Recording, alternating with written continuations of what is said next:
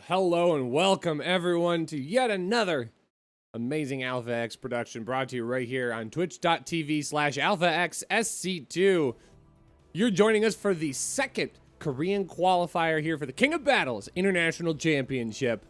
My name is Rushy. Of course, I couldn't be joined by anybody else other than the Mr. Kozan himself. How you doing this morning? Doing okay, doing all right. Had myself a reasonable amount of sleep, and yeah, back at it again. We got a long day ahead of us for StarCraft 2 here today, and man, oh man, is it looking juicy? There's some amazing sign-ups once again. A couple of people that we were missing out upon the previous time with the bracket, but you know what? Things are looking like they are filling out rather nicely. Talking about, you know what, overall, we'll get into that bracket later on. How are you doing today, Rushy? You know, I gotta say, I'm really, really good. Yesterday was a 10-hour day for me. I basically just powered down the stream. I set up for today. I think I had a can of soup for supper. It was like the only thing I ate yesterday. And then I went right to sleep because I knew I had to get right back up and do it all again today. So it's going to take a little bit for me to get going. It's currently just 5 a.m. right here in central United States, but I'm excited, Kozan. I'm glad to hear you got some good sleep. I know both of us, it came at a premium yesterday, but the side effect of that was tons and tons of StarCraft, and that's exactly what we got to be a part of. Of course, yesterday was our second day of qualifiers, and boy, was it a good one. 3 Protoss players making it out of the North American qualifier, but unfortunately, Kozan, no North Americans. No North Americans just quite yet. You know, they do have a second chance with the European qualifier today, so maybe some will be able to squeeze on through. And of course, I think the big dogs really, right? So Estrella couldn't really make it because of a shoulder injury, and Scarlet wasn't there either. I'm not quite sure why, but we had Neeb overall, and you have to wonder, right? Would have things turned out differently if that shoulder of Estrella was okay? You know. But anyway, regardless of all of that, we got some pretty amazing talents squeezing themselves through. Mana, nice, and Showtime. I don't think there's a lot of people that would disagree with these 3 Protoss. They are pretty darn high class and deserve to be participants within the main event right here. Oh, absolutely. I mean, they're joining really, really solid company. Of course, Innovation, Maru, and Ragnarok qualifying from the first Korean qualifiers, and we'll find out which 3 are going to join them today. But then, of course, our invited players, the top 2 in both EPT standings for Korea and Circuit, TY and Rogue, and Cyril and Raynor. I about tried to say Rarel and Saner, and I was like, nothing about that feels right, and it wasn't. So, I mean, they're a great company so far. 3 Protoss, 3 Terran, and 4 Zerg there, Kozan. Are we going to start talking about how unbalanced Zerg is, despite not seeing almost anything? I don't know. I don't think so. We got Ragnarok, right? That's true, and we've got, not only do we have Ragnarok, the Alpha X home favorite, but also Nice yesterday. Can we talk once again? Is the Nice hype still alive? Absolutely bulldozing his way through the bottom side of the bracket and winds up qualifying as our final player out of the NA bracket. I mean, Alpha X has got to be feeling good. Yep. 2 players in the main event so far. There's some luck involved there as well, of course. Nice. He didn't do all that great versus Clem, but then used Thermal coming in with a TVT Mastermind class and takes out Clem for Nice. Goes up against Nice. I know. I'm pretty sure you Thermal doesn't particularly like the TVP matchup as much, and yeah, Nice managed to best him instead and got himself that final spot. Man, he really showed some amazing games overall, and only dropping games versus Clem, I believe, and maybe one other person, one game, but yeah, other than that, I think he had a game dropped against a laser. It was a 2-1 shot, but you know, that's old history. Today we have an awesome setup here for our second Korean ladder. Byun is in the bracket today, Kozan. He's hiding deep in there. Exclamation point B or exclamation point bracket in the chat. And you too can take a peek at the setup for today. Not only that, but you can see our Liquipedia page. And I believe I've gotten the inside scoop here that his account name on Challonge is Speak Now. He's paired up against Spear on the top side of the bracket. So very, very exciting to see that. And more than likely, Kozan, we're probably going to see a little bit of Bjorn action right here on the main stage. But of course, we have a great production team working together. Of course, we've got some community casters helping us out with these qualifiers. So, folks, this is your great opportunity. Click that Liquipedia link in the chat right now and work your way over to the qualifiers tab where you can find a great list of all the fantastic people helping us out today. Of course, Creighton Olsen is an outstanding partner here at Alpha X, and we just like him. He's a great guy.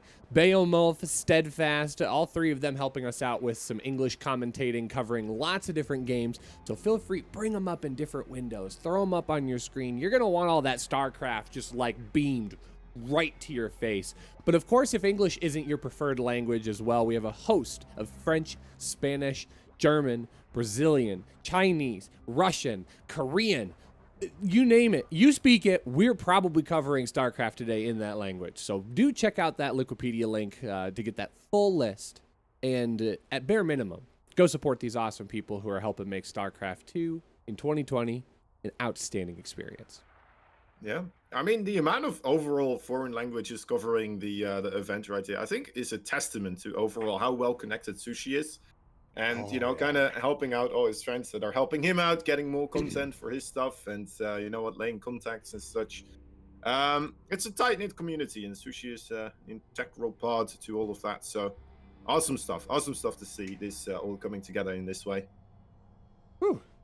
I'm actually just like shaking up my G Fuel right now because it's about the only thing that I can run on. Other than that, here, chat's gonna get to see this. Like, you're gonna get this is the behind the scenes. You want to know how I survive 2 back-to-back days of 10 hours? Skippy peanut butter. Not sponsored yet. Just saying. October could be a great Skippy month for Alpha X, but we'll see. We'll see. I'm sure they're gonna come calling here soon, but who knows? It's going to be a good day for sure. Let's take a look at some of the other contenders on this side of the bracket as well. We've got some great players today. I hear Gemini is currently playing. Kozan, you're kind of peeking that out. Who's his first contender today? Yeah, I did see that he signed up. I'm not quite sure if he... Okay, he's playing against Armani, actually, so that's going to be a rough start. Okay. So he's got some work to do. Yeah, true. Also, of course, we have, I believe it was Zest and Creator, Trap, all of these players getting extremely close to previous time. Hurricane as well. Man, oh man, they almost managed to get themselves qualified, and now here they are in the second round with some new, just overall impressive players that they have to go up against, right? There's only 3 spots, and I mean, if you look straight through the list, there's like at least 6 people where you're like, yeah, they should probably be in a main event somewhere, you know? And it's gonna be rough. It's gonna just be rough. I mean, Zest, Bjorn, Armani as well, absolutely tearing it up right now. Parting, Patience, Zaun, Trap, Time has been doing amazing as well. SOS, we have SOS over there. Hurricane, Cure, Creator is back at it once more. Solar, I mean, pretty darn amazing stuff. I can't wait to see which ones we're going to be able to cast here and which players are going to be hopping on by in the mainstream. I'm particularly anxious to see what Bjorn has, of course, a person that a lot of folklore in the StarCraft world has been going around for him or about him, and yeah, we'll have to wait and see if this is how this is going to unfold. Well, I don't think you become a BlizzCon champion and not have a story of some kind behind you. And of course, we all, well, I shouldn't say we all, because not everybody might follow the Korean scene as tightly as some. But of course, after winning BlizzCon, Bjorn had a little bit of a dip, actually suffering some wrist injuries right before he ended up taking his military service in 2018. And unfortunately, because of that, I mean, just kind of falls off of the radar. And now all of a sudden, he's back from the military. He's got his wrist issues lined up, and I mean, the first opportunity he has to qualify for GSL, he gets all the way in, he 2-0s a bunch of opponents, and he's already deep into the third season here of GSL. So it's definitely going to be interesting to see how he maneuvers through our bracket today, but we're going to get to see him kick off our event this morning, Kozan, because it's going to be Bjorn versus Spear as our first matchup here on the main stream. So as we get set and ready to go, a couple of things that you can find out about here. Exclamation point Matcherino in the chat. Of course, Matcherino is a wonderful partner to Alpha X and all that we do here, not only supporting our big, giant $30,000 events, but also supporting our $50 show matches and our $100 Pro Series and all of the different events in between. So we want to thank them and make sure that you pop out to Matcherino. Anytime you see a Matcherino link, click on it. Type in whatever code, even if it's just like woohoo69 is the code. I mean, you type that with a big old grin on your face, because it not only supports Matcherino and the organization, but it supports esports in general. And we really want you to see that partnership continue for as long as humanly possible. Of course, we have great sponsors that you're going to see scrolling by in game. Of course, I guess I could show off G Fuel this morning. I am actually let's see, what flavor did I have today? I'm having PewDiePie, which I'm sure doesn't sound. I guess so. I mean, I just roll with what's on the package, and it's tasty. Okay. I think it's got like a cherry flavor to it, so it's pretty good. But of course, you're going to see lots of those wonderful organizations and sponsors helping make this event possible. So do always consider checking them out. That's about the most we can ask for, is if you see links, click on them, check them out. If anything, the traffic to those websites helps out Alpha X, and you never know when you might just stumble upon your next favorite thing, Kozan. I mean, I hear there's like lots of good stuff out on the internet, and if we never looked, we'd never know, right? I mean, Alpha X overall, outside of these really big tournaments, right? This is the biggest one we've ever done to date. We're hoping to do, bigger ones ultimately. But yeah, every time, even these smaller show matches, maybe there's not as much prize pool, but the quality of the players, it's not something that changes really, right? We always have these top Koreans that are coming in to play for the matches, and they are happening on almost a daily basis, I would say. But yeah, check it out, Alpha X. They are on the Twitch, the Trovo, and on Africa TV, depending on how we're feeling that day. Well, going to be interesting to see how this all shapes up, but it looks like our picks and bans have been completed. We are going to be jumping in to Bjorn versus Spear. We're going to hop on to Death Aura here for game number 1. Now, I think this is an important question to ask. This is going to be a what appears to be a TVT. Who do you think is going to be favored here, Kozan? Well, I mean, I think we know who is favored, right? I think that's not a secret. Spear, right? Yeah, absolutely. Yeah, of course. Yeah, of course. I mean, I was going to say Spear's probably going to take it 2-0. I mean, make it really quick. Just as bop this Speak Now guy. I mean, I don't think it's a contest. I keep waiting for Twitch chat to just like blow up in rage, but no, they're not falling for it. We're going to jump right on in, though. Spawning in the top left, it's the Terran madman himself. Playing for blue. Give it up for Bjorn. Yeah, Bjorn. Mapu very excited. His opponent, the Red Terran, he is Spear, fighting for the animes.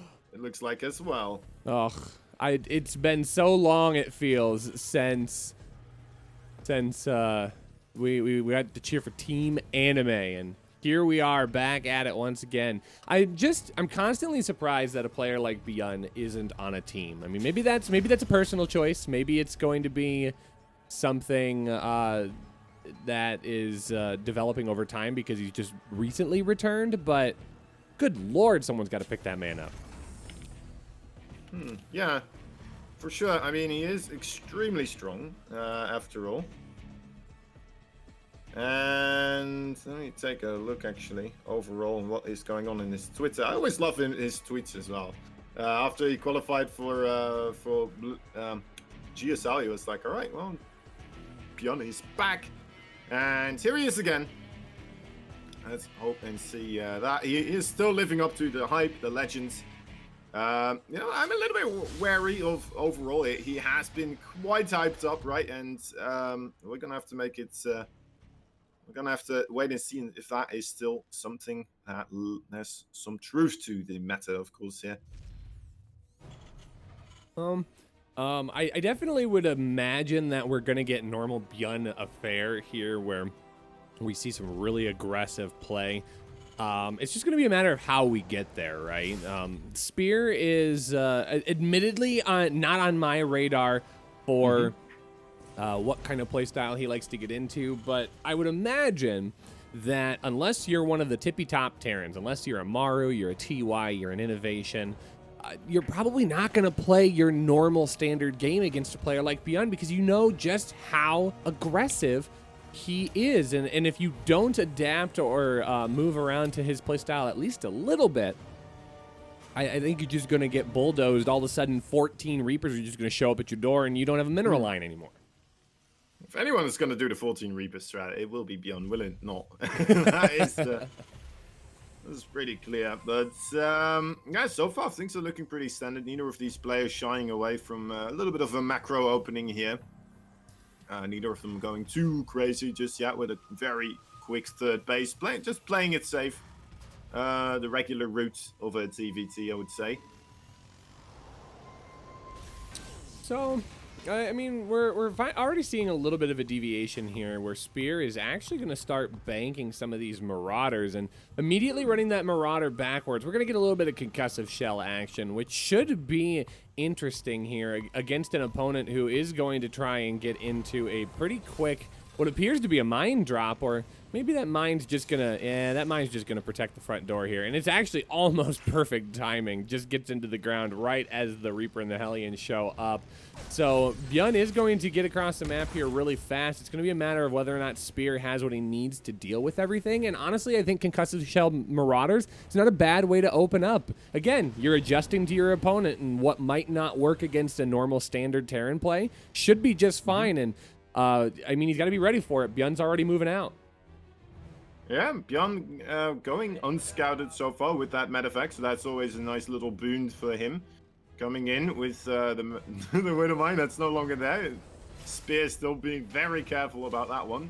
He's gonna have a rude awakening, realizing, wait a moment, that's only in my main base. But of course, those Marauders with concussive shell as well, they could do quite a bit of damage onto Bjorn on the other side, as of course he mostly has a Cyclone and a couple of Hellions here.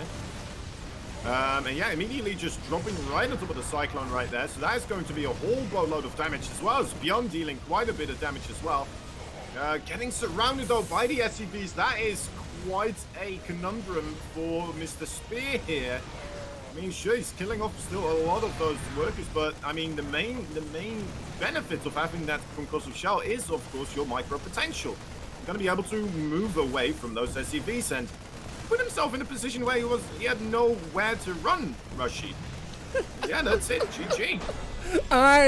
Oh, man. Okay, we're going to need to talk about that for just a second. But GG is called. Bjorn takes game number 1 in unsurprising fashion. But the surprising part of that is how he surrounded 3 Hellions with nothing but SCVs, and he has like, oh, I've got 2 Marines and a Reaper back at home. And Bjorn looks at that and goes, because the math, yeah, I've got more than enough. Surrounds all of it, somehow doesn't lose 20 more SCVs than he did, and just casually moves himself into a game number 2. So it's those types of games that we're expecting to see here in this matchup, and we might get to see a lot of it today as we are moving into game number 2. It's going to be on Oxide, our fall-themed map here, Kozan. So yeah, Byun is kind of the OP unit in this particular TVT, so it's just unfortunate that Spear has to play against the person who has just a little bit extra on the plate than he does. But we're jumping right on in. Oh man, we are not waiting around. Spawning in the bottom left, our blue Terran player. Playing under Speak Now, he's actually Byun. And his opponent, a GSL participant as well, is the red Terran player. He's fighting for Team Envy. He is Spear. Team Anime. Nani? Sugoi. So I think the question's gonna be, all right, Kozan, I'm gonna need your help with this because I'm helping. Right. I'm running a couple production things here, but we're gonna need to make sure we pass out our bingo cards here for Byun. Like, what are gonna be the things that we see today? We've already seen really aggressive 4-minute all-in from Byun. When are we gonna see Mass Reapers? When are we going to see Proxy Barracks? When are we going to see Proxy Starport? I mean, we just got to make sure we get those bingo cards passed out, and whoever can line up 5 of those in a row first, they're going to win, I don't know, half of my jar of peanut butter, I think. That's about all I can offer right now.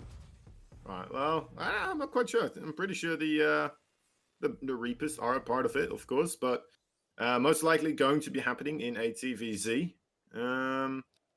Well, and other than that, I suppose we could have added killing Hellions with SCVs because, you know, why the hell not? But that already happens. I don't know. I'm just, you know what? I'm just sitting here. I'm gonna wait and see what Byun does. That really catches my eye, and I'm just gonna be enthralled seeing whatever the hell he manages to bring to the table here to gather some more points on the board in order to get closer to the qualified space. I'm secretly hoping that he does manage to get quite far here, but you know what, the competition is pretty rough, and those guys have not been sitting idly by either, as Byun has been able to practice, of course, during military service. His opponents have been continuously practicing as well. It's a bit of a scary one. By the way, we also have DRG here, right? So in a way, I think that would be a really cool match overall. DRG versus Byun, somebody that's been released from military service for a little bit longer now versus somebody that's just recently been released. And I think that could just be a very cool story part, right? If that were to happen. But I'm not quite sure. I'm not quite sure if that will happen. As well as that, it will be a TVZ, so the likelihood of those Reapers coming in will be increased quite heavily. See, it's not unthinkable. This seems more normal than I want it to be for a TVT with Byun in it, so that makes me very, very nervous. So it looks like Spear's going to be the aggressor here. Gets a couple of Reapers up in, immediately loses one. Byun's like, Reapers? I was born and forged by the Reaper. You were still young, and I was being tested. I don't know the actual code. I got to memorize that one because that would be a good one for this moment.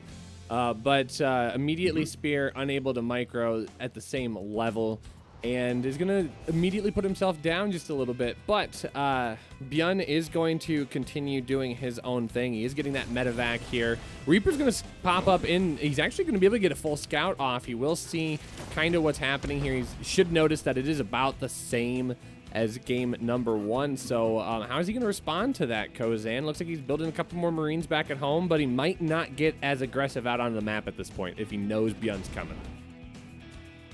Well, he's just kind of setting up. It's a similar situation as the previous time, right? Both these players, well, they are going to see each other's medeffects right now, aren't they? Yeah, they will. Just barely. Let's hope they were paying attention to the mini-map at that moment in time, as they were, you know, being preoccupied as well with some other stuff right there in the bottom right side. Some Hellion Reaper stuff happening right there. A siege tank on the high ground. Great pickup there from Byun. For any shot does manage to land, but this siege tank here on the high ground, I mean, off they go again. The Korean SCVs of Byun They are relentless. They will not just shy away from a fight. Only 2 of them have died. How is this? Okay, 6 of them died right there.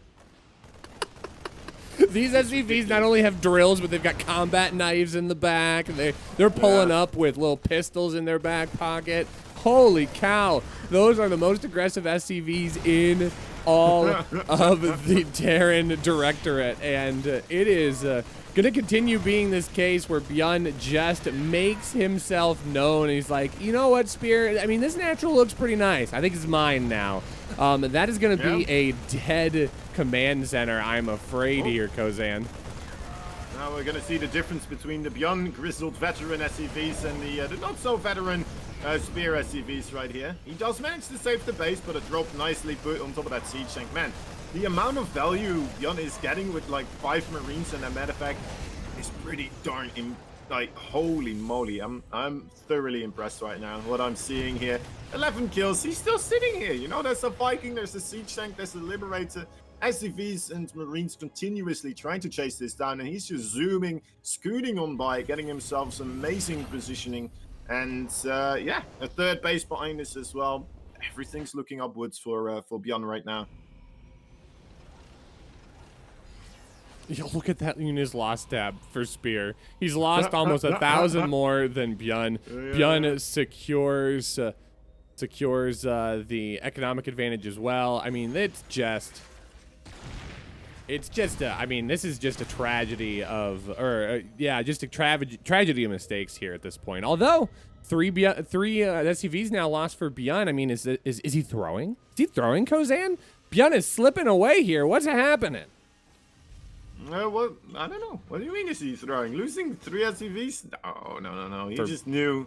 He just knew that, you know, Spear needed something here to regain some confidence. He's just a nice guy as well, you know, that's all. Okay. Well, my sarcasm doesn't pick up as well during the early morning grumbles, but this is actually some pretty decent damage here. Only because Bjorn is just not even worried about it. He doesn't need a base anymore. He's mined exactly the amount of minerals he needs to win this game. And those beautiful interference matrices going down on top of the tanks. Now, this tank on the top high ground should be able to actually engage here. I think he does have enough energy for one more. Yeah, he's actually just going to pick that off. This is kind of an interesting position here. I mean, the Spears had to evacuate his natural. He's going to lose the gas if he's not careful enough. Back on that, though, 7 workers has been taken down in Bjorn's main base. But, yeah, I mean, the writing's on the wall. Unfortunately, Bjorn's just going to force his way in there. GG is called. And a quick 2-0 to start off our event today. Well played. Very quick 2-0 indeed. Yeah, Bjorn showing, you know what, I'm here ready to win StarCraft 2 from people. Of course, Spear not the top dog on the scene right now, so we're gonna have to maybe follow him around a little bit, Bjorn is, to see how he is going to be going up against some of these other players. Let's see, he may be going up against Zest pretty soon. I'm not quite sure if we'll be able to catch that one, as we are now, of course, looking for the next best game to cast. We're going to try to diversify a little bit, I would assume. But then again, I mean, Bjorn, who would complain just seeing Bjorn continuously? Well, you know, if we wanna see 2 ends of the spectrum here. We just saw Bjorn versus Spear. We're gonna get Zest versus Bjorn next, if Zest wins. But let's see. Who is Zest playing up against? He's playing up against the Codes god, Leo Rusher. So, I mean, it's not a guarantee at this point that the #1 seed playing against the #33 seed. I mean, it could be anybody's game here, Kozan, but more than likely, we're probably going to see Zest versus Bjorn coming up right next. Are there any other matchups that are shaking out? Gemini loses Darmani 0-2. No, say it isn't so, Kozan. It's happened. It's happened. He's in the loser bracket now. I'm not quite sure who he's going to have to face off against. Let me see. It's, well, I'm not quite sure yet. Could be... Well, who could it be? I'm not sure. Loses game number 7. Who's he going to go up against? Well, it's not DRG. Yeah, I don't know. All right. Well, we're gonna keep an eye on Gemini's amazing jump through the bottom side of the bracket.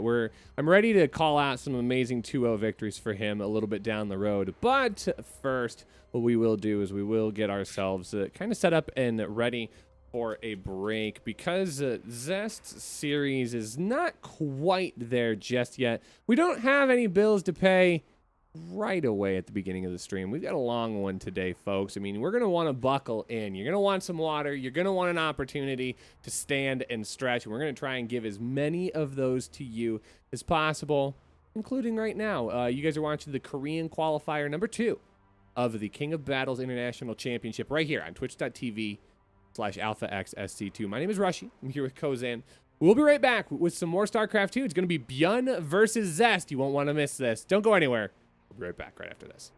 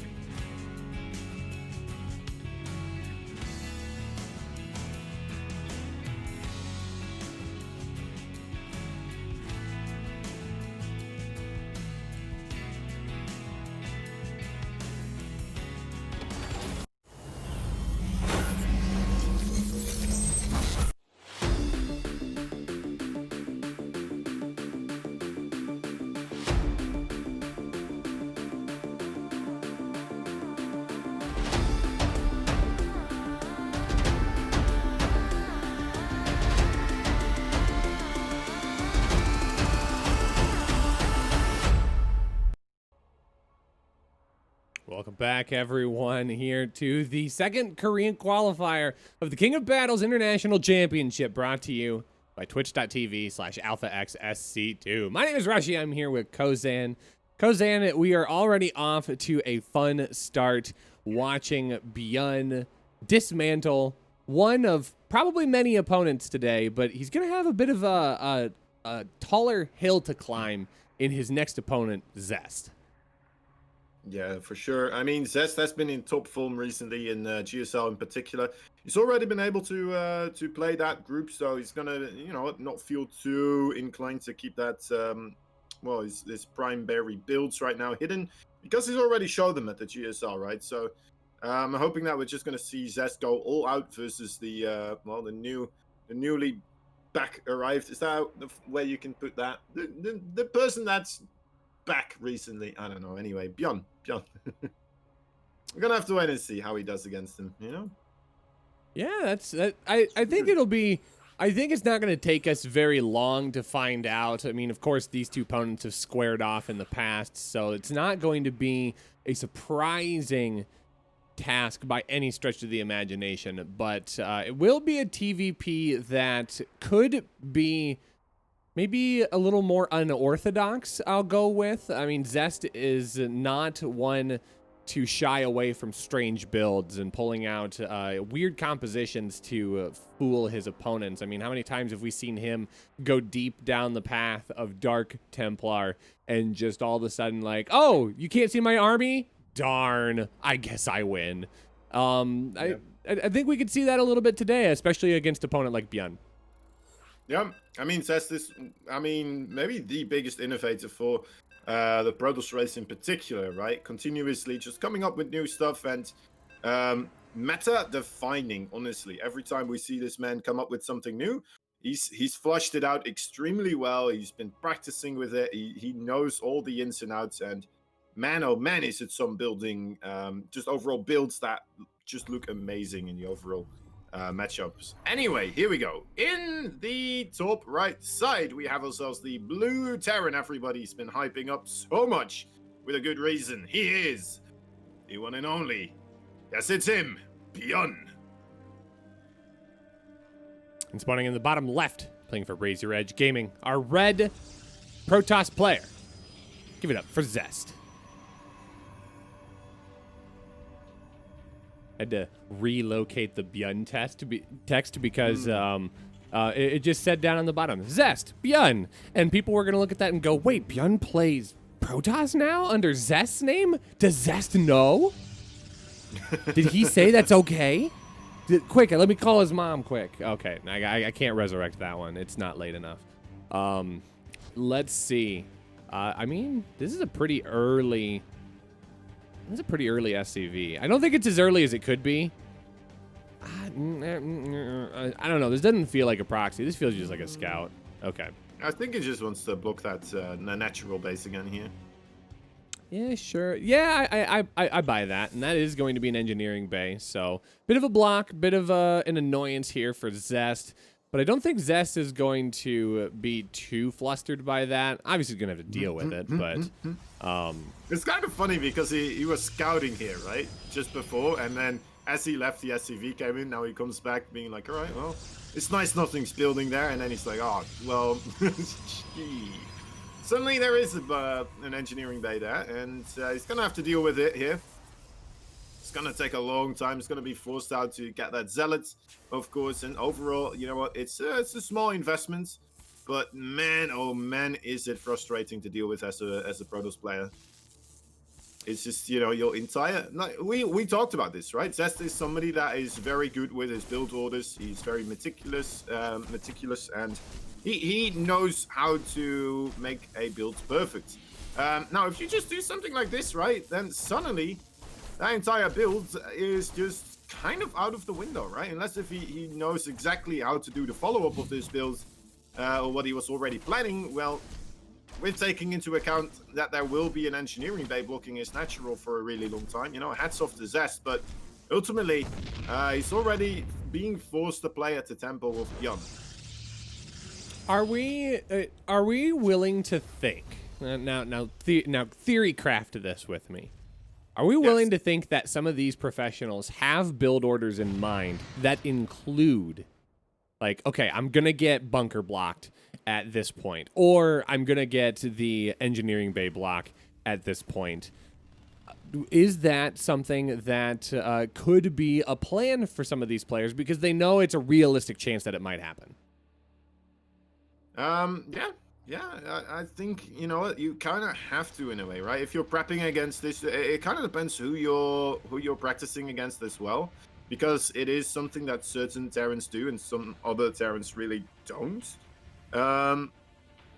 You know, some other Terrans are completely happy and satisfied with just going the regular route, doing their own thing on their own terms.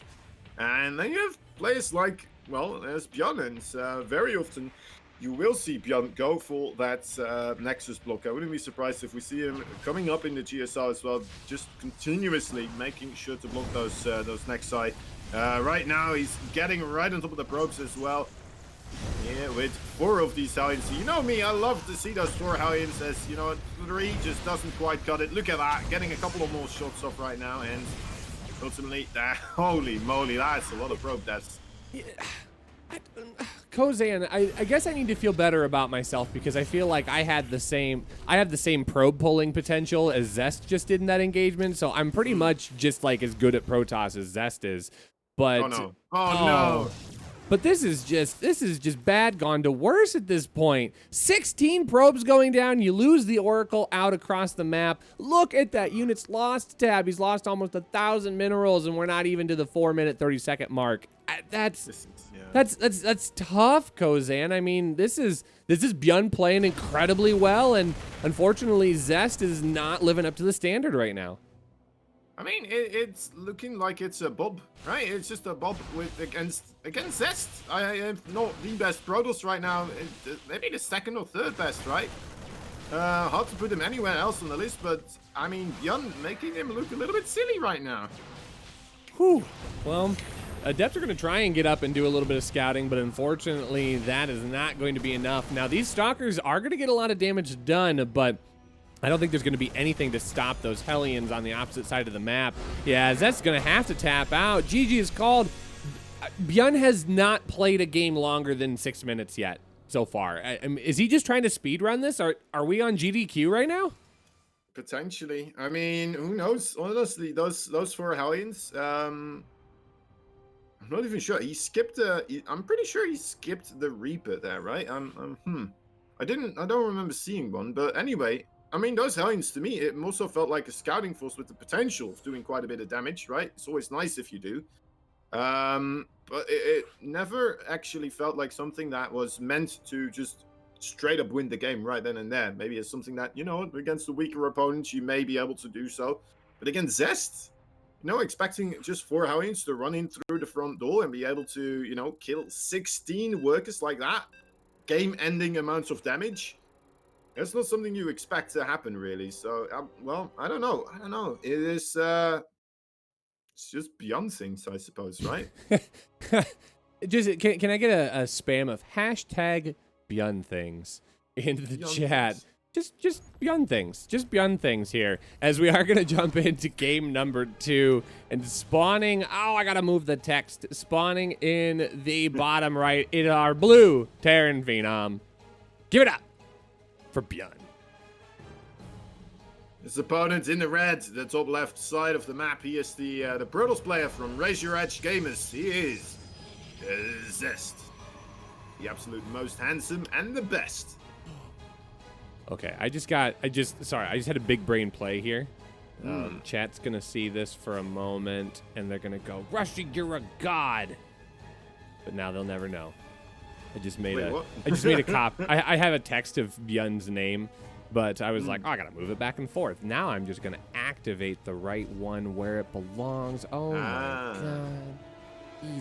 god, I'm on X game mode right now. The production value is so high. I love it. Nice. He learned how to use copy and paste. Are you kidding me? Oh, okay. Crazy. All right, so thank you for making me feel special for the last 5 seconds. I appreciate that. But that's actually really annoying, just getting there right before it shuts down. But since he's not going to be able to put a lot of hit points into that block, this is not going to be as damaging as it otherwise could be. So Zest trying to commit into making this not happen. We're just going to do a second one. What a madman. Okay, losing the SCV because of this, but you can see the investment of Zest here. I mean, he moved that probe down so incredibly early. He's brought 2 other probes along just to try and avoid this from happening, right? He wants to execute his build. He wants to just roll a regular path there that he's used to, and Beyond is just not allowing him to. So again here, Beyond just kind of showing that he is he's not unwilling to make things a little bit weird in order to get himself into a weirder place in the game. And then just let experience and overall, raw, run unadulterated talent make its scores through this game here. I was secretly hoping there, because I saw the attack move command queue come up, that one Marine was just going to muscle down that entire breakable rocks. And all of a sudden we just start seeing that giant health bar just like quarter, half, all the way, and it's just dead. And one Marine just walks away, it just flexes its arm a little bit like, yeah, take that, rocks. Just more Beyond things. I mean, honestly, I'm pretty sure an SCV of this would be able to do it, because they are some true warriors. Dude, that SCV went straight to Char to do its basic training, and like the whole point is like, you don't come back to our base until you've muscled down an entire hive all by yourself. Drill only. Right, well, 2 Hellions coming across the fields right now, actually chasing 2 locations at the moment, just kind of checking for any potential proxies. It's actually as well what that Marine was doing, right? He was checking to see whether or not he was getting Void Ray harassed in the early pods. So far, not digging that deep into the bag of tricks just quite yet, but here we go again. Those Hellions coming in rather early. I mean, he did slow down his second command center a little bit, right, in order to get those Hellions out a bit sooner, but well, let's wait and see. Will Zest be able to hold it off right now? Those Adepts need to be in the wall. But for Hellions, I mean, they do still 2-shot a Adept. But with the Oracle there, yeah, nicely defended this time around by Zest. Oh, that last one zooming out right at the last second. Now Zest does not want to allow that Hellion to sneak on in, so he's pretty brave with that Adept chilling outside of the wall, but instead, Byun's going to back off for a brief moment. He actually is going to dive on in again and try to get that final kill, but I'm not sure that he's going to be able to clean that up. Zest will be able to clean it up. It's so close. Yeah. I mean, ultimately, he did cause those oracles, well, the first oracle to be completely out of energy, right? So, yeah, in a way, it's not horrendous. He would have liked to maybe get in the base and actually get a couple of probes, but ultimately, like, he got a scout off, right? He knows the oracle is... Look at this, is so ridiculous. I mean, just how he continuously running away, that oracle. No, come back here. I have orders to kill you. I need to... Oh, well, anyway. I'm gonna get in so much trouble if you don't die. If you could just take care of that for me, thanks. Although this is gonna be another brutal drop here coming into the main base. Oh my gosh, he just cuts that whole mineral line in half. But a good revelation will go down. Still does take out a few of those adepts, but will be able to ultimately spot and pick off that Widow Mine. That Widow Mine. Oh, I love that micro. Look how patient it is. Oh, okay. Only gets 2, but yeah, it's still good though. I think at that point it's the attention tax, right? Because now Zest has to pay attention to it, because if he stops looking at it and looking at it elsewhere, I mean, he's gonna lose 5, 6, 10 probes. Yeah, very true, very true. I mean, it forced more of those probes to come off the mineral line for a little bit, right? So in a way, you know, hats off. It's not doing as much damage as he probably wants to, but still, look at the worker counts, right? And that income advantage right now. It's looking pretty nice for Mr. Beyond right now. And, well, of course, it's not an unplayable position here for Zest. He does still have those 3 Nexi, so he should still be able to get himself into a very playable position here, but so far, Beyond, you know what? Even though he got thwarted, still getting quite a bit out of the situation where he really had no business of finding any kind of value. Yeah, but that's kind of Bjorn's MO, right? Like, there's no way he can get damage done with this. Suddenly, there's like 12 probes killed. How did he get any damage done with this, Kozan? And I think that's just gonna be like for every game of Bjorn we watch today. It's gonna be us going, there's no way, and Bjorn just goes, but watch. So I think we're gonna be, and that's gonna be a treat for us as viewers, which will be very, very fun to kind of digest as we go through. So we do have Stim Pack finishing up along with Combat Shield for Bjorn. He's got +1 on the way as well. It's going to be largely bio tank at this point, and I mean that's going to be his bread and butter. Yeah, here he goes with a reasonable sized army right now. Looks like he's trying to avoid the eye of the Stalker. I mean, looking at the supply, he still has more than double, actually not anymore, just a warping occurring right there, but he's close to doubling the army supply of Zest right now, so this push right here has some potential. Yeah, I'm worried for Zest. Zest is really just invested in his economic prowess here. He's got 65 to 49 workers, and that's great and all, but it only matters if he's able to keep these workers after this push, because his army count is a little bit on the low side. And when you're down 14 army supply to a largely bio-based force, you've got to find a way to engage appropriately here, and Charge is just now going to finish up. That will be a good addition to this fight. Some very, very good force fields, though, are going to divide this army in half. The tanks are going to be able to start sieging, though. He's going to have to be careful here. Charge Lot's going to start swinging in on the right-hand side. Some good protection, though. Those force fields actually working against Zest just a little bit, and Bjorn is doing his normal magic and making things work here against his Protoss opponent. But look at that. Some great targeting. Once again, the SCVs helping out as well on the back line there. A couple of Zealots trying to be warped in and get some damage done as well, but this is truly the main fight here. The Immortals still getting targeted there quite nicely. Further away removed from that shield battery. It's already out of energy as well.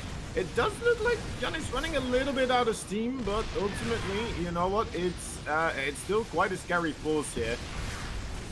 Potential pickup micro also available, of course, for those medeffects, but yeah, there we go.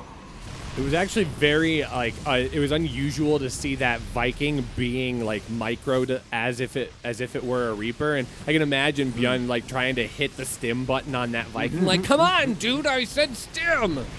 Yeah, I think honestly, Rushy, we might be going into GG momentarily here. More reinforcements for Bjorn coming in. He's not just doubling it right now, he's quadrupling the army supply, and there it is. GG is called. Zest goes down 2-0 versus Bjorn. Bjorn, I mean, I thought this was going to be a rough opponent, but, well, I mean...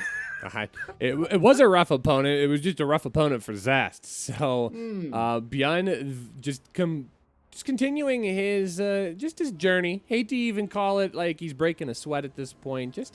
All right, I guess I'll just take another one off the top here. And Bjorn's going to now advance forward into the round 4 play here. He's going to be playing the winner of Armani versus Dream. So it could potentially just continue to be more clinical dissection of his opponents as he moves on through this bracket. But I think eventually he is going to come across somebody that's going to give him a little bit of pushback. I mean, we do have Patience on the way, potentially. DRG, Zaun. Opposite side of the bracket, I mean, is probably where a lot of his competition could lie, but he'll never see him today. Trap, Time, Cure, Solar, Bunny, Creator. So, yeah. I mean, Bjorn's getting a good roll here on the bracket, but, I mean, he's doing it in his style. I mean, Zest is no pushover, as all of us know, and both players going to keep moving forward. Zest is just going to have to do it in the bottom side of the bracket. Yeah, and remember, Creator, I mean, he was the one person that just barely didn't qualify the previous time around, remember? So, on the previous qualifier, he got all the way in the loser bracket to the final match against Innovation. Then he went down 2-0, but ultimately it was one hell of a run. Creator took down Hurricane, he took out Bunny, he took out Stats. Well, actually, he got a free run against Stats, but Took out Bomber as well. Like he's been on fire as well. Man, it would be so annoying, honestly, if we were to see Creator just getting bopped this time around. You know, after being able to get so far the previous time. But anyway, Zest here going into the loser bracket. He's gonna have to play against Fork. Interesting. I have a Zest joke will- lined up for that, but I don't think it's appropriate. And I can already see all the admin just start typing in my Discord windows like, Rashi, don't do it. Then it's like, okay, I'll play nice. But we are going to take a short break. Someone's asking me if my ceiling is okay. I just keep watching chat like, who are the casters? And I just look up at the white text above my head and just wonder a little bit. But, you know, it's all okay here. I love seeing people interact. You guys, yeah, nailed it, Kozan. Love it. Here, do you want to do it on 3? 1, 2, 3. Oh, yeah, there it was. That was beautiful. So we are going to take a short break here. We're going to be jumping over to DRG versus Zound next on the main stream. But first, this is the second Korean qualifier here for the King of Battles International Championship right here on twitch.tv/alphaxsc2. My name is Rushy. This guy's Kozan. We'll be right back right after this break. Don't go anywhere, guys. Thank you. My name is Rushy, and thanks for watching our StarCraft 2 content brought to you by Alpha X. Productions like this are made possible by support from our sponsors, like Carhartt. Carhartt never takes a day off from celebrating hard-working people, which is why at Carhartt, every day is Labor Day. Since 1889, they've been building gear that has your back 24/7 with tough and trusted workwear, just like this. Their men's midweight hoodies are sweat-wicking, stain-fighting, and cut to move. It's made of sweat-wicking fabric that's cut to give your arms a full range of motion. Its full zip layer also fights job site stains, so it can last through several seasons of hard work. They're also built with force technology to wick away sweat and dry fast. The fast dry technology wicks away sweat, while the stain breaker technology releases those stains. Be sure to check out our events page for their sponsor quest or visit them anytime at carhartt.com. Thank you for supporting Alpha X, and thank you for considering checking out more of our great sponsors. Now, let's head back to the action.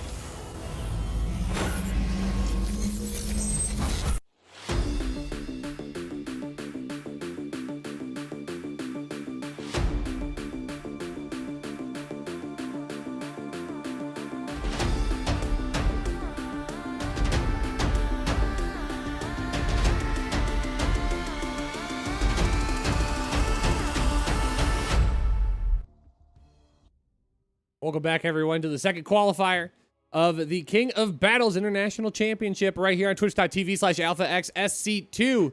We're going to be jumping into our next series here. We're getting a little bit of Zerg action, Kozan. It's going to be a ZVP, DRG versus Zoun. You were hoping for some DRG today.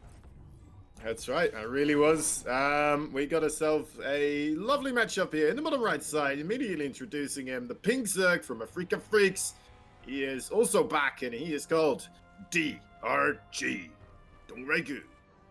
And spawning in the top left, our red Protoss player. Playing for the home team, Alpha X. Make some noise for Zoun.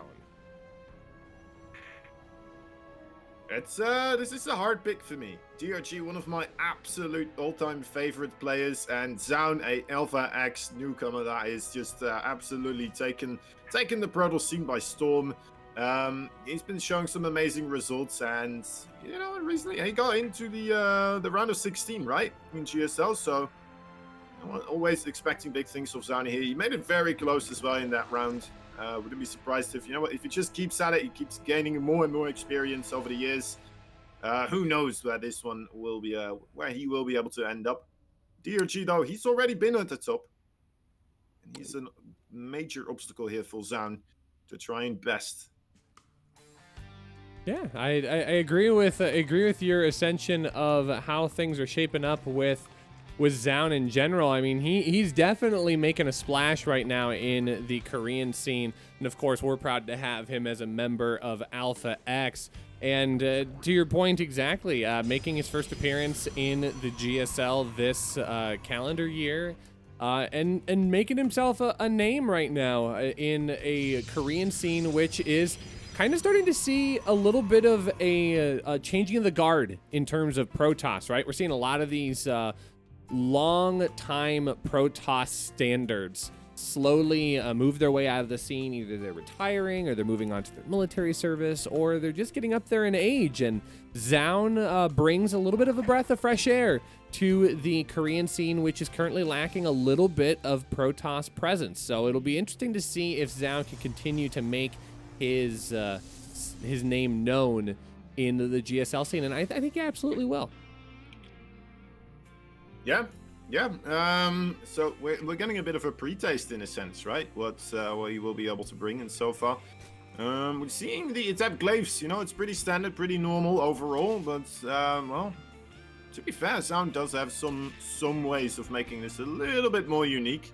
But honestly, I mean, going adept glaives here versus DRG, I always feel like, well, he is the person who figured out the best way to hold it, right? He is the innovator on, you know, the writer of the rulebook on how to hold an adept pressure with the glaives. But sometimes even he still fails underneath the pressure here, and well, this is an unfortunate scout, isn't it? That Zergling just like slowly walking in, doesn't even need speed.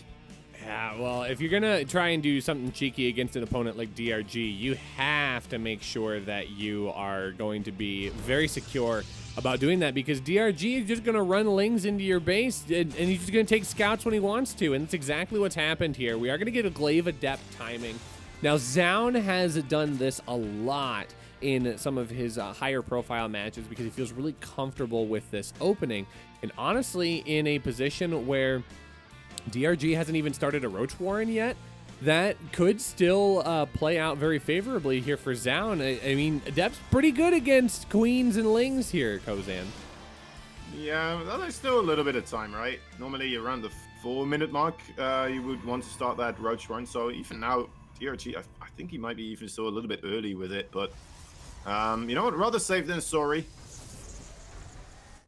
Looks to be okay here for DRG, I would say. I don't think he's gonna get too overwhelmed, but then again, I've said that before, right? When Zerg had all the tools he needed to defend against a adept glaive attack, and then, you know what, he still loses like 30 drones just because, you know, he just missed one shade. It's always a possibility. The micro here needs to be on point from both these players in order to either ensure that there is no damage being taken or optimal amounts of damage is being dealt. And here we go, starting things off.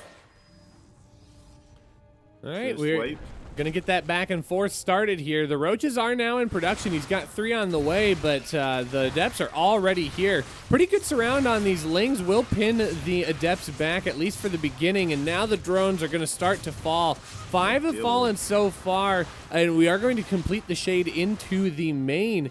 And now it's just going to be continued warp-ins here by Zound. DRG trying to find a way to deal with this. Now as the Roach count does slowly start to climb, this should slowly start to meter off, but 10, 11, oh my gosh, he's going to get more here. I mean, he's going to pick up almost an entire mineral line worth of workers, and in fact, he will. 16 go down so far, and behind this, it's a Dark Shrine. This one's going to be a little bit harder to scout for DRG.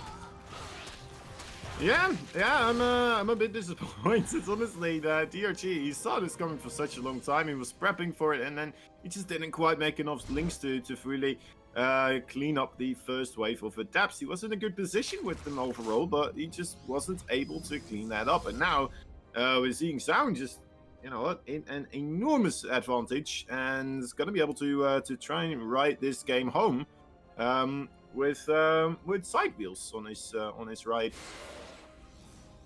Oh, I love Zound's positioning here. I mean, as a Zerg player, I'm sitting here going like, this is so frustrating. It just makes you want to scream. But to Zound's credit, I mean, he's doing a really good job of keeping DRG pinned into different corners of his base. And now we're going to see him start transitioning into those DTs. But look at these bases here. I don't see an observer. There's no overseers. Lair Tech isn't quite done just yet. And there are no spore crawlers in any of these mineral lines. Kozan, I don't think DRG's going to have anything to stop this. There are going to be so many dead drones. I think it's just going to be a sad little DRG right now at home. That is just like, all right, well, I guess I'm just going to have to try and get back from a 2-0 situation. Well, a 1-0 situation, 2-0. He would have already lost. But yeah, losing a hatchery as well. I mean, that's just GG. There's no way. On its own, just losing those drones, bad enough. But losing a third base as well, that's irredeemable. Irredeemable. That's pretty rough, unfortunately. But Zound being Zound, you said it yourself. Zound likes to play a little bit unconventionally. He's made himself a name by doing so. And taking a game off of DRG is no feat that needs to be overlooked. So we are going to be going to game number 2. It's going to be on Jagannath. We could possibly see ourselves into a little bit bigger game here. A lot more space to spread out. I think the distance to be able to close on an Adept timing or even DT timings for that matter can be a little bit more difficult, but we'll have to see. Is DRG going to be the one that gets a little bit more aggressive, or is he just going to try and play out a little bit of macro style? Yeah, it's a good question, honestly. I mean, DRG, I see him more so as a macro Zerg, right? I don't think he's going to shy away from that challenge. I think he very well knows where he went wrong with the defense of those Adept Glaives. And yeah, I'm just assuming we're going to see a bit of an adjustment here from this pink Zerg player, from the Freak of Freaks. He is, of course, the Dong, Ray, and the Goo, DRG. And spawning in the top right, the Protoss Phenom from Alpha X. Make some noise for Zound.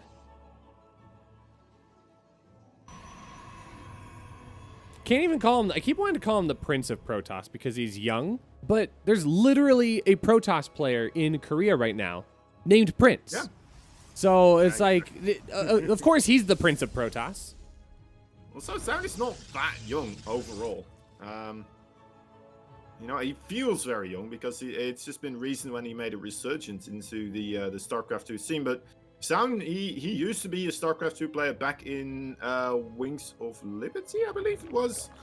He used to be on a pretty big team. I forget the name of it continuously. But anyway, after that team dissolved, he went on to play League of Legends professionally as well. And after a while, he decided, you know what, StarCraft 2, that was much more fun overall and a better esports experience. He came back, thank the Lord that he did, because right now we are fully you know what, benefiting from that decision right there with all these amazing games that Zound is bringing for us. By the way, Zound did manage to get a hatchery block off this time around. Now, we didn't see that the previous round, so that was, in my mind's view, kind of being like, all right, well, this should be a bit worse now for Zound to do an adept glaive attack, but in this situation, there's quite a bit of distance between that third and the natural. It could be pretty good for Sound, right? If he does decide to go for another adept glaive attack here. Okay, so this is interesting. So I actually didn't know this about Zaun. So to your point, he actually did play in Heart of the Swarm, I think is where he was at. But his first GSL appearance was as early as 2015. Yeah. Yeah, and he's been in the scene before. Yeah. Yeah, I gotta say, I did not know that was the case. He actually got into the qualifiers, lost to some no name here named Maru. So just a couple of connections here. So yeah, Zaun's actually been around for a while, and I think you're right. We're absolutely glad that he's back and he's carving out a name for himself once again. And he's going to mix it up here in a map number 2, going for Stargate opener instead. Yeah, very interesting, because he did get that hatchery block, right? Now, very often, the Koreans in particular, if you do manage to get that hatchery block, then you can almost kind of assume that it will be adept glaives. I mean, that for a while was just the way that people knew after a while, right? They got accustomed to it. All right, my base got blocked, adept glaives are coming in. And suddenly we saw a bit of a swift, right? Because the Zergs are going to expect adept glaives. Suddenly the Stargate opening here becomes a lot more potent as well, just because of the, the surprise factor that comes into play. And, well, honestly, right now, I don't think any Zerg really knows anymore exactly. They can't just blindly assume that something is coming up anymore. That is for sure. But then again, I mean, the Stargate opening versus the Twilight Council with the adept glaives, the overall opening for Zerg, not that entirely different, right? Very common to already get those spore crawlers together with those lings. Yeah, I feel like the spore crawlers are just a universal good thing to get at the 4-minute mark of just about every game against Protoss, because if you're not protecting your mineral line against oracles or Phoenix, you're protecting them against a possible DT surprise shenanigan, and they're just fundamentally really good. But we're seeing a bit of what we saw yesterday in terms of a Void Ray popping out. Adepts, hello? What are they doing here? Those Adepts got caught in the wrong neighborhood, unfortunately, so those are immediately going to get picked off. But look at this interesting little play here by Zaun. We were seeing this a little bit yesterday, right, Kozan, where we're seeing the Void Ray get mixed in. But this time, it doesn't look to be a continuation, unfortunately. Oh, apparently my Malware Bytes has told me 25% off a premium. Wow, guys, looks like a good deal. I might have to check that out after this game. But anyways, it's just more drone production by DRG coming up at this point. Yeah, a lot of drones coming up here. I mean, I would be very surprised if we see Zaun also incorporating the builds from, I believe it's Zest's build. I'm not completely certain. Maybe some other players already did it as well, but I think maybe Trap. I thought I saw Gemini tweeting about this. But then again, Gemini says everything originated from Trap, to be fair. But yeah, the Void Ray with the Storm kind of approach, right? Use the Storm against the Hydras. The Hydras are being forced because you are running with the Void Rays. And, well, even if he does go for the Spire, you already have the High Templar, right? So Archons are just a small step away, ready to defend against any type of Corruptus or Mutalisk if you want to just move across the map. What's up? Just ignore me. My Malware Bytes is going to get yeeted into non-existence here in just a minute. All right. More gateways here coming up. As Zaun is securing that third base, of course. Looks like DRG willing to go into the later parts of the game here as well. Getting the Hydra Den.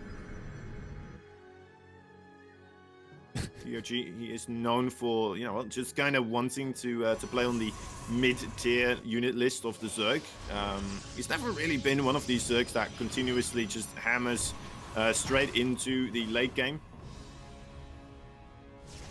Okay, I can actually like focus on this game now. Wonderful. Okay, yeah, we are getting a bit of a push actually out of both players right now. That's a lot of sentries moving across the map here at Kozan. But look at that supply lead for DRG. 62 to 40 army supply. He's up on workers as well. And now we're getting into a position where, I mean, Zound's going to try and jump on top of this, but DRG's already across the map with a whole bunch of roaches, and he doesn't have a whole lot to slow this down. One shield battery's not going to be enough. I wouldn't be surprised to see a bit of a recall, but he is going to try and go hard on this base. He will get a lot of it whittled down. Some good force fields should be able to help zone out that army, but Zound's going to lose a lot back at home. Now we finally see the recall coming. He's going to lose a little bit on the front side of that, but only loses 5 probes back at home, so I guess it could have been worse. It could have been worse, but you know what? Overall, that was a nice maneuver from DRG, right? Left exactly the right amount of stuff at home to kind of hold on for the front. I'm not quite sure if he would have won a direct engagement at that moment in time, but you know what? Just forcing Zound backwards, not giving him the time to really have a great fight here, and just forcing him backwards. So overall, DRG there applying the pressure in the right area to avoid a potential loss of a base, right? It did get quite low there. I think there's that purple rain we were talking about the other day, Kozan. I don't know. What's that? Oh my dear Lord. 185 to 125 though. DRG is just kind of exploding forward. This is the kind of standard Zerg versus Protoss affair that we're used to seeing in these style of games. Oh, but that's gonna be a nice little pickup there. Those Lings gonna get completely caught out. Yeah. DRG sensing if there's one, there's probably more. Goes ahead and picks off the other one. So honestly, that amount of Zerglings for 2 stasis traps, all things considered, probably going to turn out okay for DRG, especially since he's showing up with a lot of his army here. He's maxed out. He's ready to go. And Zound doesn't really have a good angle to work with right now. A lot of his units kind of caught back on the side here, and he really needs to find a way to engage forward. Some good force fields, though, will divide the army of DRG just a little bit, but right now there's Lings pouring into the natural expansion. There's so many Ravagers, Kozan. This is going to be difficult for Zound to hold. Yeah, this seems like just a problem overall on this map right now that we saw yesterday as well with you thermal occurring versus, I believe it was nice, but like overall, so many of the units here continuously attacking the front door of the Protoss, right? Attacking the cyber core, the gateway, and not really dealing with this, with the fight itself, and allowing Zound to take some great trades overall when half the army of DRG is not quite combating the rest of the forces. So looks like Zound will be able to clean this up and not losing too much, right? He's lost, I mean, what did he lose? The cannon, a cyber core that's already been rebuilt right now. I guess his army as well. Wait a moment, is he still dying here? I was going to say, Kozan, this is coming at what cost, though, because he's lost some really important buildings. He's lost a lot of his important army units, and DRG somehow able to walk units back across the map. So you're absolutely right. He does hold, but it's only for a short amount of time, I feel, as Zound doesn't have a whole lot to pivot off of here. He is getting a Templar Archives, going to replace a couple of those gateways that he lost at the wall, but DRG's already moving into Hydras. He's already transitioning, getting himself a stronger army composition, and it really didn't lose a whole lot back at home, but again, that supply doesn't lie. 187 to 100. Yeah, it's a War Prism, though. Never underestimate the War Prism. That is true. That is true. The army is going to show up here at the front door, and this is unfortunately going to be too much for Zound to deal with. A couple of force fields will delay this for only a brief moment, but these biles are just so on point, keeping Zound pinned backwards here as these roaches are allowed to continue working their way forward. We're going to get on top of the Robo Bay, get on top of the Robo Facility. All of these important tech units are going to start to fall, and as the last Immortals live out their namesakes, I believe we're going to be seeing a game number 3 as DRG flexing a little bit of that Zerg prowess. GG. DRG evens it up 1-1. Yep. Yeah, Zound ultimately not quite getting the War Prism control there, unfortunately, but you know what? Overall, nice hold there in the start of that fight. Ultimately, DRG though having more than enough to fall back upon to. I did see a couple of zealots run by as well towards that 4th base of DRG, so I thought he was going to get a bit more bogged down over there. Perhaps give Zound a bit more time to recuperate, but ultimately DRG just being able to handle that very nicely as well with his reinforcing units. Slowing down a little bit, but immediately afterwards, that follow-up attack, man, that was absolutely devastating. Well played there by DRG. Yeah, and I think that's the kind of play that we were expecting to see out of DRG in game number 1. He's just a very surgical player. We talked about with Zest how he's very good with his timings and lining everything up, and I think DRG is very much in the same vein. That's just kind of the Korean standard, right? Is their timings are crisp, their build orders are on point, and they know exactly within a 5-second window when to strike with a devastating army count. And we'll have to see if DRG can manage to do that on game number 3. It's going to be on Romanticide. Back to the small map here as we jump right on in, spawning in the bottom right. Our pink Zerg player looking to continue advancing on the winner side of the bracket, playing for the Afrika Freaks. Give it up for DRG. DRG. DRG. His opponent in the top left side, the Red Brodels. He is the Alpha X player, Sound. All right, Sound. Going for that low ground pylon over here, looking like he wants to just open up a little bit economically, and we'll have to wait and see if it's going to help out his situation. So far, not sending any probes out across the map this time. We'll be sending it out now after the gateway, so I don't think he's going to get any type of hatchery block here, unfortunately. If that was, I don't think that was planned. Otherwise, he probably would have sent it earlier, right, as the pylon is put down, but kind of interested to see where this probe is going towards. This is regular pathing. Okay, I'm still kind of learning the regular pathing here. It looked like he was going more towards the top side, but of course destructible rocks there making the walk a little bit more difficult right now. I know at some point in this new map pool, which just to be clear for our viewers, I've seen some people go, wait a minute, I don't recognize this map. We are using the map pool from the upcoming map pool. So I believe October 1st is when that ladder changes over. We're going to start seeing that, and you're going to be able to start playing on these maps as a part of the official ladder.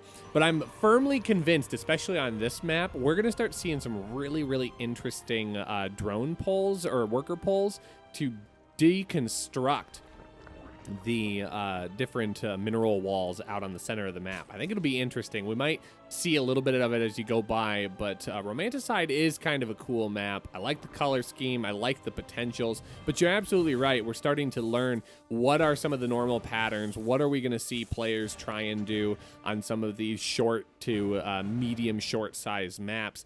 And at this point, Zaun, I think I could see Zaun going back to the drawing board here. Okay, game number 1, Glaive of Depths, that actually worked out really well for me. And on a shorter map, he might be able to make that happen, and it does appear to be the case here. Twilight Council goes down. Yeah. I mean, going a little bit further into the map layouts over here, it's kind of interesting, right? We're getting a little bit used to seeing like a triangular third base, and then also another third base that is more so vertically placed, vertically aligned. On this map, you don't really have that, right? The third base that is kind of vertically aligned could be considered a fourth base, but the one a little bit to the left right there, a bit further to the open, closer to your opponent, a bit more fragile overall. So we're going to see a whole lot more overall triangular bases from the Zergs this time around on this map, I would say. Just because it just has a bit more of a safer place overall. But wasn't it Ragnarok that we saw actually expanding towards the open location as well? That was in a ZVT. Could be because of the minerals over there that would potentially make it a little bit more easy for these siege tanks to siege up right there. Yeah, I think you are right in that assessment. Oh, that adept is going to get picked off. The one ling waiting in the brush. He has completed his task. He goes back to the Overmind, overjoyed. But I think DRG has got a sense that this is kind of coming in some way, shape, or form. Again, like you think about the best of 3 here. DRG knows that he lost to an early adept push in game number 1. And that Overlord is spotting that wall. So while DRG doesn't necessarily have any information directly that this is on the way, you can start to make some assumptions as a Zerg player when you don't see any Phoenix on the map. You're not seeing an Oracle fly out. And the lack of any movement at the front can also be just a little bit of a tell in of itself. So Zaun is going to hit a pretty tight timing here, though. That Resonating Glaive's just about to finish up. We're going to have 4 gates warping in. I mean, he's just now going to be able to spot this. But yeah, look at this. He's in a much better position here. All the Lings, all the Queens already grouped up. That Adept Shade's not going to be allowed to finish, so Zaun is going to have to continue to try and reposition, but I think he's just going to fly right on into the main base and just do a big warping, Kozan. Oh, I love this overall positioning of those Adepts, actually, making sure to threaten 3 locations at the same time. Together with that Warp Prism in the main base, the Adepts were shading towards the natural and then trying to walk towards the 3rd base, so ensuring that DRG would have to be on 3 locations at the same time. Now, once again, in the main base here, fighting these Lings, doing pretty darn well once again. Zaun, you know what, you may not be able to immediately win against these Lings, but ultimately with another Warp in here, this is starting to get rather difficult. That Spore Crawler, what is he doing? The Spore Crawler was going to try and position to see if he could be aggressive against that Warp Prism, but unfortunately just got caught up, and DRG just does not have the APM right now to try and replace it because he's got to be focused elsewhere. These transfuses are on point, though. That's going to extend the life of these Queens. The 3rd base from the high ground. Oh. I mean, it's 19 drones that have gone down, and the number continues to grow. Zaun has gotten so much damage out of this, and unfortunately for DRG, this is just going to be a really disappointing play here. I mean, yeah, he's lost 22 drones total. 16 Adepts is an easy trade for that, and now it almost feels like DRG is going to have to push across the map. He has to get some damage done. Yeah, behind this, a Disruptor drop playstyle coming up here for Zaun. I mean, even if you do push across the map here with a lot of roaches, I mean, maybe you're going to be able to get something done, but ultimately that Disruptor drop, the potential is there to just immediately ruin the day of Mr. DRG here. A lot of Adepts being warped in, trying to combat these Zerglings. They do get a cancel on the Nexus, but ultimately, I mean, he's going to have to find a whole lot more damage, right? He's going to have to perhaps find game-ending damage here. And, oh, yeah, well, that is 3 kills. Are you kidding me? Yeah. This is that is rough. This is just very surgical play by Zaun, and he's already pivoting here. He's got those disruptors on the way, and that's a speedy Warp Prism there, Kozan. He is going to be able to make the most of this situation. He's just going to continue owning the tempo and control of this game.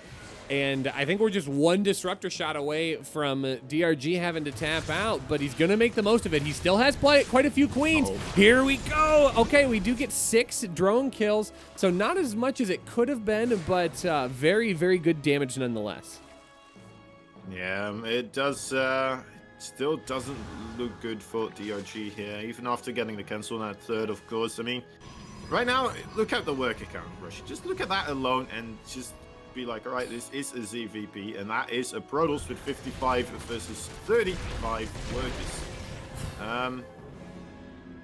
That kind of spells doom and gloom already. DRG here realizes that he's in a tough position. He's going to try to commit for some sort of an all-in here. One final hurrah for the Zerg race coming across the fields. A lot of Zerglings, a couple of Ravagers, but honestly, I'm not expecting much here.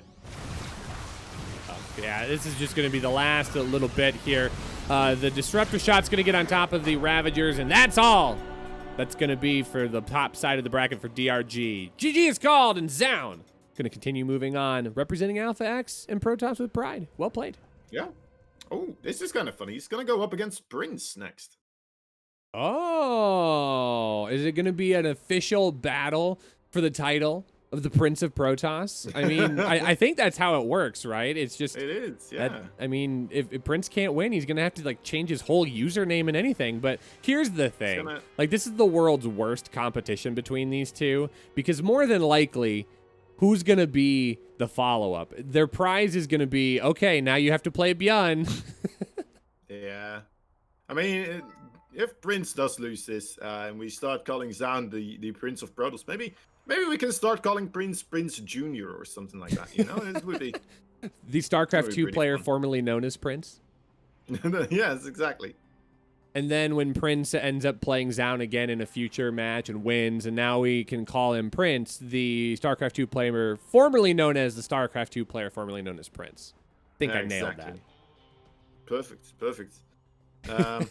Yeah, and then Zaun is going to be known as the oh no, ouch, my brain hurts now. Okay. Anyways, before this spirals completely out of control here, we are going to be getting into a bit of a break.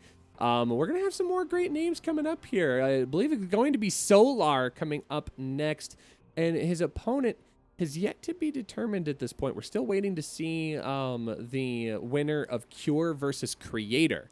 But it is going to be Solar versus one of those two players at this point. But first, folks, exclamation point B or exclamation point bracket in the chat will give you action that you could check out. All of the bracket and Liquipedia information for this tournament. Of course, we have a giant event for you. This weekend is only weekend number 1 of 3 that are going to be taking place right here on twitch.tv/alphaxsc2. Of course, the qualifiers will end today, but our main event will start next week, and it will be a lot of outstanding StarCraft, so you will want to make sure that you set aside some time to hang out with us, watch all of these amazing StarCraft 2 players compete for a $30,000 prize pool, Kozan. It's a large amount of money. I mean, first place takes away what? It's something like $8,000. That's a lot. That's a lot of money. It's a lot of money for well, not too many days of gaming, right? But yeah, very much worth it. I mean, we're getting every single penny of worth out of this tournament. Honestly, to be fair, with the just the sheer amount of talents that is showing up, the amount of streams that we're getting, you're going to be able to watch a lot of these games for quite a while. And yeah. You know what? It's just a lovely thing overall. Solar versus who knows coming up right now as soon as possible as well. Yeah, and we're gonna find out soon, folks. But I've seen a whole lot of people been hitting that follow button here for Alpha X. If you are not already, please do consider hitting that follow button. If you guys are enjoying the content, you know, Kozan and I, we love doing this, but you know, we're not perfect human beings. If all of a sudden the pink on my tie is just like not good enough for you because it doesn't exactly blend with the background, let me know, because there's nothing I can do about it. But you know, sometimes we talk about units and, oh no, he said drone instead of probe. Oh, Rushy, I can't believe you. Like, that's what we're here for. We're here to hear your complaints. So it's just everything that we can do. And of course, Snoopy with the 10-bit. Thank you so much. We really do appreciate that. Let's see. I'm anxious to go to a break too quickly because I'm seeing that the game we're waiting for is underway as we speak. We know that you guys want more Beyond. I mean, believe us, we want more Beyond as well. But if all we did was follow one player, you guys would get a little bored. I mean, you don't want to oversaturate the specialness. You don't go to Disney World every single weekend, folks. I mean, you gotta do it once a year. Keep it special. It makes it fun to look forward to. Fully agree. Full-heartedly agree. Didn't even see the pink tie here. I'll move my microphone so that way everybody... Oh, look how beautiful that is. But enough about me for a moment. Can we talk about how smooth Kozan looks right now? I wish I could rock the V-neck and suit coat the way you do, man. You just make it look good. Thank you. Much appreciated, man. I can't see you right now, but I'm sure you look in the finest ever. Looking always as sharp as you know, only a musician can in a sense, right? It's kind of fun because I dress up for a regular living. I mean, I'm a band teacher by trade, so of course there are some people that are like, oh, I'm gonna cast a big event. Shoot, I gotta go out and buy a shirt and tie. And meanwhile, I walk into my closet and it's like, which one of the 14,000 ties am I gonna pick from today? And you know, pink is kind of just like my overarching color. I look good in pink, folks. So a nice white shirt, a pink tie, you know, goes a long way. But I will admit, I do give off amateur weatherman vibes They and bringing you the local forecast here. The 20% chance of rain today. It's not purple rain. We're not allowed to talk purple rain, folks. Nope. I've been Crap. told by my producer Kozan not allowed to talk about it. So Scrap it. but it's totally a fine thing here. But we are now going to jump to our break before we banter ourselves into oblivion.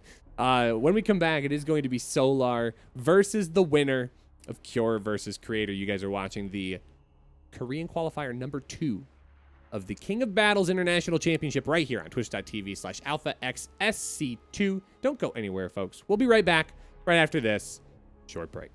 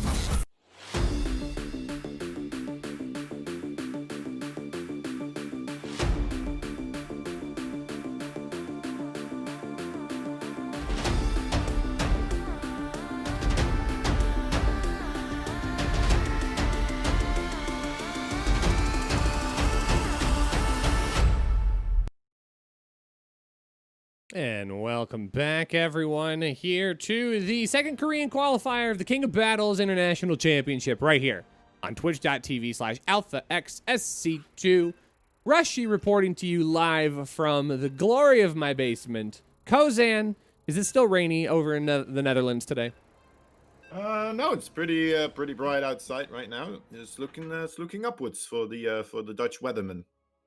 All right. I think you sent all the rain my direction today, because I think today is Nice. all sorts of rain all the way in the beautiful state of Iowa, in the middle, the heart of the United States of America. So excited to bring you some more StarCraft 2. But we're going to be jumping into our next match. It's going to be a ZVT. We haven't seen a lot of this matchup yet, but spawning in the bottom left, playing for Dragon Phoenix Gaming, our blue Terran, who's got an SCV already on the move. It's Cure. And his opponent, the Red Zerg, fighting for the Kaisi Gamers. He is, of course, the one and only Solar. It's a rematch. Rushy. Look at that. Of course, they fought against one another in the GSL. Solar going down 0-2 versus Cure in that one. Must have been quite disappointing for Solar to get, kicked out of that group as the first competitor. Very, very disappointing probably for him. And, overall, maybe it's giving him a bit of a sense of relief overall, and now he's going to be a bit more relaxed in this tournament. Or perhaps, the opposite, and he's just going to be completely banking on hoping that he is going to win this entire thing. Who knows? What's going on in his mind? He's going to scout this triple Rex, so that is one hell of a start. Oh, he doesn't see the third Rex. Oh, no, go back. Go back. Need to go back. Oh, he only knows about 2. All right, well, the drone is coming. The drone is coming. Okay, he's going to know. Yeah, drone should confirm that. So already this is going to get really, really interesting here. I mean, Solar's kind of had a long day. I think if I remember correctly, before I went to bed last night, I mean, Solar was doing an event over on Base Trade and has gotten a lot of StarCraft in today. So he's probably still fresh, warmed up, ready to go, and he's ready to check out all of the weird, cheeky plays coming his way here. And it's going to be a Reaper proxy rather than a Marine proxy. So this is actually going to feel just a little bit different. Cure kind of mixing it up.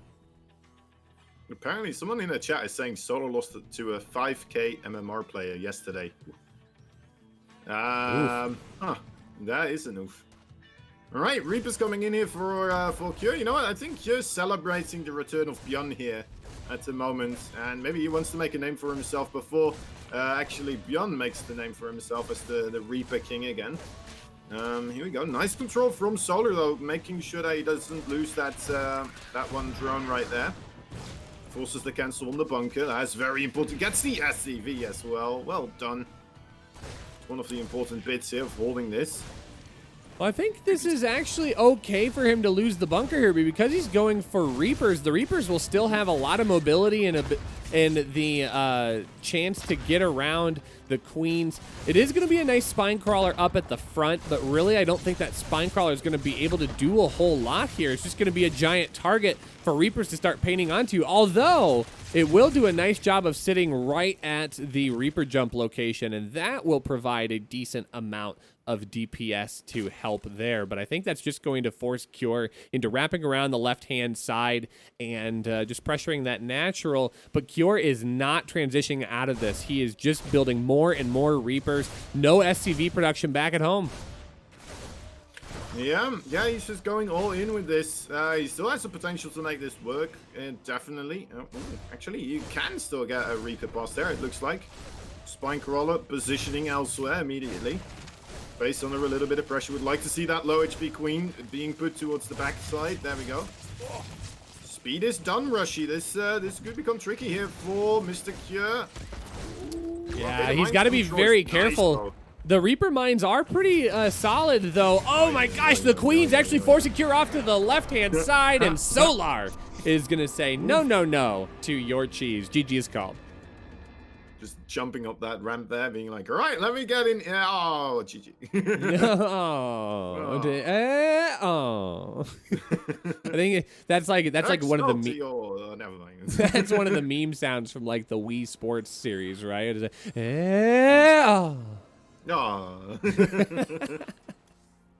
So game number 2. could potentially be maybe a little more standard, but maybe not either. It's going to be on Death Aura. If Cure wanted to proxy once again, he'd have a good means of doing so. But Solar just shut that down so cleanly. I think it would be very risky of Cure to try and do that once again. Yeah, I mean, it did get scouted, right, very early on, so we did have Solar not overdroning, going for a lot of links in the start, continuing the queen production and such, not saving up money for a third base, whatever, and being able to make it quite a nice hold there. Of course, you know what, overall things were going okay for him, getting that bunker. I mean, I agree with you fully. Like, it's not a necessity to have that bunker there for Cure, but I mean, I do believe that it is a necessity for Solar to ensure that that bunker does not go up, because if it does, I mean, that's rough. Okay, it's Cure, by the way. Dragon Phoenix Gaming. I'm not in the zone here. I did it though. There we go. You did. It's You up made to it you now. happen. Top left-hand corner, our red Zerg. This is Solar. Nice. Solar of Kaizi. Yeah, Kaizi Gaming. Kaizi Gaming. The Kaizi Gamer Man himself. Except for innovation. He's also the Kaizi Gamer Man. And time as well, actually. So, there's quite a couple of them. The teams have been picking up more and more just a star-studded roster, haven't they? It's nice to see. Yeah, we're seeing I think we're seeing a slight renaissance of the team scene, especially in Korea. It seems like they're getting a lot of help from China. There seems to be a lot of good Chinese teams that are picking up some good players, which I think is overall very good for the scene, mostly because, I mean, China's got that great team league going on right now, right? I think they're still doing the gold team championships, which Alpha X is still a part of. And I know there was a big fear. I mean, very legitimate fear 3-4 years ago when Kespa disbanded, and we were wondering if we were going to watch the dismantling of the Korean StarCraft 2 scene. But fortunately, lots of teams stepping up, both in North America, EU, and Korea, doing a really nice job of keeping that alive. And it feels really good here in 2020 to be able to see so many great teams supporting all of these StarCraft 2 players outside of your typical Korean teams. I mean, going beyond Jin Green Wings. Who is the other really standard team right now? Africa Freaks? Yeah, I would even call them one of the new teams. Because I feel like the Freaks never had a whole lot of interest in StarCraft until Kespa disbanded. But maybe I'm wrong. Maybe I'm incorrect.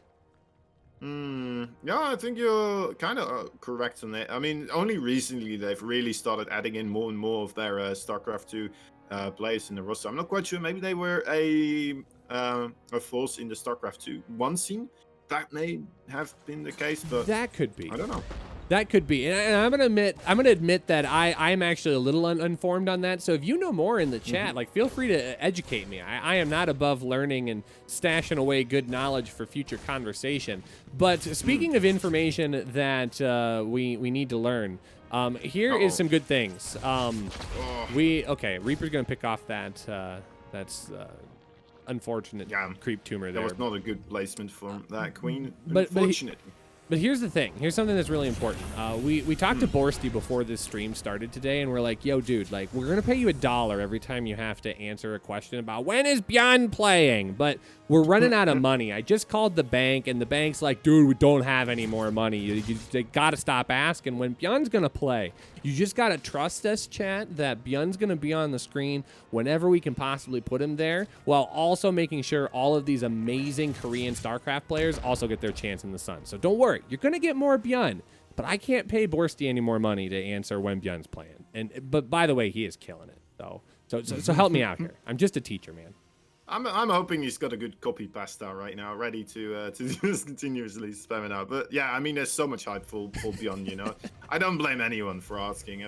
Probably me myself as well. I would just continuously be like, oh, right, well, I do love to see some Bjorn. Oh, there's Overlord Scout. Look at that. Seeing the fusion core outside of vision range as well for Cure. So he has no idea he's gonna scout it. And, well, this should be a good start for Solar. But then, to be fair, I mean, it's kind of similar as to the adept play, right? The battle cruiser Hellion aggression can still get quite a lot of kills if you're not at the right time, at the right moment, you could still lose a good 20 workers, easy.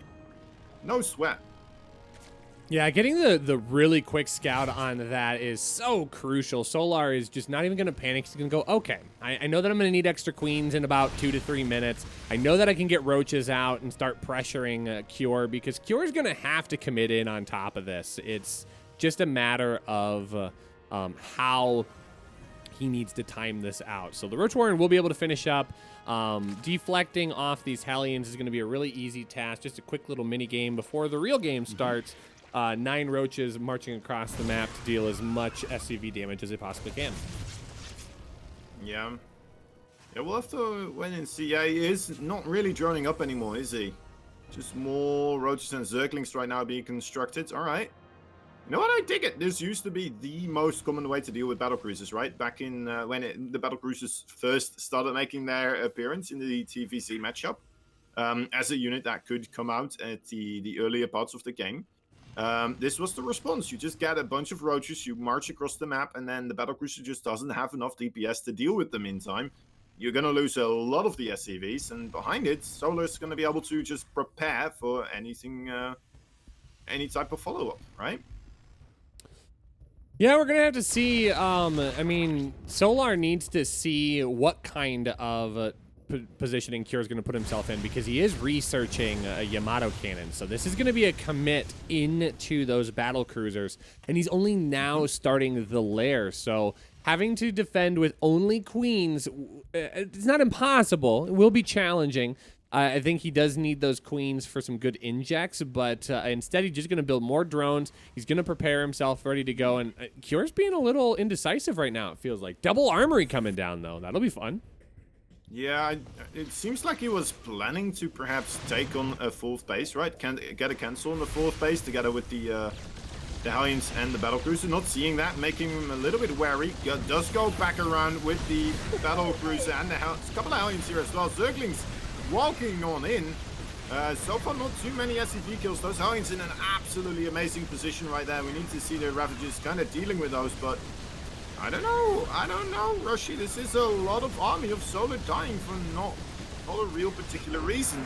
And yeah, that was exactly what Cure needed. Solar just funneled everything into the giant fire tunnel of Hellions at the ramp. He loses just a handful of workers, but Solar loses pretty much everything else. GG gets called, and we see a bit of a back and forth here. We're gonna get a game number 3. Yeah, I mean, Solar holding off the cheese, but ultimately, I mean, you know what? I'm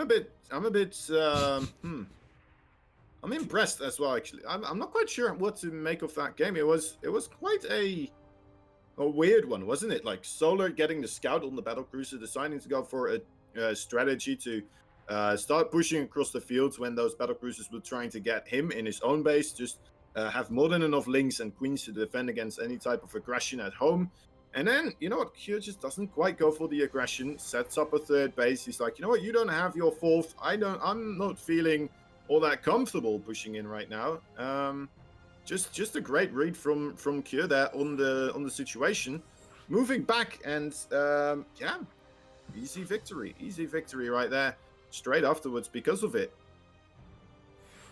Yeah, having a discussion in the chat about why Solar decides to tap out at that particular point. I mean, Cure lost effectively nothing in that engagement. 5 SCVs trading out basically Solar's entire army when he can just run all those workers back to their bases. He's got 2 battle cruisers with Yamato cannon. They're just going to leap across the map.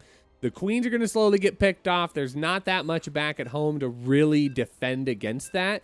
And you're just going to see Cure just kind of go all over top of it.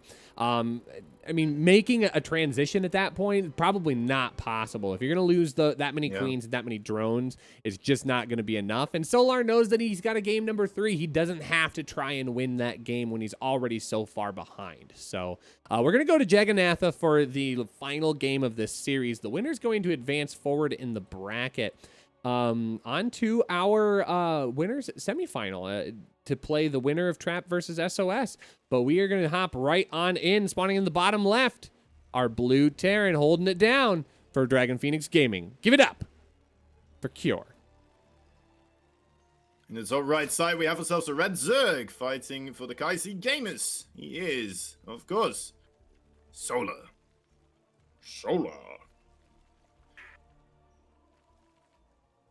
One day I'm going to learn how to sing like an opera singer and then do introductions that way. I think that would be something new, spectacular, nobody's ever seen before. Can you give us a sneak peek of what that might sound like?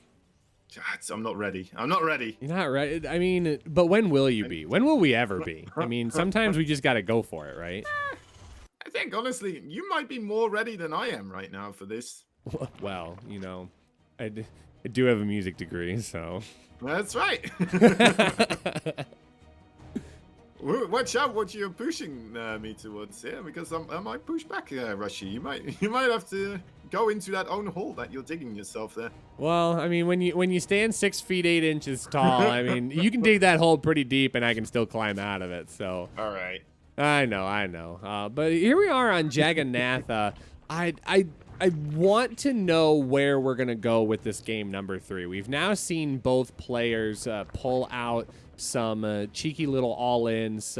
We actually had a bit of an interesting exchange, Mapu, in the lobby here. I don't know if you saw this as well, mentioning that, wow, the Korean qualifiers today, just kind of an all-in fest. And I'd have to agree, we're seeing a lot of these really tight timings that if they work, great. If not, oh, okay, I guess I'll just move on. So we're seeing kind of an interesting scenario here for Jagannatha, where the map is a little bit larger. It's very slender in the fact that the rush timing is very long compared to some of the other maps in the pool.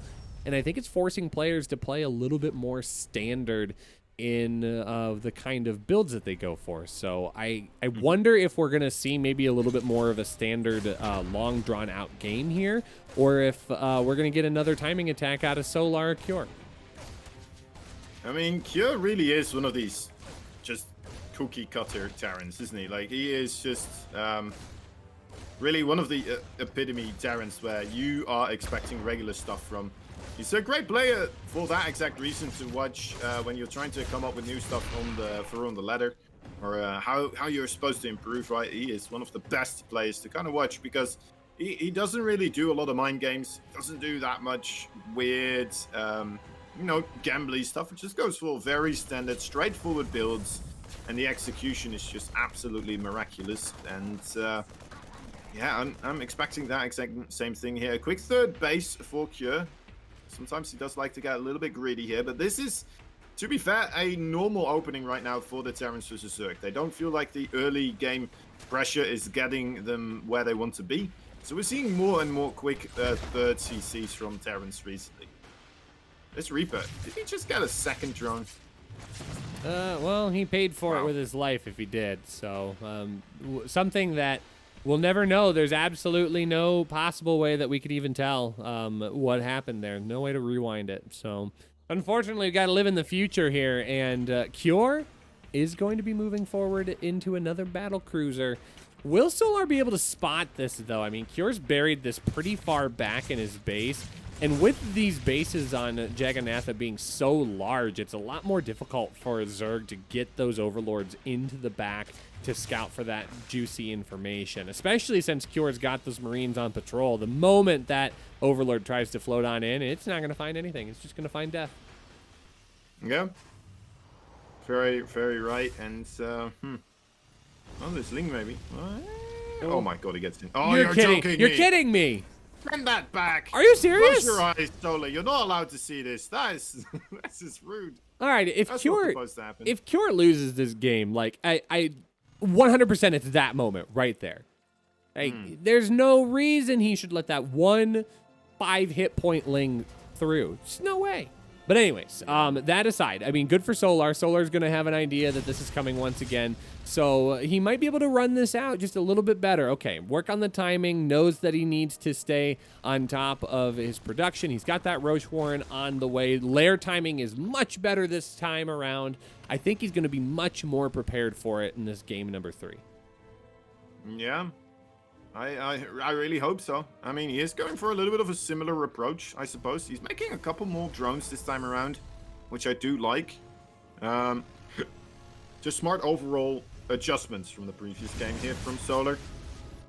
We'll have to keep our eye out open if this is actually gonna be holdable here for him. Does he have a lay attack already? Actually, did you see this? Yep, Yeah, yep, layer is already completed, so he's got a Spire on the way, and I love this play. I love it, I love it, I love it.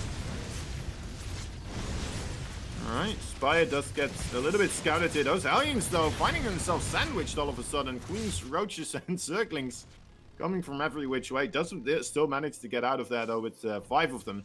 But that takes out a little bit of the overall punch that you will have to deliver once the battlecruiser comes in here, right? Because the battlecruiser, it doesn't just do a lot of damage. It's also there to, create an opening for the Hellions to get damage done. And if you already lost your Hellions, well, that is not really going to be happening anymore. Well, good queen. A lot of queens. Yeah, good queen coverage. Going to be able to plant that down. Nice little counterattack here by Solar. He's just going to flood on over with Lings. The Roaches are going to be able to zone out those Hellions, and that's going to leave these workers completely exposed here. So many worker kills are going to go down before these Lings end up funneling into the fire tunnel. That is Cure once again. So 5 workers going down. A handful more going to be on the way as well. But now the third base is exposed, and it's going to have to be lift if it doesn't want to be picked off, and he's going to clean out the gas. These Roaches are still working here, Kozan. 15 workers total? Holy cow. Yeah, that is nuts. That is nuts. I mean, that's another moment in time where we can look back onto. The same with those with that one little Ling. Another moment in time here where we can say, well, you know what, Solar, great counterattack and being able to solidify the lead in this game right now. Just some stellar play overall. Cure's going to have his work cut out for him, of course. He does not want to be put into that loser bracket with all of those massive names being available, right? You want to keep your chances of being qualified as high as possible and stay in that loser or stay in the loser bracket. No. You want to stay in the winners bracket here. Nobody wants to stay a loser there, Kozan. Come on now. Yeah. But that attack got so much damage done. There was no reason that should have gotten 10 kills, let alone 15 worker kills. And, I mean, that's just kind of been Cure a couple of times this game. He lets that Ling slip on through. Now he's letting the follow-up push slip on through. He can't afford it to let this continue to happen. And now it's going to be another battle cruiser picked off here. These Corruptors are going to go all the way in. It will be able to leap away just in time, but these workers don't have the time to set up. They need to be mining. Oh, that base is going to... Oh, come on. Yeah, it's gone. It's gone. It's so More close. SCVs coming in. It's dead. I think he may have been able to just lift it up if it was quick enough and then run it away, right? Those Corruptors, they don't have unlimited range. So ultimately that would have disconnected. So a bit of a missed micro there, I would say, from Cure, but yeah, ultimately, you know what? I don't blame him. That's a weird situation you're finding yourself in. A lot of micro to be done, of course, with that battle cruiser. Repair the battle cruiser because in case, you know, those Corruptors, they could potentially also just chase down that battle cruiser. So a lot of things that had to be done there at the same time. Solar now, though, coming in for the finishing blow here. It looks like the Ravages, the Roaches, nicely spread out against the tank AoE damage. Shooting down the entire mech army here, and GG is called. Solar comes in with one decisive blow to finish it all off. Well played indeed. Solar advancing forwards, and he is going to be playing against Trap. Rough break there for Cure. I feel like game number 2, Cure did a nice job of reading everything that Solar was throwing at him, but unfortunately couldn't replicate it in game number 3. So as you said, he's going to have to bump down to the bottom side of the bracket and deal with the gauntlet. That is just all of the players. Like, here's some of the other people that are down there as well. DRG, SOS, Zest, Creator, Bunny, Time, Prince, Bjorn? Wait. Excuse me? Bjorn got kicked out of the winners bracket here by Armani. Armani being able to take out Bjorn in a 2-to-1 fashion. What in the world? I mean, I think Zaun is going to be pretty happy with that overall, right? I think he's going to do a lot better versus Armani rather than Bjorn overall. I think that is his more favorite matchup. But Beyond, man, oh dear Lord, the chat's not going to be happy with us. No, They no. are not going to be happy with us. I'm gonna have to take out a second mortgage on my house to pay Borsty for all the times he's gonna have to answer that question now. But you know, it's fine. I'm willing to do it. Borsty's one of the heroes of the StarCraft 2 community, and he's worth it. I will shill out my money in a heartbeat. But that means we're gonna be jumping to our first qualifying match here. It's going to be, are we? Okay, we are. It's just not going to be the one at the top. It looks like it is going to be Solar versus Trap. We're gonna stay TV or PVZ here. Does not appear that we are going to go to Armani Zound just yet. But we're going to get there soon, chat. We're going to bump out, take a short break here, get an opportunity to use the bathroom, and encourage all of you, grab some water, stand up and stretch. And when we return, it's going to be more StarCraft 2. It's going to be Solar versus Trap, our first qualifying match right here on the King of Battles International Championship, Korean Qualifier number 2. My name is Rushy. This is Kozan. We'll be right back right after this.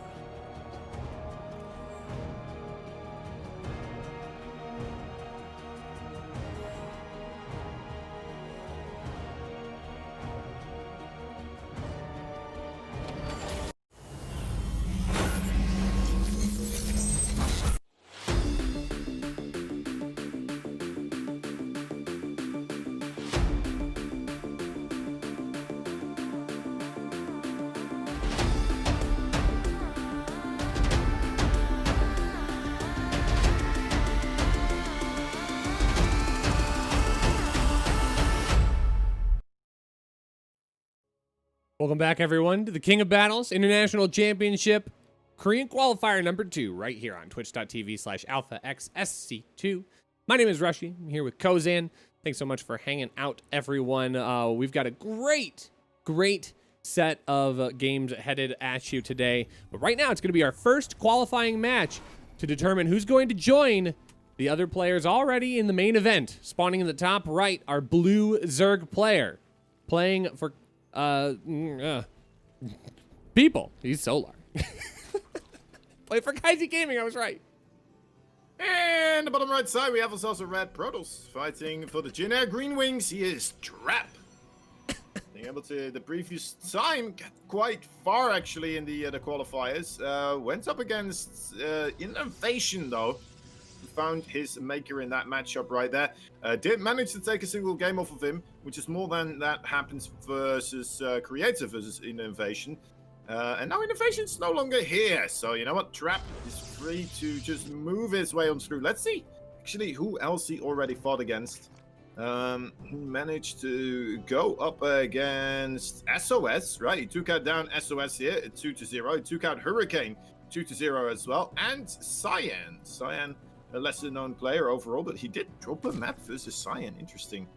All right, but anyway, Trap so far. Oh, wait, he also took out Time. Oh. Yeah, he took out Time, not Hurricane. I'm sorry. It's the other way around. Yeah, I mean that's a pretty good laundry list of players knocked out right now, and in a stacked event like this, I mean those are key crucial wins. Again, you don't want to have to try and run into one of those players on the bottom side of the bracket, because not only are they going to remember what you did to them on the top side, but they're going to come back with a vengeance because they want to be a part of this event. Of course, there are 2 players that get to qualify on the top side of this bracket, but only one qualifying out of the losers bracket, and it's important to win the games when you can. So Trap and Solar, both on the verge of qualifying. They are not going to miss their shot, and it's going to be a good, I think it's going to be a good ZVP. I can see Trap getting extra weird here with Solar, because these two have played a lot in the past, and there's no reason for them to not have a lot of fun with this. Yeah, for sure. I mean, I think Trap might be a little bit favored here overall. He's been getting just better results than Solar is at the moment, but Solar, he's not somebody that you can just pass up onto, right? Yeah, it's not somebody you can just ignore in one of these matches. He is a player that can take games off of absolutely anyone at any point in time. And in best of 3, like you said, every match incredibly important. One slight misstep and suddenly you're on the verge of defeat, right? You only have one more game remaining, and if you slip up again, it's going to be in the end of you in the winners match, and you're not going to be qualified immediately. You're going to have to face off against, like, what is it again? 2 or 3 more incredibly strong opponents before you get yourself actually qualified. So it's an incredibly rough thing to be in a situation like this. But then again, I mean, how great would it be to be able to get qualified immediately right off the bat right now? Yeah, imagine it like if you were running a marathon and you're in like 1st and 2nd place and you're going back and forth, and just at the last couple of lengths, the person behind you passes you, crosses the finish line, and then suddenly you have to run 2 more miles. It's like, I was there, I was almost done. So imagine the 1st and 2nd place runners just picking up the finish line and running away with it, and there you are. You have to chase after them. It's like, oh no, I just want to stop running, please.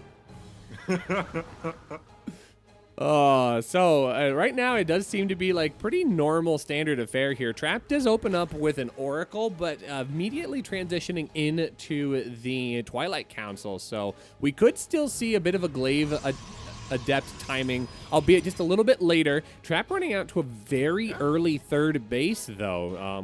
Could we be seeing a normal-ish game?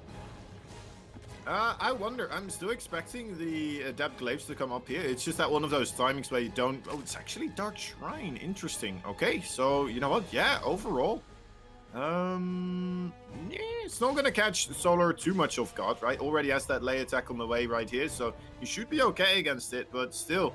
I mean, I've said that before about some Zergs, and then all of a sudden, that is just not the case at all. So, you know what? Fingers crossed is all I'm going to say right now. Yeah, but I don't see this Dark Shrine being particularly a sneaky one, though. I think this is an easy, okay timing for him to just get Archons with as well. Because like you said, I mean, Lair Tech's just about done here for Solar. Oh, we are going to have a bit of a quick pause. I'll bring our faces back up so people have something fun to look at while we wait. But I think, I mean, Lair Tech's just about done. He's going to be able to have Overseers. I'm just peeking at the mini-map. It does look like he's got Spore Crawlers. We're headed back into the game already. Thanks for being patient, guys. But this is going to be a nice, easy way to get some Archons out onto the map. Maybe you can drop those into the main base. It still feels very standard affair right now for Trap. And I think Solar's going to have to be the one to make it weird. Yeah, if he wants to, of course. I mean, I wouldn't be surprised if he's okay with just going into the late game here as well. Solar, a play that is capable of bringing it to the late game, right? But so far, we've just not quite been able to see that as much. I think Namsha was the real play that was continuously trying to get to that lurker late game here. So far, the Koreans, they seem to be, you know what, as per usual, not as much involved with that late game, which is another interesting thing, right? Because it's similar to the approach that we mentioned in the NA qualifiers. Need versus Estrella, right? Estrella more so planning for the early game, how to get to a late game and how to make these situations the best for him. And Need, like a lot of other foreigners, more so focused on the late game, right? Which is why a lot of these Zergs of EU were capable of getting themselves in this late game a lot more well situated and placed, rather than the Korean Zergs, still kind of playing with a lot with the Roaches, the Zerglings, the Banelings, and that type of stuff, you know? Mutalisk. Yeah, it's just kind of an interesting position for both of these players to play from. But you know what? I'm not gonna be upset with a longer form game here, especially for our qualifying match. And the fact that we just get some more good StarCraft. I mean, again, we're the winners. Regardless who wins, we're the one that truly win. And now it's going to be a Robotics Bay. We've got more gateways on the way. Blink Stalker is going to be coming in. Oh, that's actually a cute little trap here. Getting a whole bunch of those lings. Smaller type of Zerg there, Kozan. But Blink coming in, +1 as well. I'm getting some Dropper Lords on the radar, though, here. I told you, Solar's going to be the one that has to make it weird. And I love it. Yeah, it's what he's planning to do. I think he's just going to go for Zerglings as well. A bunch of Zerglings in that main base can be quite devastating indeed, especially with that main attack coming through the middle of the map right now. Solar is definitely going to be the player that makes this quite aggressive right now. He should have Overlord speed, right? Please tell me that those are not slow Overlords right now. Okay, no, they are quite speedy. That would have been a big mistake. It's the Observer here as well, and right now, you know what, that army of Trap, it's kind of stuck on the right side, isn't it? Well, except for those Disruptor boys that are pincering right here, and we've seen 2 Disruptors make fools of armies before, and it's some really good splitting by Solar here, getting all of that taken care of, but it's not going to be Bane drop, it's going to be Lings up into the main base. Solar is just overwhelming at this point. There are so many Ravager Biles. Good force fields won't save Trap here. He's got to have something else. He's got some DTs across the field, which is nice, but he doesn't have enough back here at home, but some good Disruptor shots will get on top of some of those Ravagers, just enough that he is going to have to back off, but Trap losing 21 workers and counting. Solar with a 60 supply lead. He's going to lose that 4th base, but I don't know that that's going to matter, or the 5th base, but I don't know that that's going to matter at this point. Trap is just having a difficult time holding this down, and slowly but surely he will push this back. That's a big blink forward, very bold, but now Trap's in a position where he has to make something happen here. He's killed the 4th base, sure, but he's got to get more done if he wants to stay in this game number 1. There were a lot of moving pieces there on the map everywhere. Trap with some great overall harassment, those Dark Templar indeed. The charge upgrade here, it is, you know, it slowed down quite a bit. The Overlords do get picked off, except for one of them. Maybe you're able to make use of that one later on again. Maybe a Baning drop or something like that could still be quite potent from that area right there. But man, that was just a lovely overall. Very, very calculated play there from Solar. Very well done overall. He got a little bit lucky as well, right? We saw a warp in of Zealots immediately as those Zerglings were being dropped into the main base. Trap was making a warp in right at the front door. And then, you know what, it's always one of those situations where you're like, well, all right, I guess I'm not going to have units to defend against these Lings. And yeah, man, I am thoroughly impressed right now by what Solar is doing here against Trap. Well, he's got 2 Disruptors here, Kozan. I mean, he can get a lot done with that. Oh, that is going to be a huge hit, getting off a couple of those Ravagers. He's going to toss one of them away, so it's not going to go for free, but it looks like Solar is just going to try and ram his way in once again. That's another huge... Oh my gosh, I think he lost like almost 15 supply on that one Disruptor shot. Look at that units lost tab up at the top, 12,000 to 7,000. He's going for another one, but he's going to get that one picked off. Will not get to complete. holy cow, those hype shots were absolutely just too much for my brain to handle. 12 drones going down on the opposite side of the map as well. Solar not trading very well this time around. And now suddenly, Trap is the one that looks like he's got a good position. He's just going to tap it out. GG is called, and Trap with a great hold. Game number 1. Making it look easy peasy lemon squeezy, Kozan. Yeah, that was some great overall disruptor shooting right there occurring. Well done by Trap, having a wonderful engagement there in the end. Continuing onwards with the harassment as well across the map, right? That Oracle there doing so much damage right there. And Solo not quite having a response to it. And being like, you know what? No, I'm going to end the game. I'm going to end the game right here, right now. And now with everything on the line, I mean, this is the moment where suddenly we might be seeing the main the true spirit of Solar, right? Overall, we're on Light Shade. It's gonna be true. Oh, we're gonna have to remake. Oh, he snagged it. He was listed as Terran until the last second, but that quick micro got him into the Protoss realm. And chat, I'm gonna say I'm not gonna stand for this. I mean, we've watched Protoss players struggle for years and years. We gave them the mothership core, we took it away. We gave them photon overcharge, we took it away. Now we've got disruptors, and they have a chance to make some cool, fun games with some great quality content. We get to watch units blow up, and you're gonna complain? Chat, I'm not standing for it. So Trap's going to make the most of everything he's got here. We're going into game number 2. Spawning in the top left for KaiZ Gaming. Our blue Zerg needs to win 2 in a row if he wants to qualify outright. This is Solar. And his opponent, the Red Protoss, fighting from the Jin Air Green Wings. He is, of course, Rap. That's a quick probe going out there for Trap, but more than likely just going to be a blocking probe. But that could put us into an interesting spot with how this game unfolds, because we haven't seen that opening building just yet. Okay, there's going to be a gateway, but this does force Solar into his third base. But look how far away that third is, Kozan. Oh my gosh, it's a mile and a half away. Rashi, Solo was trying to get a 15 hatch, and Trap still manages to block it on this map with a pylon first, right? So he didn't send the probe before the pylon, he waited for the pylon, then he made it, and then he still got there in time to block a 15 hatch.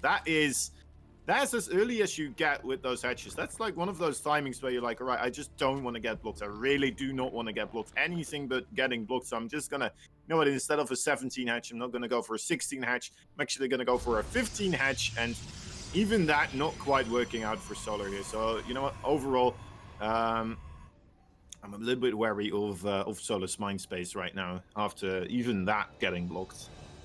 Well, and that's going to be an interesting interaction here in this upcoming ladder season, because these maps are just, I feel, so very, very small. And of course, we kept Submarine and Death Aura from the previous map pools, which are also pretty small as well. So we might be just seeing a meta shift here where Zerg are just going to have to figure out, okay, if I don't want to get it blocked, instead of going for the 16 or 15, maybe they have to go for a 14 hatch, which seems incredibly crazy. But what might happen is we might see Zerg players just shifting into a pool first mentality. And that wouldn't surprise me. There's a lot of good economic pool first openings that could help out with the meta. But, I mean, look at how far away that second hatchery is. Oh, my gosh. They've got to travel just quite a kilometer and a half there, Kozan. For sure. At least. But I mean, there's another response we have been seeing a little bit popping up more, which is of course getting a hatchery just on top of the natural base of the Protoss as well. I mean, it's you know, a bit of a potato story where the Zerg's like, well, you know what? If you're blocking my base, I'm gonna start blocking your base as well. It does seem to be quite effective as well, right? We've seen some of these top Zergs doing it. Raynor, one of them. And then sometimes, you know, if you let it finish up, you're even going to be able to get a couple of Zerglings out, get the scout off as well with that, so you don't have to send in an Overlords anymore. Yeah, just the overall delay on that first Nexus, my dear lord, is that massive. And as a Protoss, you don't have that the overall flexibility of being like, you know what, let me just take the third base. No, are you crazy? You know what's gonna happen if you take your third base location as your first expansion as a Protoss? I'm pretty sure you do, right? You play Zerg, you know what's gonna happen. Here's an interesting position here. We've got a Void Ray coming out. We're in this, and I believe that's a Void Ray first, right? So we're not seeing the adaptation we saw earlier this morning, but we are getting to see a little bit of what we saw in the NA qualifier yesterday. So be interesting to see if this is going to continue moving in that direction. Trap, of course, a very crafty player. I would believe that he keeps pretty abreast of what other Protoss players are doing in the scene to help keep himself competitive.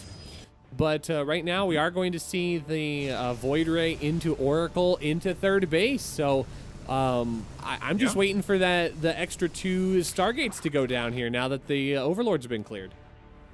It would be really cool to see Trap also incorporating this into his play. I'm not quite sure if he will though. It's it's not been around for too long, and well, unless if what Gemini is saying is true. That Trap is in fact the player that did come up with all of this, like, I don't know, 6 tournaments ago. But yeah, it doesn't seem to be the case. He's gonna go for the Twilight Council, the Forge, and the Robo. Just grabbing the other tech structures here instead.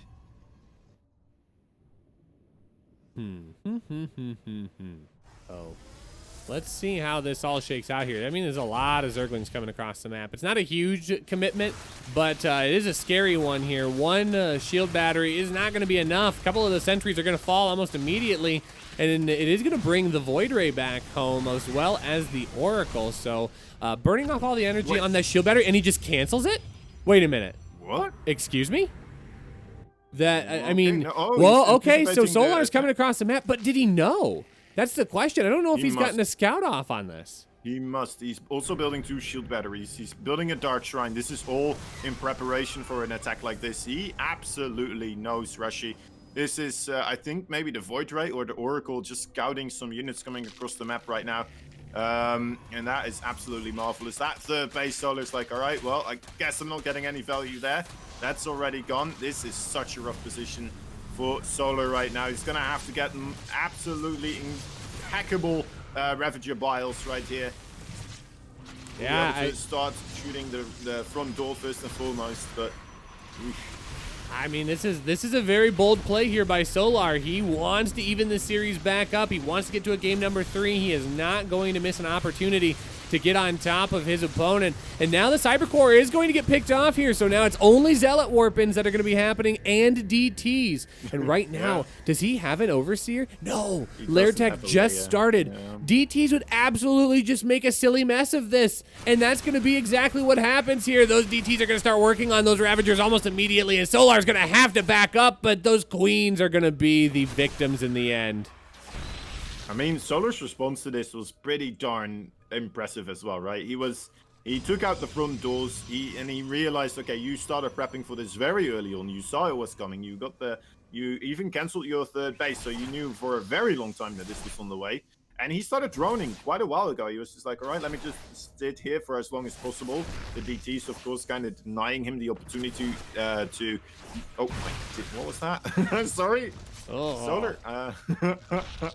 Yeah, I mean, the Queens are going to go down in the end, but Solar just trying to get a quick little bile off. Maybe he can accidentally connect, but... no, he's going to lose a lot of those Queens. Solar isn't down and out by any stretch, but the larva count's going to be dangerously low. The creep tumor spread is not going to be as effective as it otherwise could be, and it's going to allow Trap an opportunity here to wind up and punch back. He's got Archons moving across the map now. More DTs will be able to warp in. He's protected back at home. Third base is almost complete once again. And I don't know. I mean, the supply favors Solar for sure, but Trap's got a little bit more sophisticated army right now. Yeah, the army supply. So actually, Trap ahead at the moment. A little bit of a saving grace is, of course, that a lot of it is, well, some of it is in that Oracle right now. But here we go. This is the attack. The Banelings don't have speed right now, and even if they did, I mean, they're going up against Archon Immortal mostly at the moment. And oh, this is going okay here for Solar actually. He's holding this off rather nicely. He pushes this Protoss Force backwards. That's not too shabby. Seeing the worker count as well right now. You know what? I'm kind of digging the overall place that Solar is in right now. I don't know if there were DTs in that mix, but I feel like there should have been because the coverage was not as good as it could have been. I don't think there were many overseers in that army mix for Solar, but to Solar's credit, he has a great he had a great hold there, made the most of those banelings as best as he could. He's going to actually find more banelings morphing in on the bottom left corner of the map with these immortals.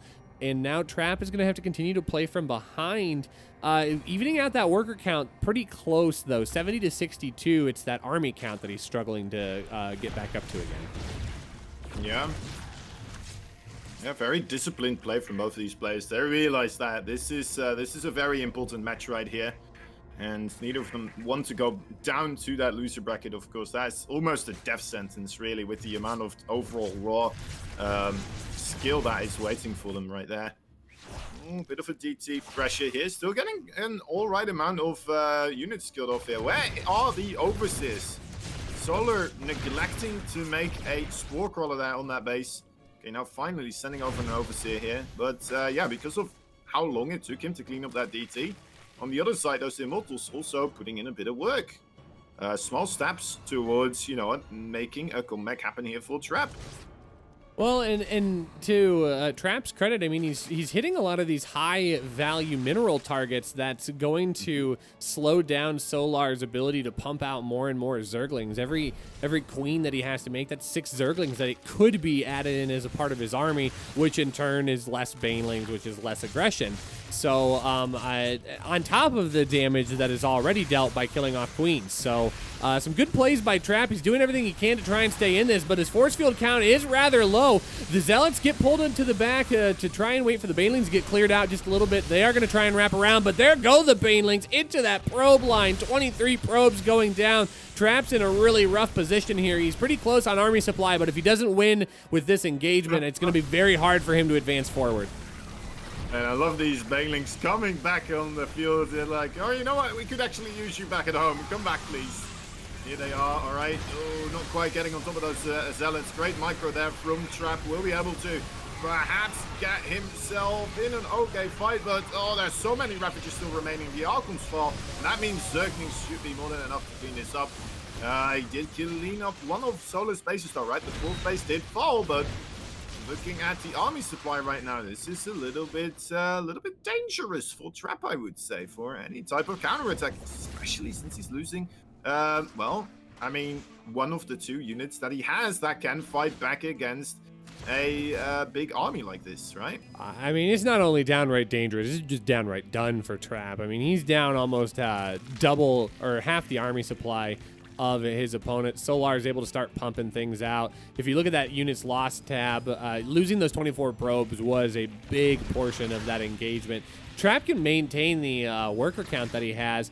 He would be able to just try and remax with some of those high-value units, but instead, it's going to be Solar just pushing across the map with his Ravager Bane Ling army.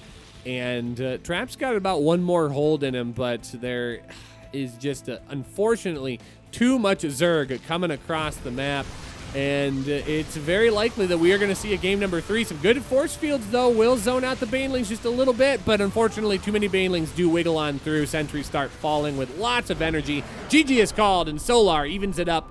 We're going to a game number 3 for our qualifying match. Oh, hell yeah. Just as we would like it, of course. Solar being able to hold on there. Man, what a back and forth. What a back and forth overall that was.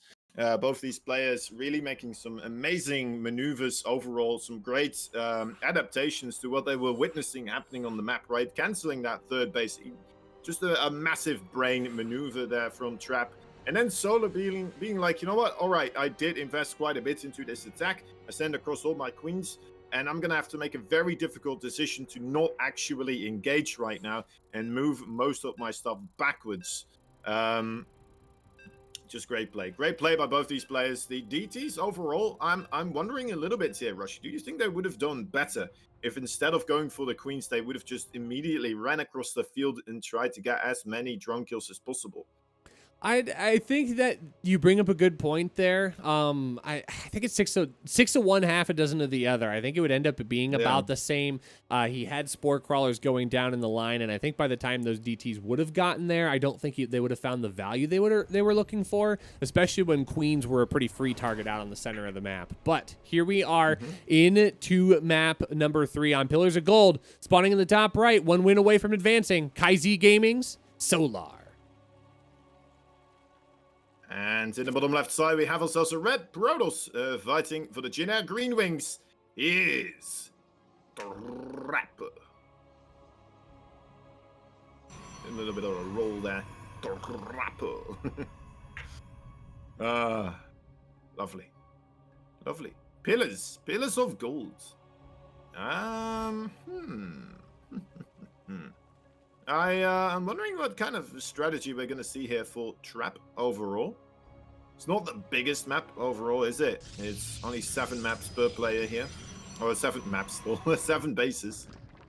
They only have 7 maps to play upon on this one single map. It's not a really big map, but it does encompass 7 other maps, so... That was some skilled deductive reasoning right there. I was absolutely just entranced for the entirety of that. But here's my thought. We're wondering what Trap's going to come out with. Let me put $1 on the table, $1 that I normally would pay Borsty to answer Beyond questions. Sorry, I got to set one aside. I think we're going to see Glaive Adepts here, Rozam. This is a really good map for Glaive Adept harassment, especially with those bases being rather spread apart. And in a position where Trap can make the most, especially with this ramp. So many Zerg players forget how powerful that opening ramp can be, especially against a Protoss player who can just drop a shield battery and, oh, you want to get Lings in here? Well, say hi to my 1 Zealot and a shield battery. Yep. Yeah, that does seem to be the case.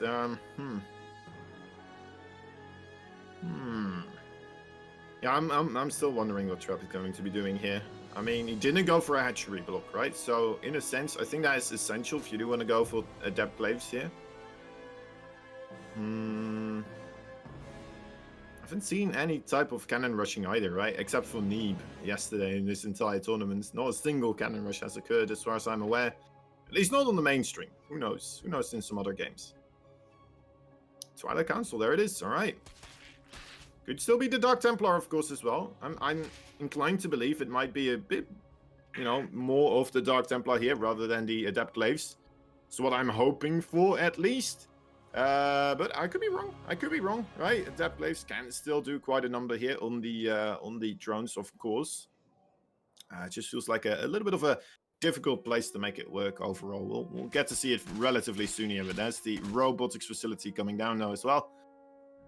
So this is the scout that Trap needs right now. He needs to know that he can commit into this. And he sees that third base going down. He's not going to have to deal with anything super crazy out of his opponent, but he just decides to bail on all of it? Excuse me? Oh. No, Trap, come on. Okay, okay. Wait. So he's going to just restart. Okay, well, okay. So I had the moment where I was like, wait, I wasn't going to look smart. Don't worry, I look smart again. All right.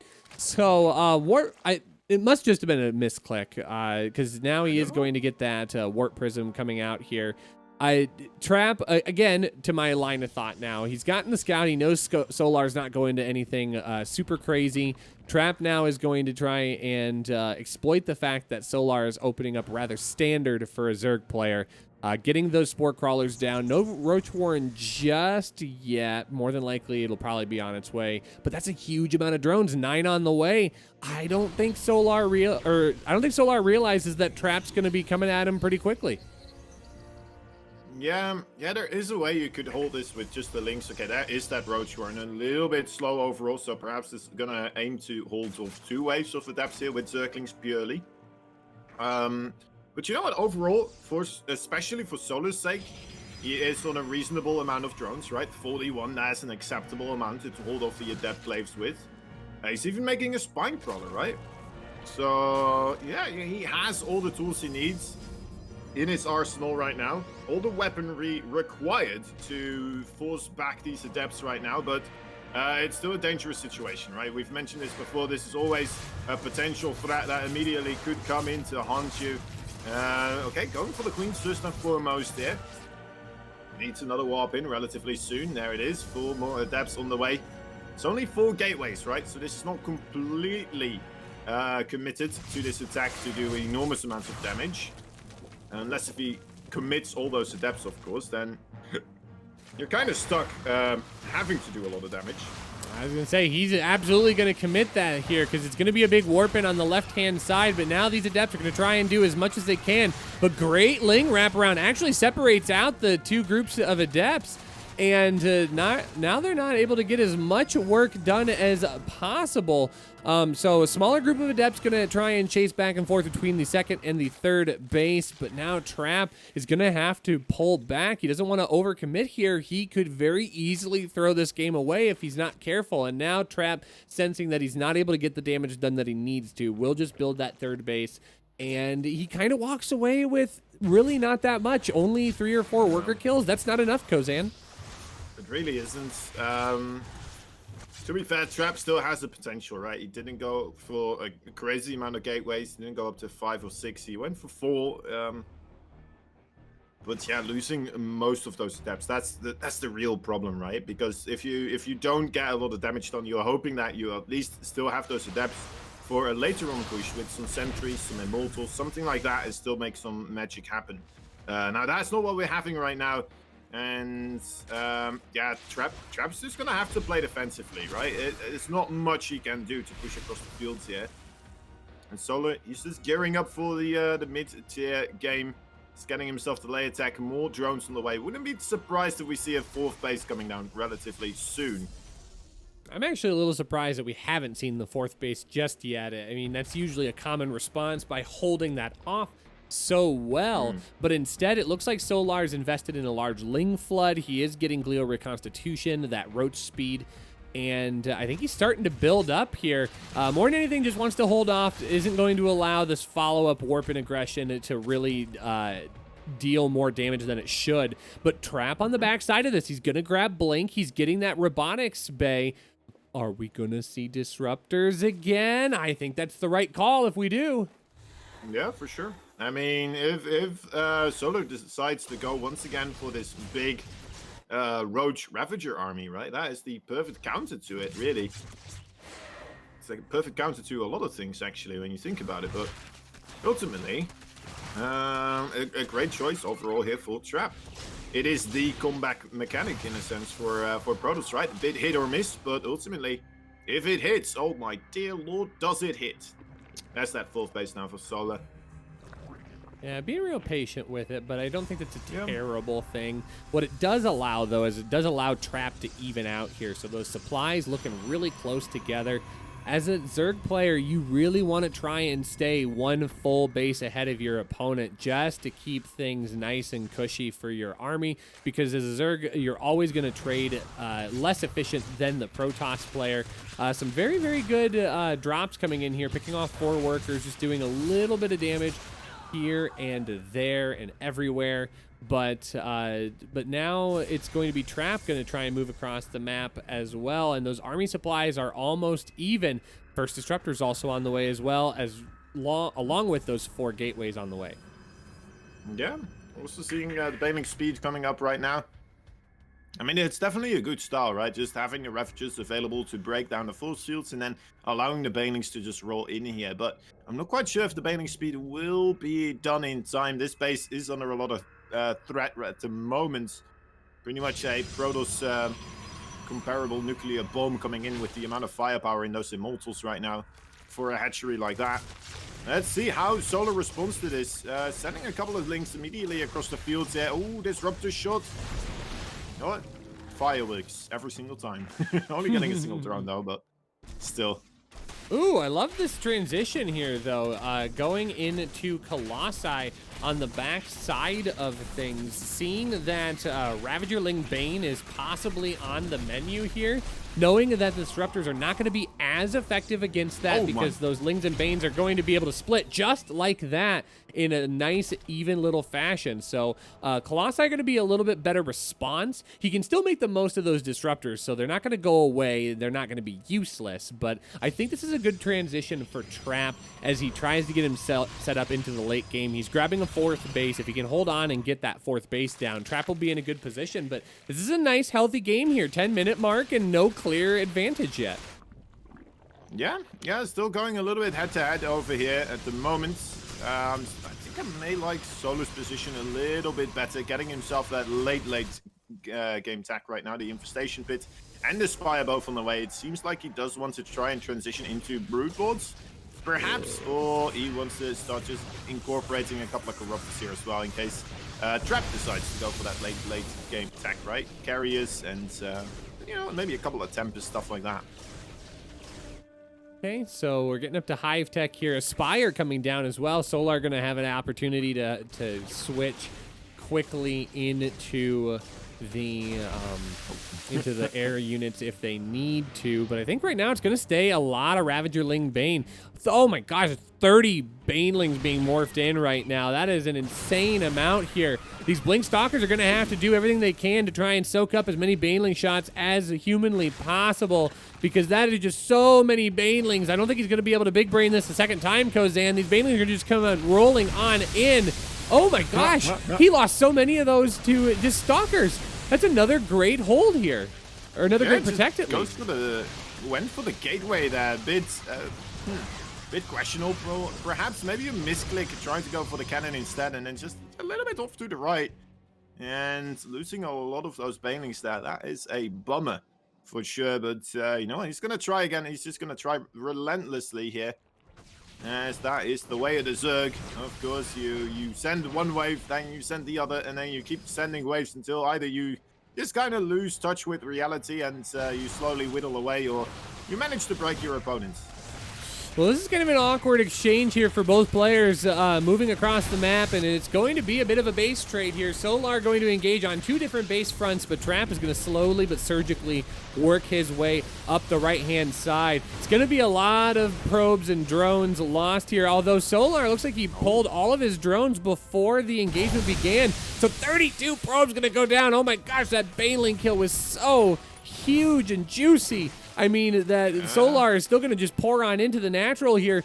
Trap's managed to kill bases, but he hasn't managed to kill any workers, and Solar is just going to continue running away with this. This army for Trap, though, that is absolutely terrifying. And a Disruptor shot. Oh my god, things were already looking pretty bad on the supply of the army right now, but it's looking absolutely abysmal at this moment in time. Banelings are pretty good, guys, but, I mean, Force Fields are pretty darn good as well. GG is called. Trap takes game number 3 there with a army that there was just no solution to.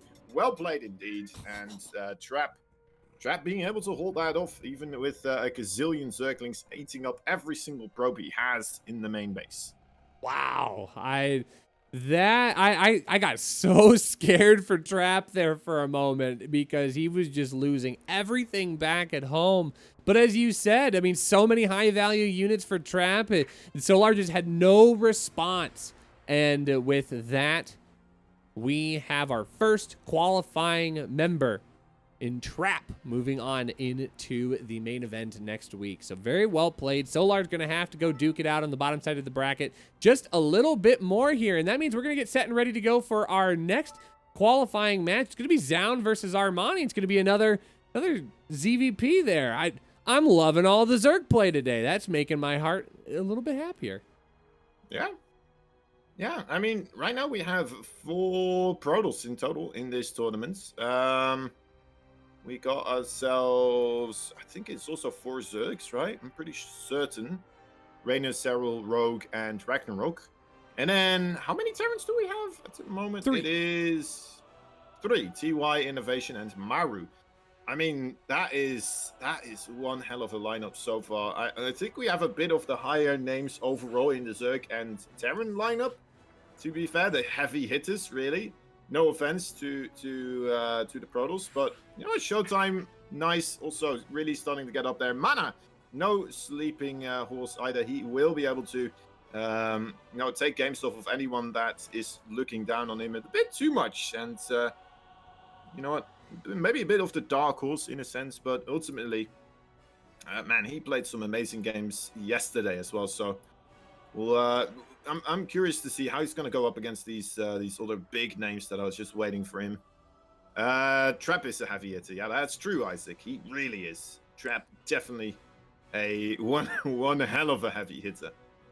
Well, Kozan, Hmm? I would normally say right now that we're going to go take a short break, but our next match is already set and ready to go. So you're going to have to put that water, that toilet break on the side. We've got more StarCraft to cast, you guys. We're going into the second qualifying match here. It's going to be Armani versus Zound. Can Alpha X see a third member make it into the main event to compete for that $30,000 prize pool? We're going to have to see if Zound can make it happen. But I think, Zound's got to be feeling really good. Way better Armani to match up against than Björn, right? Yeah, I think so. His PVC overall just quite impressive. Anyway, let's let these actions speak louder than our words. It's the blue Protoss from Alpha X in the top right side. He is the one and only Zound. The Sound. I wanted to fit something else in there, but I didn't have time anymore. And spawning in the bottom left, playing for the Afrika Freaks and all of the Overmind controls. It is Armani. Okay. I'm seeing some people say, like, oh, Trap is a heavy hitter too. That's definitely right. I'm not disagreeing with that one. But I mean, TY, Maru, Innovation, and then having for the Zergs, Raynor, Serral, Rogue, and Ragnarok. Ragnarok maybe also a little bit of a dark horse there, right? A bit comparable to Mana and Nice being there. But yeah, Trap being added into the lineup. I don't know. I'm just getting giddy thinking about the games that are bound to be showing up right there. By the way, did I misread? Maybe you know about this, but wasn't it so that the decisive matches, once we get into the group bracket, right? It's not completely a GSL format anymore.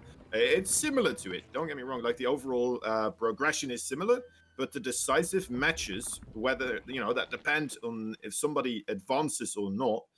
So the deciders match and the winners match, right, where people may be able to advance into the next stage of the tournament, they will be best of fives. For GSL, you're saying? No, for us. For us. Oh, I will be honest. I actually don't know. So I haven't read up on all of the rules yet for our main event, mostly because my brain is super small and I can only hang on to so many things at once. So eventually I'm going to have to shed all of the qualifier information and learn about what the main event's going to bring. But I wouldn't be surprised by that. I know Alpha X, for most of our events, likes to take a GSL format and tweak it just a little bit to make it more interesting for the players and for the viewers. So that would not surprise me if we saw that shift to a best of 5 towards the very end. That would make sense. Yeah, I probably should have checked this beforehand, so don't take my word fully for it, but... Aha, here we go. Winners, losers, and deciders matches are all best of 5s. I'm going to trust you, Marvin. Marvin, you can't don't let me down here. Oh, no, Borsty. Good.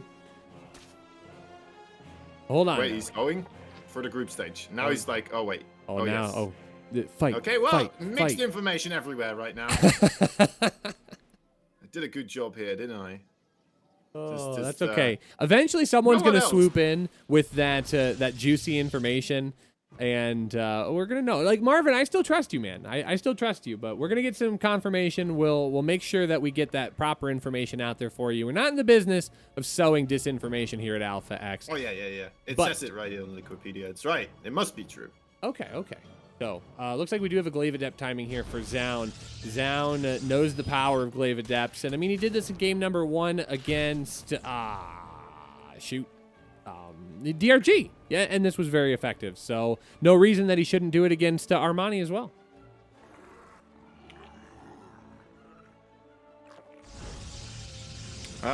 Yeah, but then again, Armani took down Björn, man. I mean, what? Hello? Björn? Are you joking? Are you kidding me? Are you pulling my leg? I don't know, honestly. But yeah, it just, you know, Armani has been coming up rather rapidly recently. He has been getting some better and better results continuously. And he is just another one of these players that we're going to have to pay attention to, whether or not he's going to be able to make it to the top dog scene in the StarCraft 2 Korean side of things, right? Right, here comes the first adept attack, by the way. The War Prism immediately scouted by that. One little Zergling, of course. Of course. Ah, gotta hate it when that happens.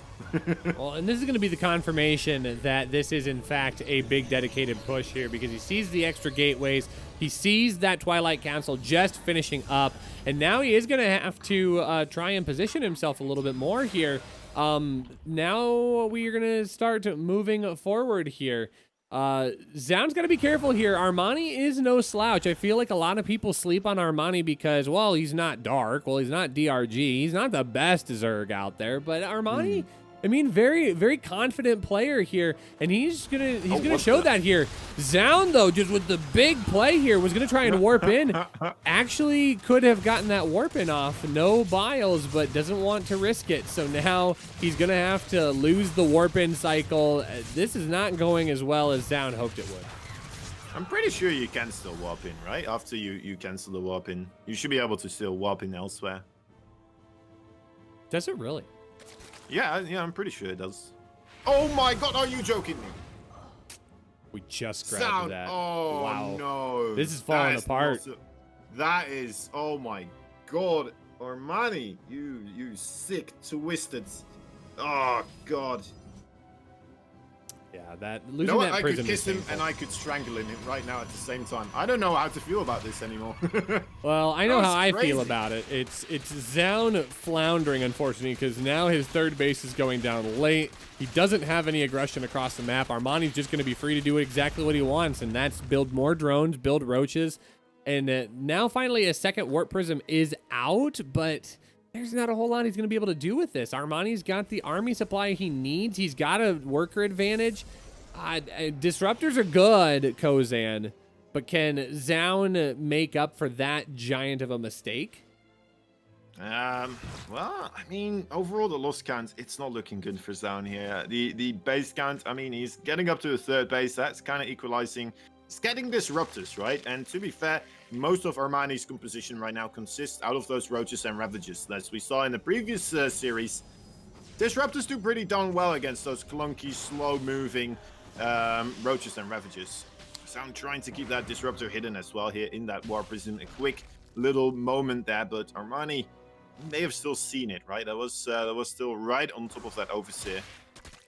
Yeah, to be fair, we did learn yesterday that all you need is 2 good disruptor hits to really destroy an army. So we did learn that pretty well live and in action. So Armani's going to get up to an infestation pit. More than likely, that's going to be a hive transition. I don't think that swarm hosts are going to be the right call here on Oxide, but we do see that Hydrogen coming down. More than likely going to be lurkers on the menu as well. Clear with Constitution +1, just about 3/4 of the way done each. And Zaun is going to try and get himself a little bit of a footing back in this game. He's going across, speed warp prism, couple of disruptors, immediately zoned out. Yeah, well spotted there by Armani. That response was absolutely stellar. Pinpoint precision. Oh, doesn't want to lose those disruptors. Nice pickup there. Prioritizing the low HP disruptor. Well done by Zaun. Lurker then. Man, Armani, it doesn't look like he is too afraid of going into this late game here. That's a lot of Zergs, especially on the EU side of things, absolutely adore right now to bring games into. Because it forces your Protoss opponent in such a difficult situation where they, you know what, I don't think it's quite yet been figured out just yet. How you're fully supposed to deal with the Lurker, the Viper kind of composition with the Hydras there as well. It's a rough one. It's definitely a rough one, but you know what? Link's here, trying to come in as well at the same time still. Wait, he's still shooting the rooks? I guess so. He really does not want to get stuck behind those, and he's going to spend a lot of time while those Ravagers are just working away at him. But hey, you know, good big blink forward here is actually going to get on top of some of the technology as well. The Infestation Pit's going to be under attack. Chambers as well. Oh, yeah. I mean, this is not going to go well. He's going to lose that +2. The Lurkers are already in position, though. I don't think he loses access to the upgrade path as long as the Hive still exists. So those Lurker upgrades will still be just fine. But losing that +2 attack is kind of crucial. That is going to hurt him overall. Armani going to try and strike on the opposite side of the map. Oh, okay. Actually, well, okay, here we go. Zound just coming straight for the jugular. Comes in. A little bit of a counter aggression there happening on the other side, but I don't think that's going to be too impactful here. Do we not have an observer? Oh my god, Zound does not have an observer ready.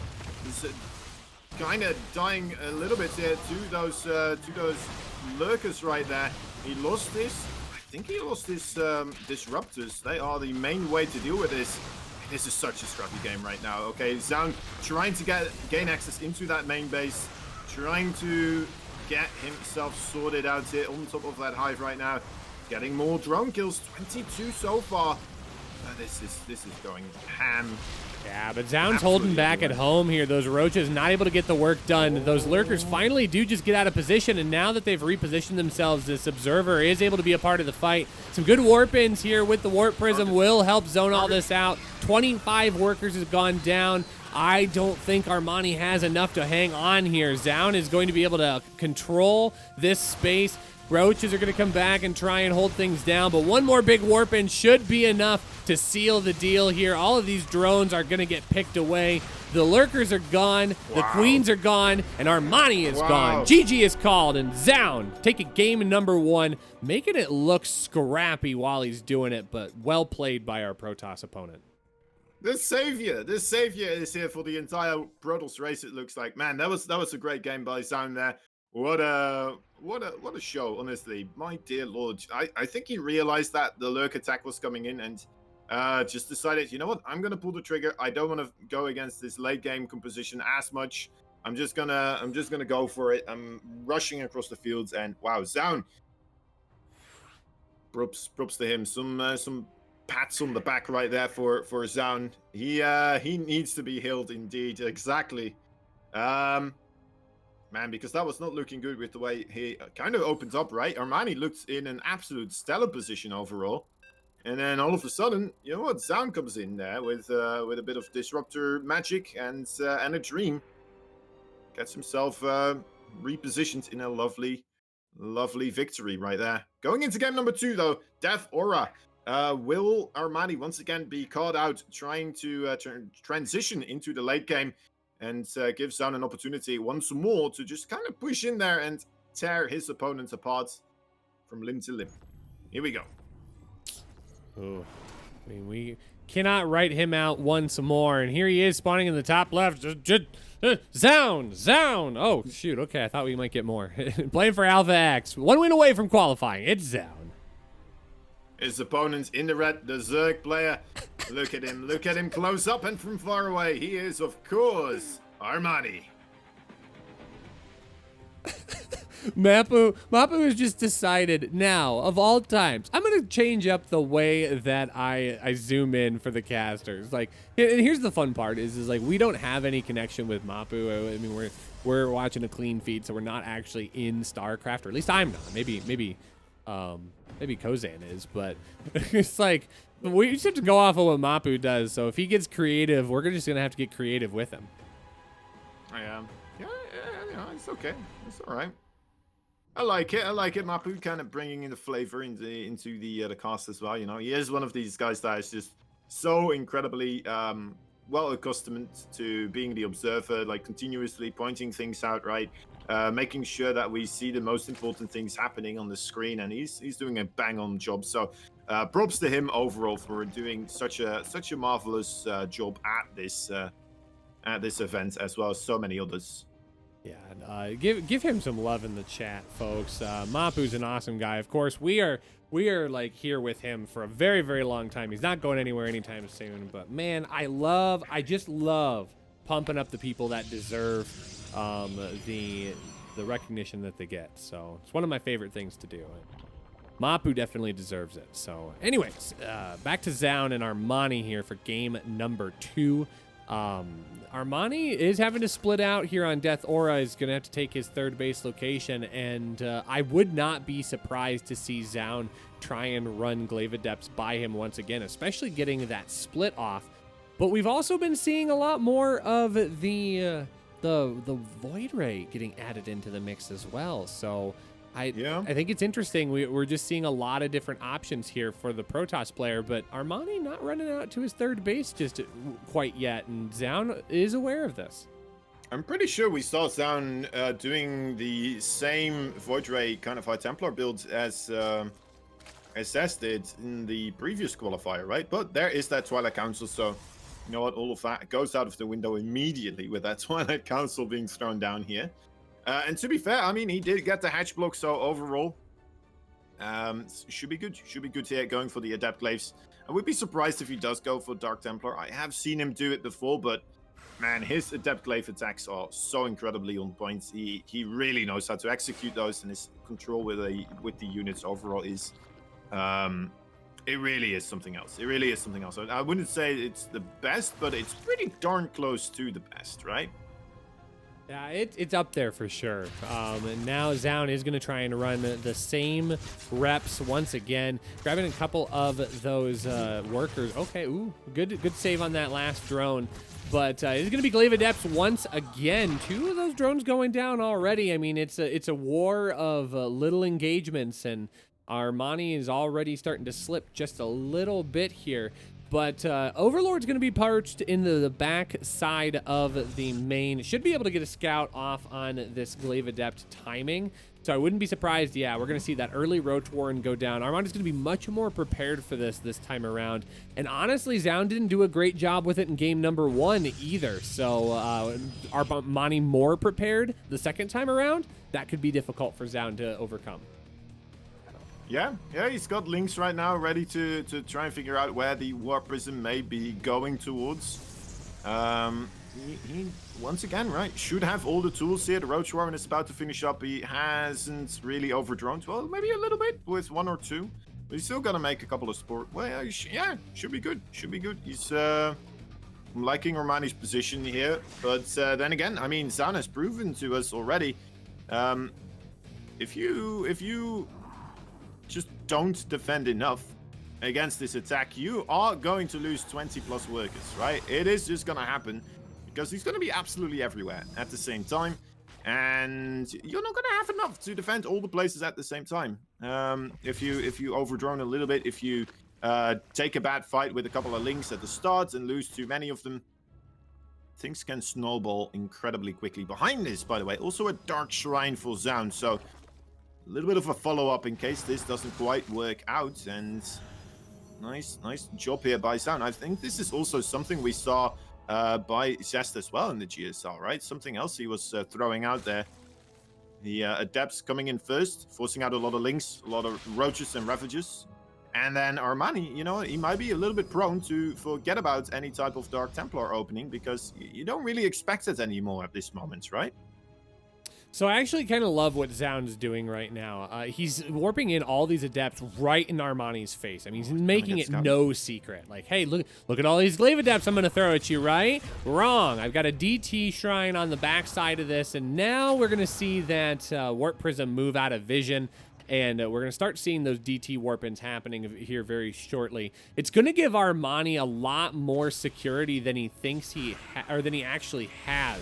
But there is going to be that Overlord. How far does it need to go to the left? I can't see where that DT Shrine actually is, but now Zaun, okay, there it is. And Armani has not scouted this, and he does not know this is coming. All he sees are all of these Glaive Adepts, so now going to be able to pull everything outside of the main base, and here comes the real damage, Kozan. It's going to be DTs, and immediately these are going to have to get pulled away, and suddenly Armani's going, no, not like this.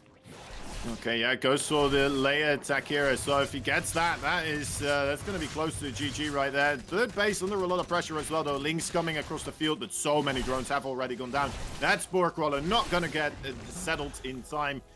And man, oh man, that is absolutely devastating here. Is Zaun going to be able to 2-0 Armani, who managed to beat out Bjorn earlier in this tournament? Zaun, I mean, My dear lord, this kid knows how to play some StarCraft 2, and he's proving it once again.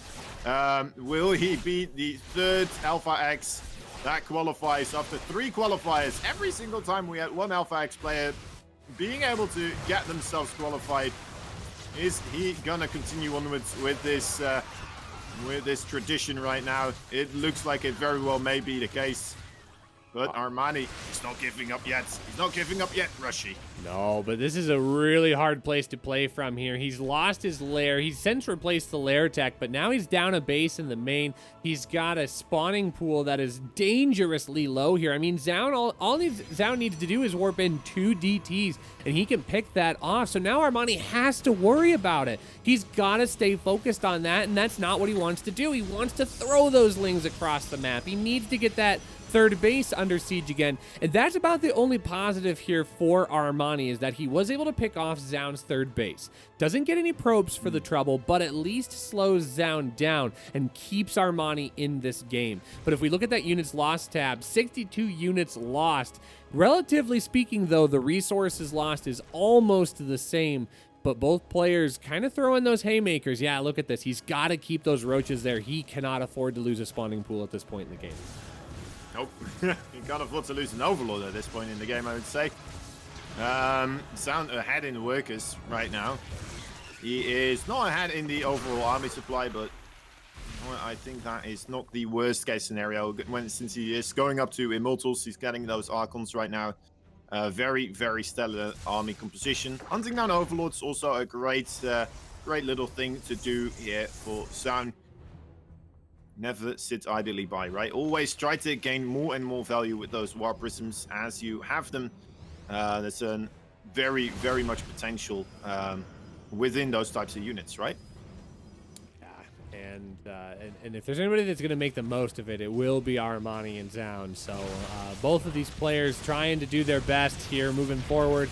It is going to be Zaun trying to shove forward here. He's got a lot of force field energy. Should be able to zone this army off very effectively here. But some great biles going to get down on top. A couple of those sentries immediately getting softened up here. Guardian Shield will do great wonders, but not against those biles. And now slowly we are starting to run out of energy here on these crucial units. All of the Archons have been picked off, and back at home it's Zergling run by Fiesta here, but Zaun able to zone all of this out. Suddenly those Immortals allowed to get work done, and all of a sudden third base is going to go down. These Immortals continue to get work. Those roaches are not going to be enough. The biles are only connecting with a few of these units at a time, and we're seeing a position here where Armani is slowly starting to fall away. I think Zaun could do it. I think he might take this 2-0. Big blink forward. Yeah, it does seem to be the final moments here for Armani. The drones are being pulled. They are not going to be enough here with those Adept Blades still at the front line, absolutely obliterating those drones. And oh my dear lord, there is nothing left here for Armani that is capable of withstanding this onslaught. GG is called Zaun. 2 O's. Armani being able to qualify as well right there into the main bracket of this tournament. Let's go. Let's get that third Alpha X player in there. I am not going to stay unhyped for that, Kozan. Unbelievable play here. Zaun making it known that he belongs in the main event, the King of Battles International Championship, and he does it with style. 2-0 over Armani, over the Bjorn Slayer. And now Armani's going to have to go back down, and I pray that Armani doesn't run into Bjorn on the lower side of the bracket, because it will not be pretty when it happens. Right now, he is playing against Creator. Creator, he is a tough opponent as well, right? Previous time around, he had a marvelous run. I think we should kind of highlight as well. Let's take a quick look at what Zaun, his overall progression was in this tournament, right? First and foremost, first round, he went up against Percival, a relatively strong, I believe it is a Terran player. Then DRG, you know, DRG, we all know DRG, making it very far in the GSL recently as well, and being beaten by Zaun there 2-1. Then he went up against Prince. That was a little bit more of a bob, I suppose, right? Being able to 2-0 Prince right there.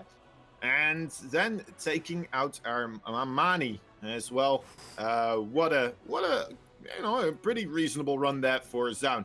He didn't manage to weave his way through some of the bigger names, but definitely still taking out DRG, Armani right there. Very well done. Very well done. Yeah, I'm super impressed with Zound's play. He's been doing a very, very good job navigating the scene. And, I got to say, that's 2 more Protoss players now, Kozan, qualified for our main event. Protoss is having a good show right now. We've got a lot of great players that are showing up, making the most out of their situation. So well played by all of them. Yeah, that is 5 Protoss in a row right now qualifying for this event, by the way. That's 5 of them. Yeah. In a row. Yeah, crazy. And honestly, it might come to an end there because I'm looking at the people on the lower side of the bracket. Really, the only Protoss still available are Prince and Creator. Because right now it's DRG versus Cure. The winner's going to go on to face Armani. Right now, Byun is going up against Creator. Winner will take on the winner of Prince versus Firefly, and then Solar waits in laying for him. So more than likely, we will probably see a Zerg Terran matchup in the final qualifying match, but we're going to have to wait just a little bit before we get there. So we've got some business to take care of here because of course we have wonderful sponsors that help make this event possible. I'm going to go out of order here because I want to buy us a little bit of time. We need to figure out where we're headed next. But we are going to run a quick G Fuel ad. G Fuel, one of our proud sponsors of Alpha X. They've been with us for a while now, helping us bring U events, big and small, to the screen right here. We're going to take a quick 45-second ad break. We'll be right back, though. We're not going to go to our full break just yet. We'll talk to you more about all the great stuff coming up here for the King of Battles Korean Qualifier number 2. But first, a word from our sponsors.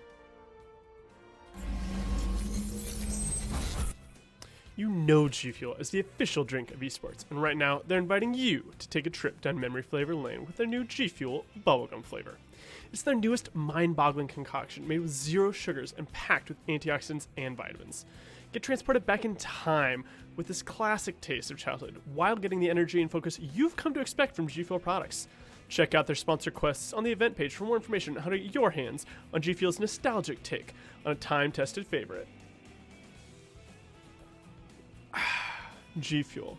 Now let's get back to some StarCraft. And welcome back, folks. Again, one of our great sponsors in G Fuel. Again, they've been with us for a long time, helping us take care of a business here as well. So it looks like Twitch ads being played over the sponsor ad. I mean, that is as ad as it gets. So I thought we were going to have a bit of a break here, but apparently we're going to jump right into Cure versus DRG. There is no resting in the King of Battles qualifier, Kozan. We don't get any rest at all. Yeah. Right now it looks like Cure is 1-0 in this series, so having a little bit of an advantage here. Perhaps just needs one more game against the the absolute beast that is DRG. But DRG, I mean, we know, we've seen him play continuously. He is one tough cookie to crack. Let's see if he manages to take 2 games off of Cure though, right off the bat. Didn't we already see, by the way, DRG versus a other? I feel like we already saw him versus a Terran player, but I guess I was wrong. See, I thought the same thing as well. That was Cure versus Solar. That's what we saw. We saw Cure already going up against the Zerg. Anyway, top right side, Dragon, the Phoenix, the Gamer. He is Cure, the Blue Terran. And spawning in the bottom left, playing for the Afrika Freaks. It's our red Zerg player, Dong Ray Gu, DRG. DRG. I like the whisper, just like DRG. What a beautiful hatchery he has, after all, doesn't he? Oh. My dear Lord. What's your opinion on the classic skins for the main buildings and such? I'm gonna hurt feelings by saying this. I don't like it.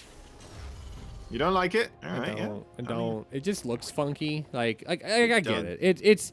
It's paying respect and reverence to a day gone by, but that's just it for me. Like I grew up with StarCraft 2, so I don't have the nostalgia that others do. So I'm not saying that it's bad. Like don't grab your pitchforks and torches and go to Twitter and just kind of take me down like piece by piece, but it's not for me. But I do like seeing it. I think it's a cool playback to the Brood War days. And I think if you like it, yeah, go for it. Rock it, man. Yeah, I think I agree with you. Honestly, like they're it's fun, right? Having the old skins in here, but yeah, they look a little bit weird in a way, you know, misplaced next to those drones that are high quality, high fidelity graphics right there, and then suddenly, oh well. You know what I mean. You know what I mean. I know what you mean. I'm picking up what you're putting down, Kozan. Anyway, regardless, I wonder, you know what, it may look back to actually if you're playing in the lowest graphic settings, you know, because then the difference is not that stark, probably. Wait, am I playing Brood War? All of a sudden, it's like, why do I have so many workers? I usually only start with 4. You like, feel like you've accidentally like hacked the game, so you're like killing off your extra workers because you don't want anybody to just be suspicious, and then suddenly it's like, oh no, it was StarCraft 2. No. Oh, why do I always make this mistake? Why did they put both of the StarCraft games in the same launcher? Now I'm so confused. Oh. Every time he's playing StarCraft 1, he's like, where are my workers? Oh, no. Wait a minute, what? Right now. Wait a minute, what? I'm trying to make queens, but the game says I don't have the right technology to do so. I thought they were hatch tech. Yeah, good stuff. Good stuff. All right. Well, what are both these players up to? DRG, I mean, doing the pretty standard Zerg stuff. The Cure also, I mean, pretty darn standard, right? Going for the Hellions right now. Wondering if he's gonna go for the battle cruisers once more. It was really the tactic that he kept going for in the TVCs that we saw with him versus Solar. But yeah, keep our eyes peeled for that one. It's a reasonable good map for battle cruisers, right? Anyway. It's okay. Could be worse. It's not the best, though. I'm trying to think of a map that's fundamentally bad for battlecruisers, though, and I just don't think that one exists at this point. Now, there are maps that are less advantageous for battlecruisers, but this one doesn't appear to be the case. It looks like it's going to be a really quick Hellbat timing here. The armory going down in the back of the base. This is a pretty powerful timing if DRG is not careful and scout this out correctly, because otherwise it's just going to be a whole bunch of Marines and Hellbats showing up at your front door, and you're like, wait a minute, I don't have enough to stop this. There's no Roach Warren. There is no other tech on the way. So basically everything Cure is bringing along right now is going to be a hard counter to what DRG has on the field. Yeah, and I mean, it's going to be rough. Well, there's a Spinecrawler on the way, a couple of Queens there as well to really try and take down those Hellbats right now. Nice spread overall. Look at this. Great positional play overall, but the Spinecrawler never has a chance to be created here. Didn't even get born. Unfortunately, looks like Dr. Cure came in with the abortion papers there for that Spinecrawler, and well, I mean, it looks like you know what? He's just going to continue onwards and kill absolutely everything here. Killing the mother, the father of that Spinecrawler. The entire family tree is being burned to life right now. Cure heard there was a plague on the other side of the map, and he's like, I know what'll fix it. Fire!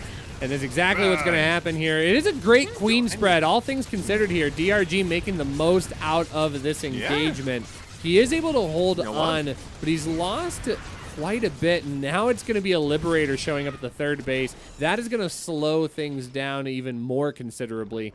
But DRG is able to hold on. He even has a little bit of a supply lead right now. But yeah, look at what it cost him.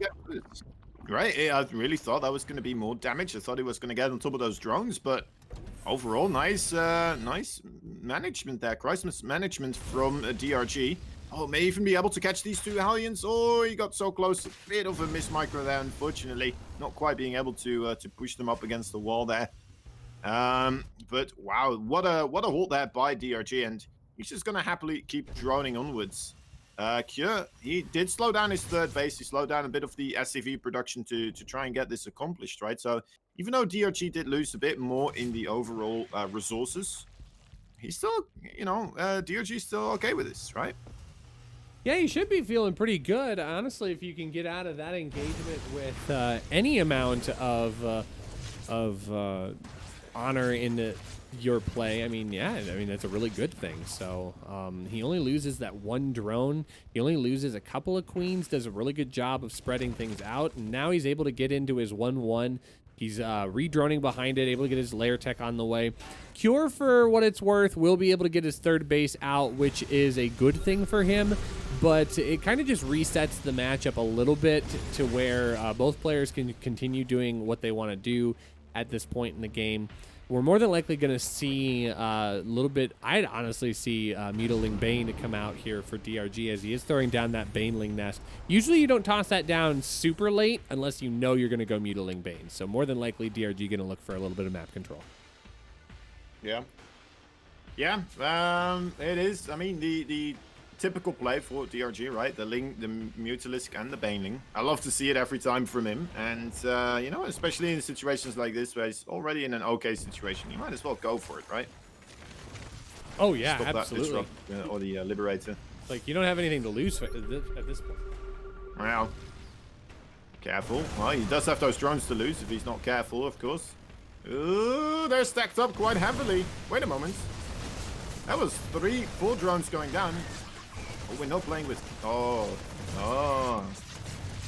Oh, do we not have Game Heart going? Oh, we don't have Game No. Heart going right now. Oh, very, very interesting engagement. So that'll be okay, though. We're going to have to use our big brains to try and count up all of these things. We're going to have to do math on stream, Kozan, Yep. and we know that's risky. But here comes the Spire.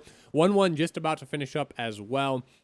We do have not glial reconstitution, centrifugal hooks on the way, that Baneling speed upgrade. So Mapu, realizing that Game Heart's not here, doing the Lord's work, helping us figure out where all of these upgrades are coming from. So really appreciate him.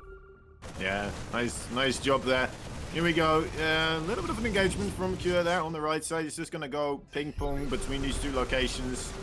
Pick up and leave whenever he needs to. Oh my god, we're seeing double Spire play here from DRG. He's going to go double upgrades with the Spire. My dear lord, that was some beautiful splitting as well on those Zerglings. All right, you know what? I'm loving it, what I'm seeing here from DRG. What he is laying down, I am very much enthralled by. And you know what? This is what I love to see from DRG. Just heavy with the Mutalisk, heavy with the Banelings, the Zerglings continuously microing his absolute hardest, even with those old slow hands. I wondered when that meme was going to come up at some point, but you know, I'm kind of looking at the situation here, and the gas count is rather low for Mutas right now. I guess he will have enough to pop out 10, and he might be able to do that here after this engagement, kind of focused on what's happening right now. But it is going to be a commitment into those double upgrades for the Spire tech. Look at the antenna coming out of that. It just looks really silly. Yeah, here comes 11 Mutas. More than likely, the next piece of gas dedication will be towards that 1-1 flyer upgrades to help make those Mutas even that much stronger. But for Cure, it's going to just continuing to be more and more Marine and Widow Mines. Getting that Drilling Claws upgrade as well will be a great counter to the overwhelming Mutaflock that's incoming for DRG. Yeah, it should be okay. But then again, I mean, the Drilling Claws and the Marines, that's basically what you need against this type of stuff, right? So, let's see how well DRG manages to roll with this. Oh my god, how did I not hit anything of the Zerg? That was a traitor Widowmine right there. Ooh, there we go. Redemption for the Widowmine kind. The Widowmine people. Okay. Only Double seeing Spire, the one single flyer upgrades. upgrade. Yeah. You think it was a mistake making a second Spire, or? I don't know. I mean, it takes so long to build that I feel like at some point you'd see it and you'd not want to overcommit to building 2 Spires if you're not going to use it. But maybe he just didn't realize it. Is it entirely possible? We've pointed this out before, and I will say it again. These players are human. They do make mistakes as much as we want to believe otherwise. So could be the case. Does have an infestation pit on the way. So transition to Hive Tech's going to begin now. And now Thors are going to be hitting the map for Cure. Logical call here. I think I already saw one Thor on the field, so not quite enough to deal with these mutas just yet, but that will help softening up a whole bunch of those mutas. God. Oh, that second one's going to really soften them up. At the same time, though, getting a lot of work done on the other side here. I'm not quite sure how many SUVs are going down, but I'm certain there's a couple of them. 64 workers remaining here. You know what? Overall, not displeased with the worker count here for DRG. He's grabbing some good creep. He's got a good amount of bases. He's got a solid army as well. I would like to see that transition into that hive tech, of course, here as well, which he's already doing. You know what? DRG looking pretty sharp right now, putting himself in great positions overall.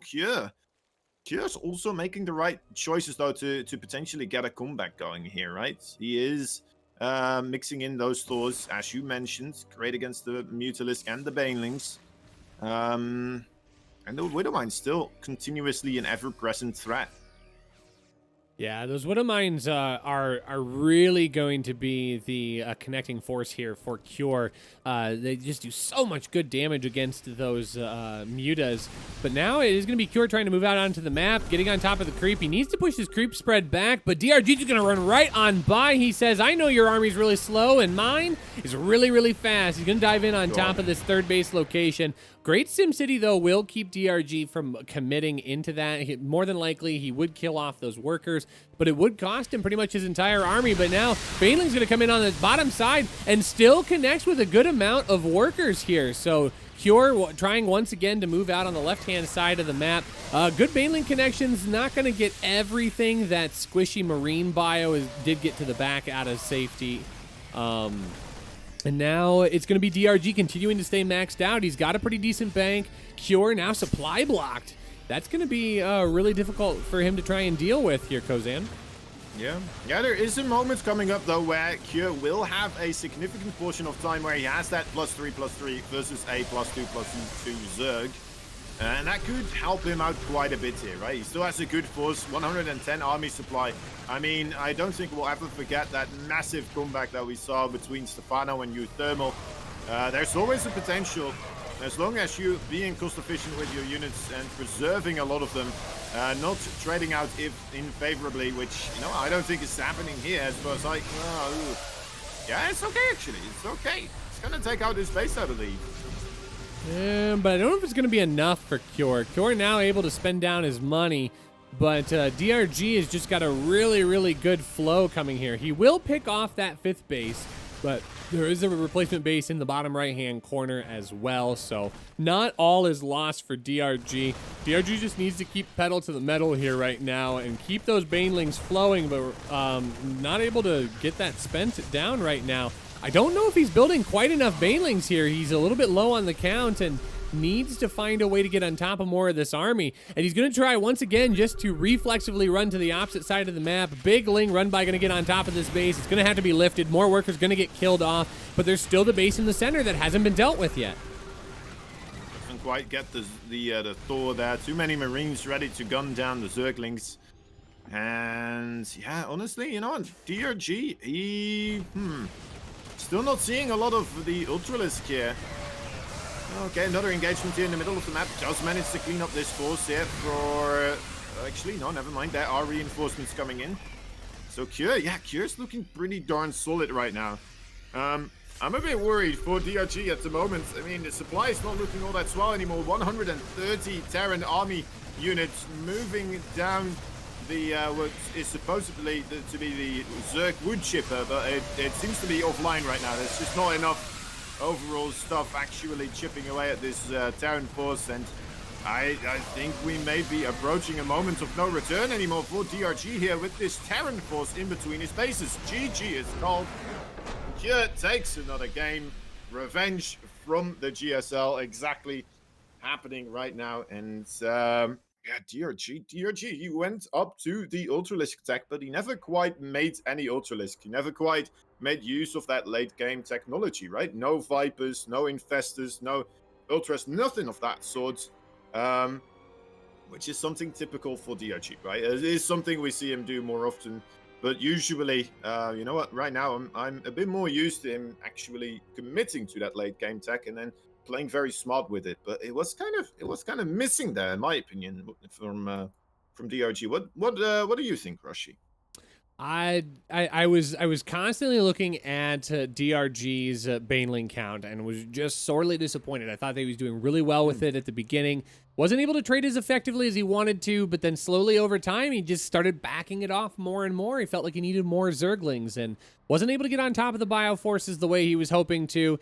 And Cure, exacting his revenge from GSL, takes a 2-0 win over DRG. He's going to advance forward here in the bracket to face off against Armani.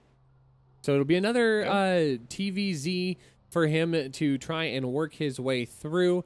Of course, we are waiting right now for our next matchup. It's going to be Bjorn versus Firefly. Oh my gosh, where are all the people asking where Bjorn's at? He's coming back, boys and girls, ladies and gentlemen, and everyone in between. So we are so excited to do that, but we are going to take a little bit of an extended break here. We're going to try and catch our breath. We're going to let Mapu take a chance to breathe. We know that he is basically a machine at this point, but we are going to give him a chance to use the toilet as well, and we encourage you to do the same. Grab some water, stand up, stretch. We've got more StarCraft coming your way here at the King of Battles International Championship Korean Qualifier number 2. We're slowly approaching halfway of our production today with EU qualifiers on the way, but more StarCraft will be coming to you soon. My name is Rushy. This is Kozan. We'll be right back after a short break when we return more StarCraft. Don't go anywhere.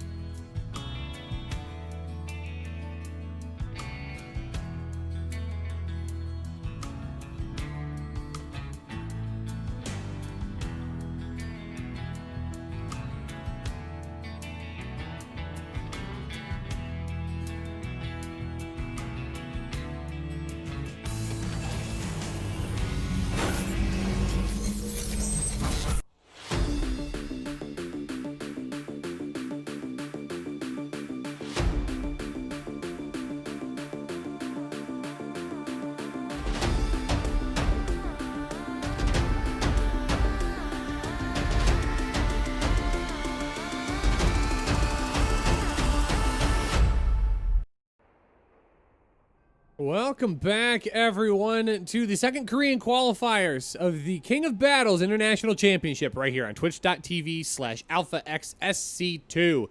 My name is Rushy. I'm here with Kozan. We have your wishes granted here. We have brought Byun back to the mainstream. Kozan, are you excited?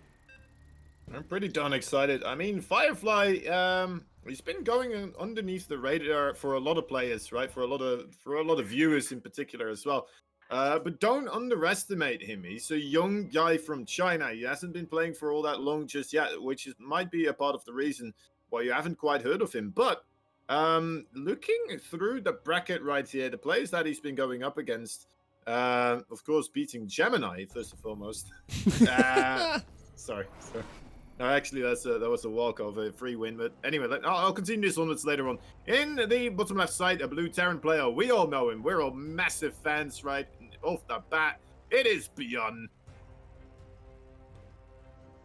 And spawning in the top right, our red Protoss player.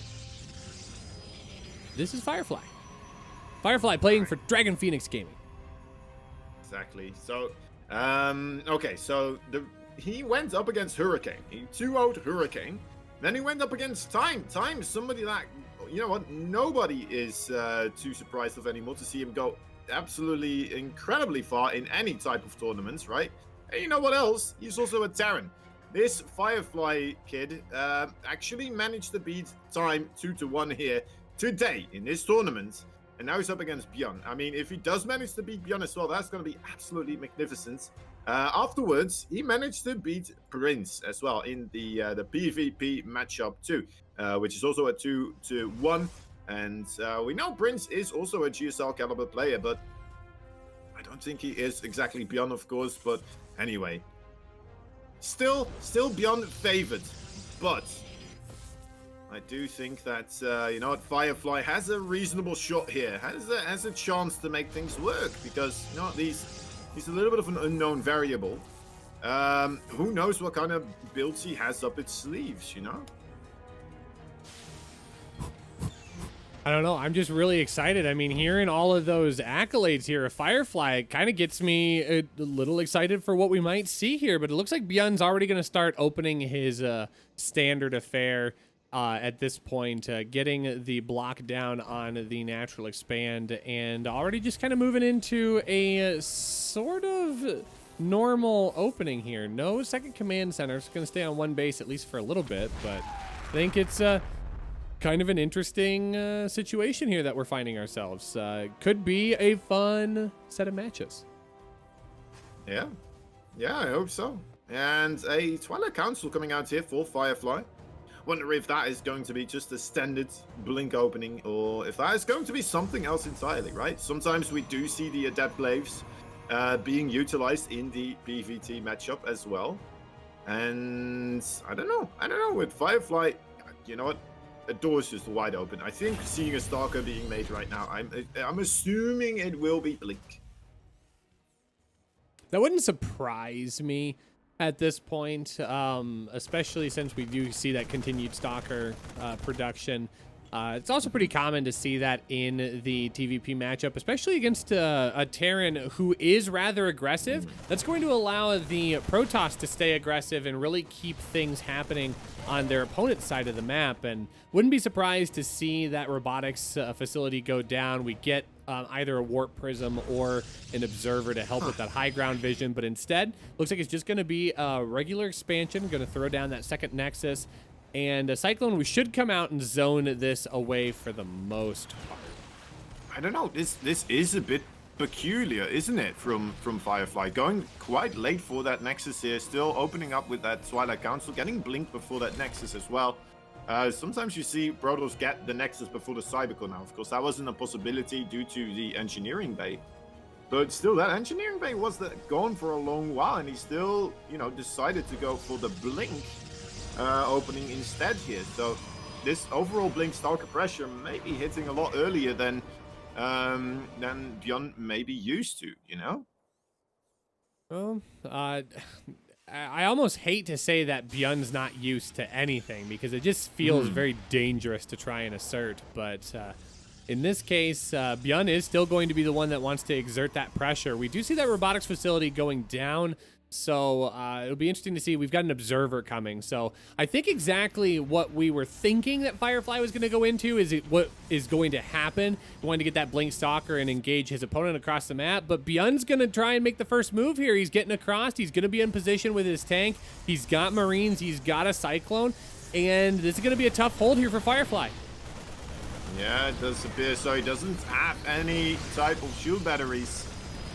Blink Stalkers, of course, a very valuable type of unit to have in this situation, but it is looking rather dicey for Mr. Firefly. Sending a couple of Stalkers across now to try and intercept some other units. Finds a siege tank. That does okay against Stalkers here.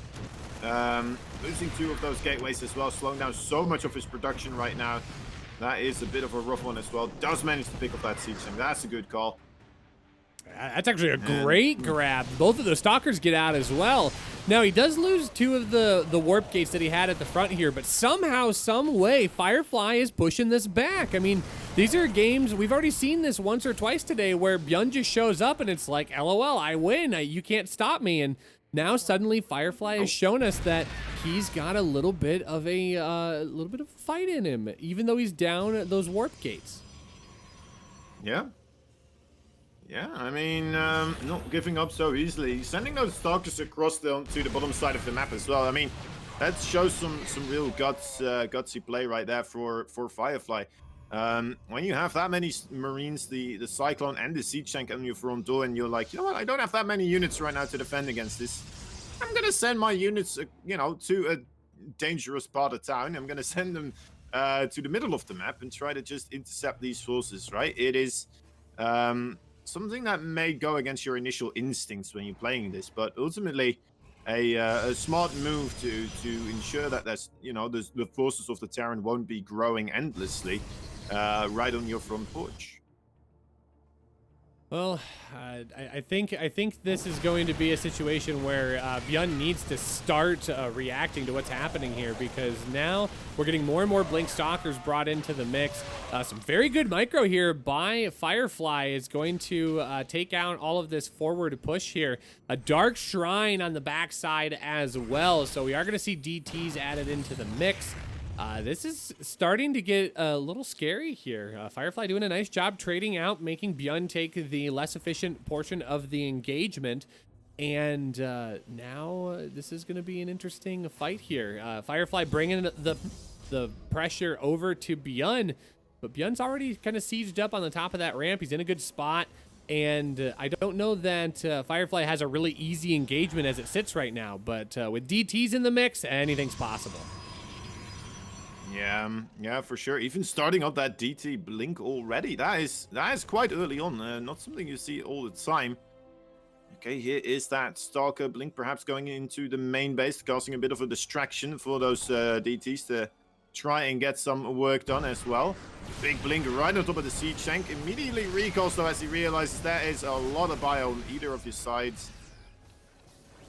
And let's see, these Dark Templar, there is already that missile turret there. I don't think he's going to be able to get too much done, but he's waiting for Bjorn to leave his base. Yeah, I was going to say, he's trying to wait for all of that bio to walk away, because he can easily get on top of the missile turret, and now he's going to have to use a scan if Bjorn wants to clean this up, but it costs him 10 workers as a result, so, I mean, that's not a bad engagement by any stretch, but it's not enough. Bjorn forces Firefly to tap out. GG is called. Yeah, I mean, I guess he doesn't have anything to follow up towards, right? I mean, he had the he went for the DT tech, he had the blink, but honestly, against the bio forces that were moving out at that moment in time, you need a decisive fight, and you need to have some sort of AoE damage, all Dark Templars that are not going to be able to get seen. And he didn't have any of that, so Firefly taps out. But that was an interesting little battle right there. Well, I guess all things considered here, it is going to move us into a game number 2. Firefly is going to try and recollect here, showing that he can at least hold back Bjorn a little bit longer than most of his other opponents have been able to. I guess other than Armani. Armani sent him to the bottom side of the bracket here. but very, very good play by both players. Bjorn 1 win away from advancing further on into the bracket. His reward would be a chance to face off against Solar in the losers round of 7, and we are getting close to our next qualifying match here. We're 1, 2, 3 games away here. We've got Cure versus Armani. I believe that's happening right now. More than likely, we're going to follow Bjorn here if he's able to win a second game and move on to play against Solar, and then we'll have our qualifying match, and that would be the end of our Korean qualifiers. But folks, make sure to buckle in for the majority of the day, because not only do we have our second Korean qualifier happening right now, but immediately following, we will have an EU qualifier booting up as well. So lots of great StarCraft for you today. Hopefully you'll get a chance to stick around with us as we make it all happen right here on twitch.tv/alphaxsc2. We're so glad to see so many people showing up for these qualifiers as well, Kozan. It just makes my heart happy to see so many people show up for StarCraft. Yeah, it's always good. You know, StarCraft 2, it's just the best game in the world. Just the best game in the world. Nothing can compare. Except for StarCraft number 3, which might be coming out from what's it called? Dreamhaven. Oh man. What was it? I think it was Trang that posted on that Twitter. It's like, man, this new company needs to just come out with a game called StarCraft 3. So that way it's their own. Totally Rafi? new? Right? Fear Dragon? No. No? Trang Lee. Oh, That's maybe why. some other people said it as well. I don't know. It might have made it circle around, but anyways, speaking of circling around, spawning in the top left, Death Aura, our blue Terran, 1 win away from moving on to face Solar. This is Bjorn. And his opponents, you know, making his Terran opponents quite sweat. He is Firefly, the Chinese player from. I just looked this up. Oh dear, how do I forget about this stuff? Dragon Phoenix Gaming, that's right. I'm like just sitting here, sweat immediately everywhere. I'm like, no dear, I forgot. And they play for people that like StarCraft. Yeah, nailed it. This team, the team that does StarCraft. Oh no. I don't know, Rishi. Oh no. It's the best part of the dragon. It's the tastiest, I've heard. Oh dear. Oh dear. What? Were we talking about Purple Rain again? Oh, dang it. Well, similar. Anyways, before we make this a non-PG cast here, I guess we are getting set up for more shenanigans here. Bjorn is just kind of living in this wonderful little like harassment realm, forcing Firefly to pull 5 probes off. That seems a little overkill, but we've been hurt before. Where's the second one? No, all right. I mean, there are 5 probes there, right? That's not gonna happen with an SCV that's on 1 HP. Instead, just gonna open up with the regular stuff again here. I'm expecting to see the full Hellion move out from Bjorn into something else. Is that reactor again? It's a nice wide open area on this map, right? It's no ramp area either, so it's doable for those Hellions to poke away at some adepts that is trying to chill in the wall. Yeah, I like this opening from Bjorn actually. It is very secure overall, right? It takes a while for him to get that command center up and running. Oh, I get scouted by Firefly though. Man, that Marine was sitting there. He's like, oh no, my one job. He's gonna get fired. Oh no, he's Just getting like it. Bjorn did from the military. He's getting a phone call back. It's like Friday at 4 o'clock. Hey Reaper, hope you're having a good week. We need you to report to the command center at 4:30 today. Just a quick meeting, nothing big. And it's like, oh no, Friday 4:30 meeting. That never ends well. Nope. I'm gonna lose my jetpack and everything. Oh man. It's rough. Anyway, Stargate opening here for Firefly. And in come those Hellions, the first 2 immediately getting sent across. There's no wall of here for Firefly, right? So a little bit worrisome. A little bit worrisome. The previous time we saw Bjorn actually not committing with these first initial 2 Hellions. He's just scouting for proxies with this, and it looks like that is what he's doing again here. I thought maybe he's going to do it differently because it got scouted. Maybe he's like, all right, let me just get across as quickly as possible. But no, he's still waiting for those 4 Hellions. I very much like this. Bit more staying power, perhaps. One Hellion is going to get lifted up, though, and the other one looks like it will get sniped by the Adepts. So yeah, this is not going to be able to get too much work done, unfortunately. Firefly, you know, making great moves so far. Yeah, but we kind of saw this in the previous game, right? Where he had a really nice start and was holding on, and then all of a sudden Bjorn's like, oh, wait, that's right. I'm Bjorn. I'll just win. So we'll have to see if Firefly can make this extend throughout the game.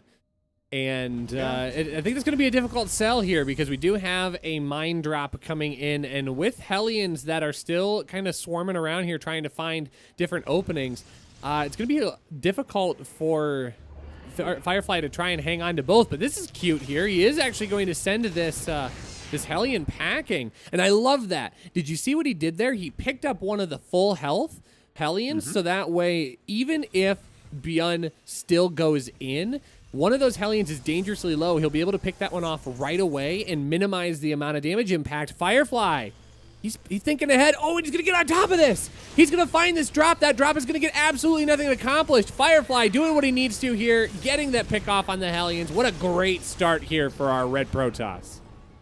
Yeah.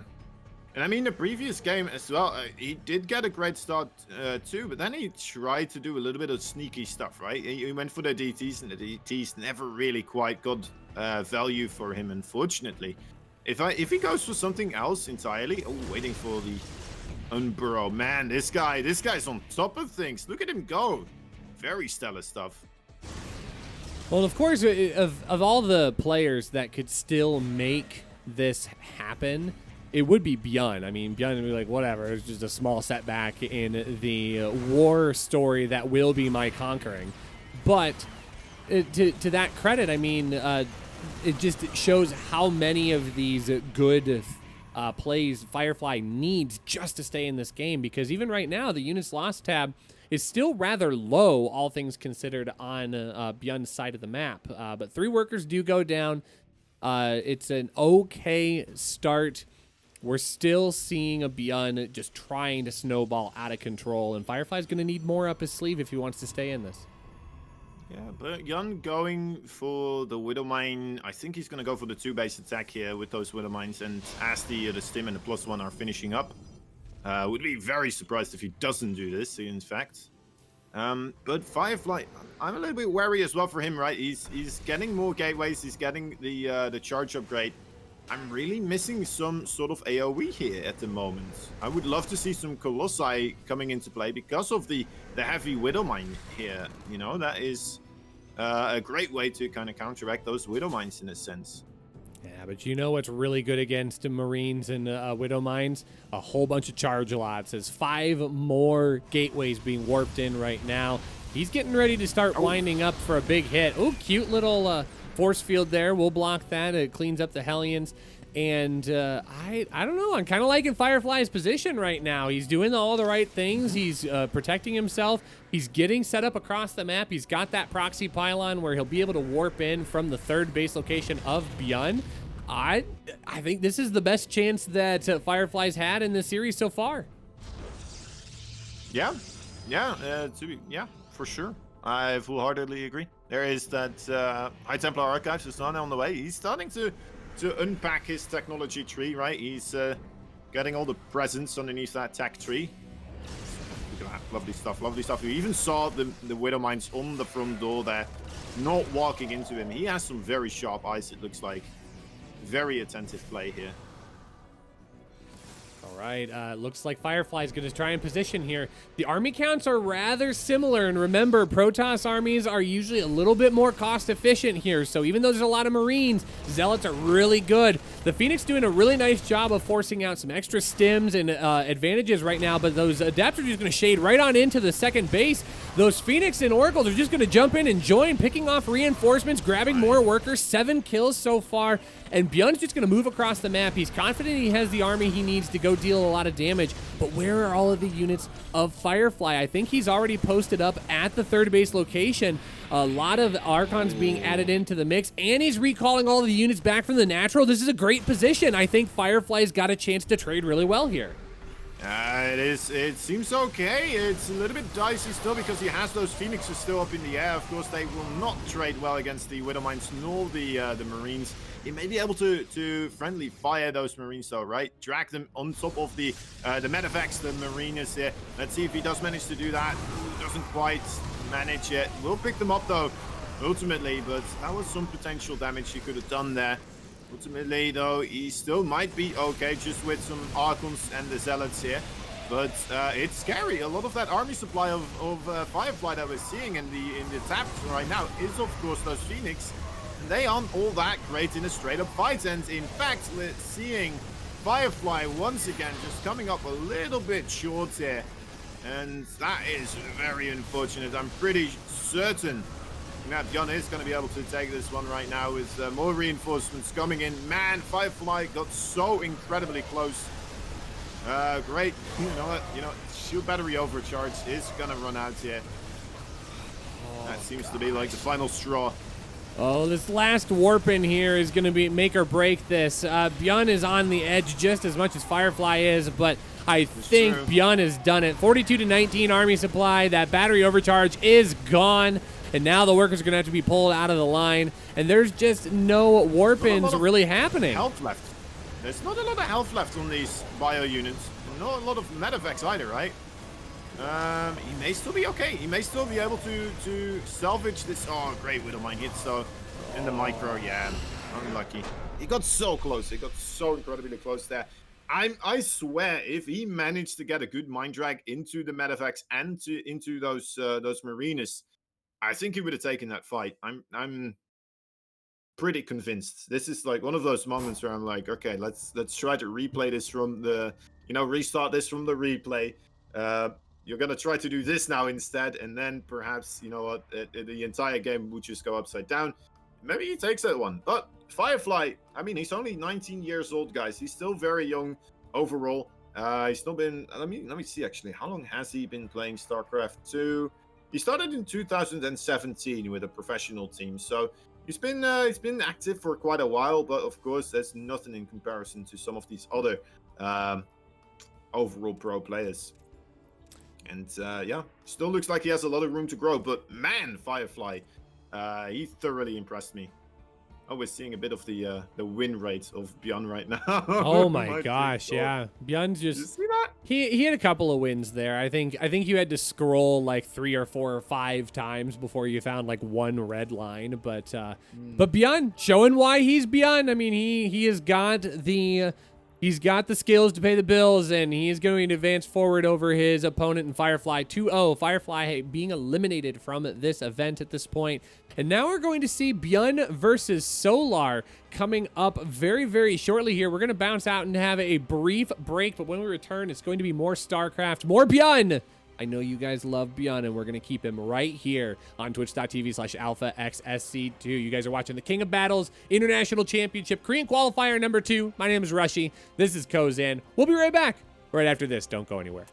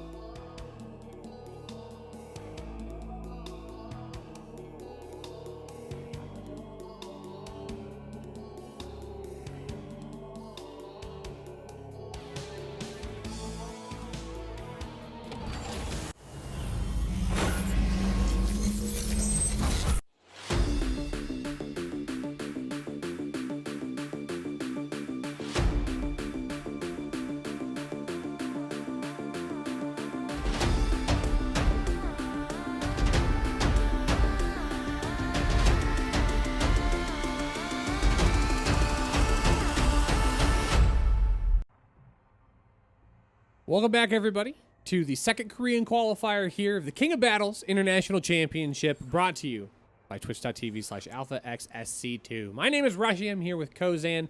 We are nearing the completion of our Korean qualifier. We have determined 2 of our members today, Trap and Zoun, 2 Protoss players making it through on the top side of the bracket, but yet we still need to determine who is going to be our final Korean contestant that joins the rest of the crew in our main event starting next week. And it could be one of our 2 players here that are queuing up and ready to go. It's going to be Solar versus Beyond. It's going to be a ZVT.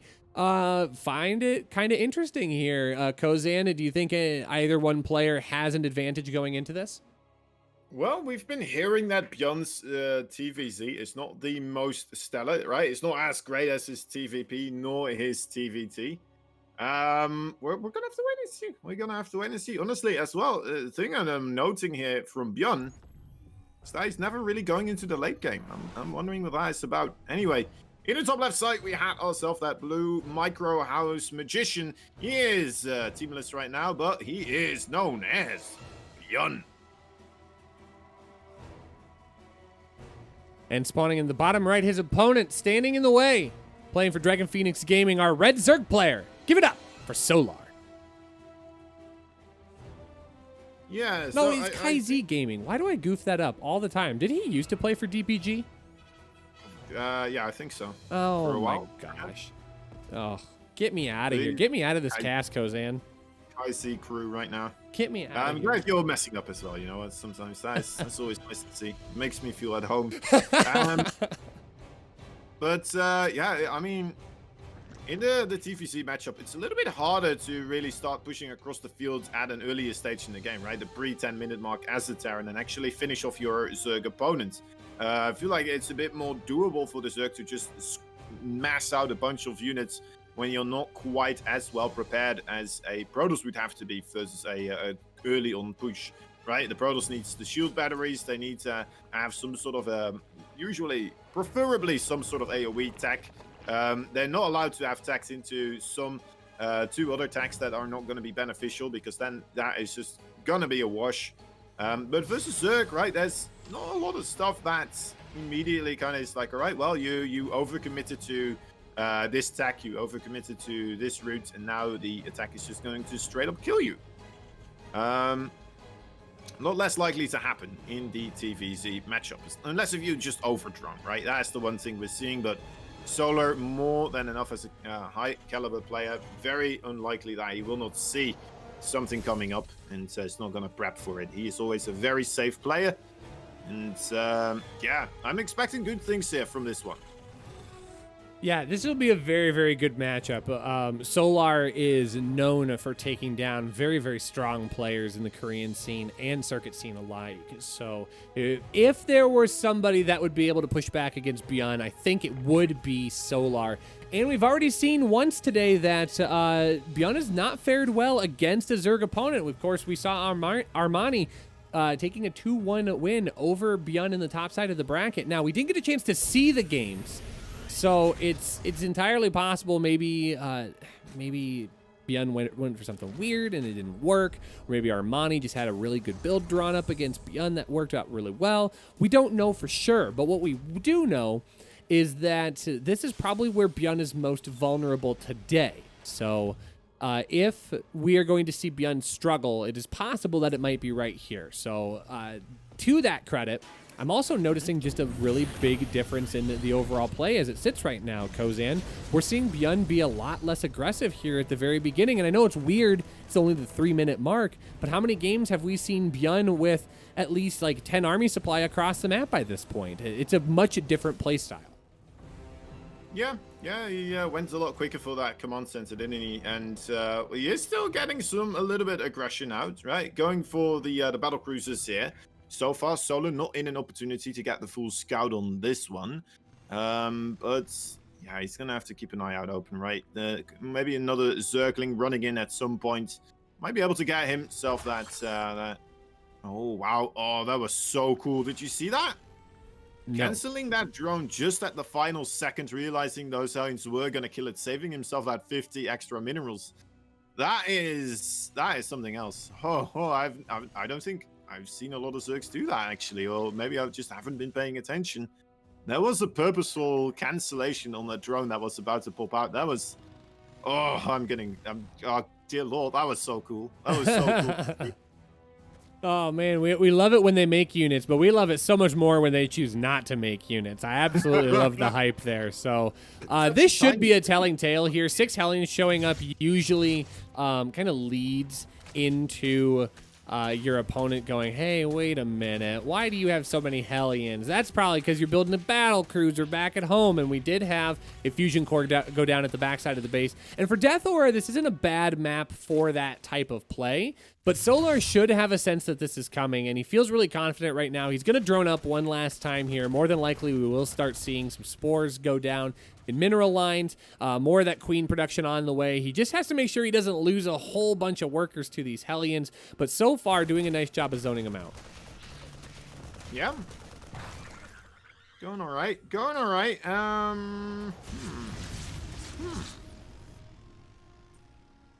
Okay, 2 Evo chambers on the way. Both these players going for the upgrades right now, going for that later part in the game. The battle crews are finally arriving. So far, not getting too much done. There's 2 kills on the tab right now. Those Hellions eagerly waiting. Of course, they have managed to stay alive for a long part here.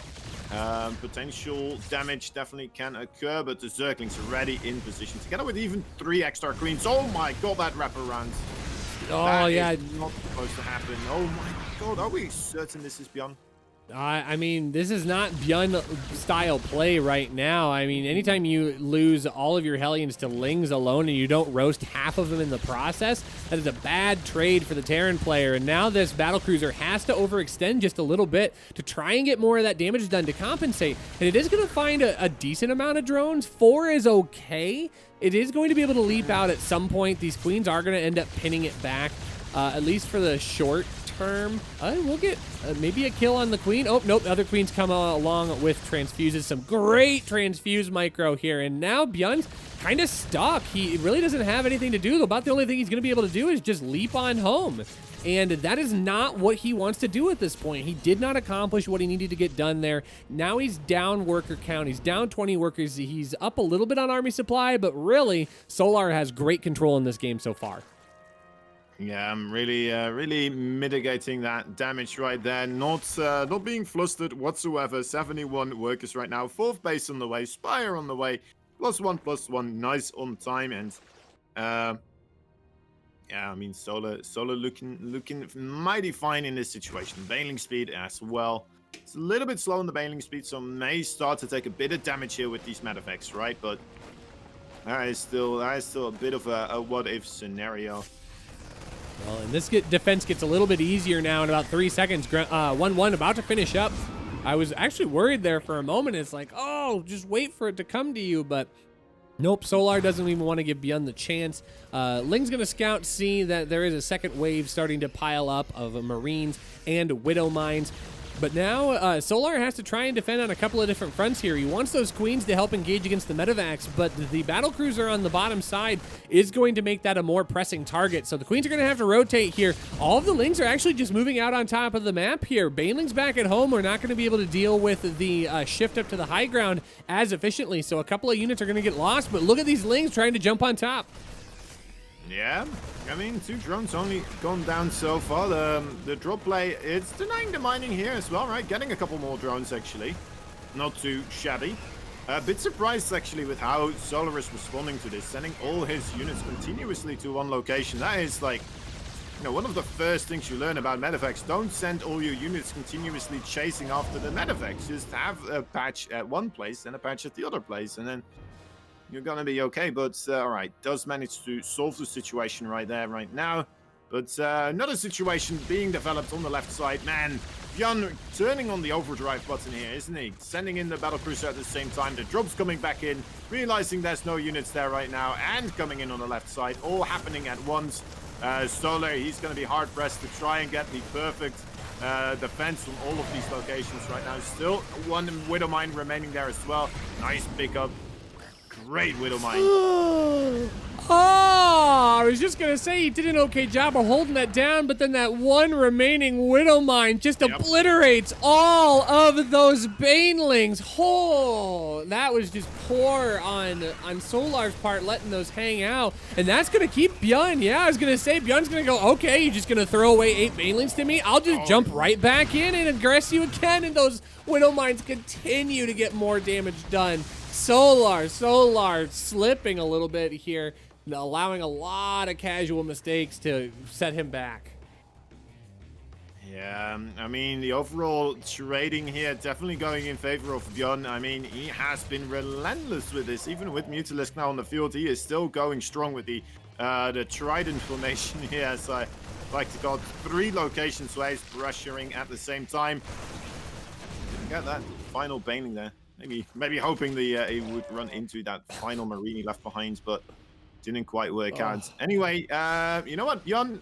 Look at that supply here, Rushy. Oh my dear lord. No, Bjorn is just multiplying out of control here. I'm having difficulty telling who the actual Zerg player is, because right now Bjorn is the one that is continuing to exponentially grow his supply. And it's unfortunately Solar that's getting caught with these giant busts on Banelings, but it's not the Banelings doing any of the work. It's vice versa. So Solar trying to wrap around here. He's got Banelings trying to engage on multiple sides, but off of creep, these are not working as well as they possibly can. Bjorn getting on top of a 3rd base location. He's just done enough damage there. Solar can't hang on. Game 1 goes to Bjorn. GG. That was just terrifying to see, man. What in the? That was like he was everywhere. He was absolutely everywhere, but not just for like at certain moments in time. He was everywhere continuously. Oh, being hit by a massive raid there, by the way. Creighton, thank you so much, man. I hope you had a good stream. I hope you're going to be here for the EU qualifiers as well. Pretty sure he will. That man never rests. A true absolute pillar for the StarCraft 2 casting scene. Much appreciated.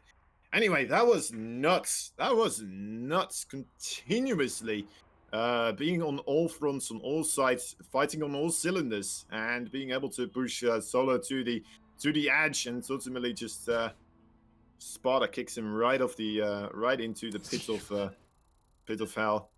Yeah, and unfortunately, as he got kicked into the pit, like, the pit just drops him off at game number 2. So Solar just gonna hit the ground. And it's like, oh, what had happened? Another pit behind him, yeah, and it's just the 3, 2, 1 countdown. Bjorn jumps into the pit as well. Where he's like, yeah.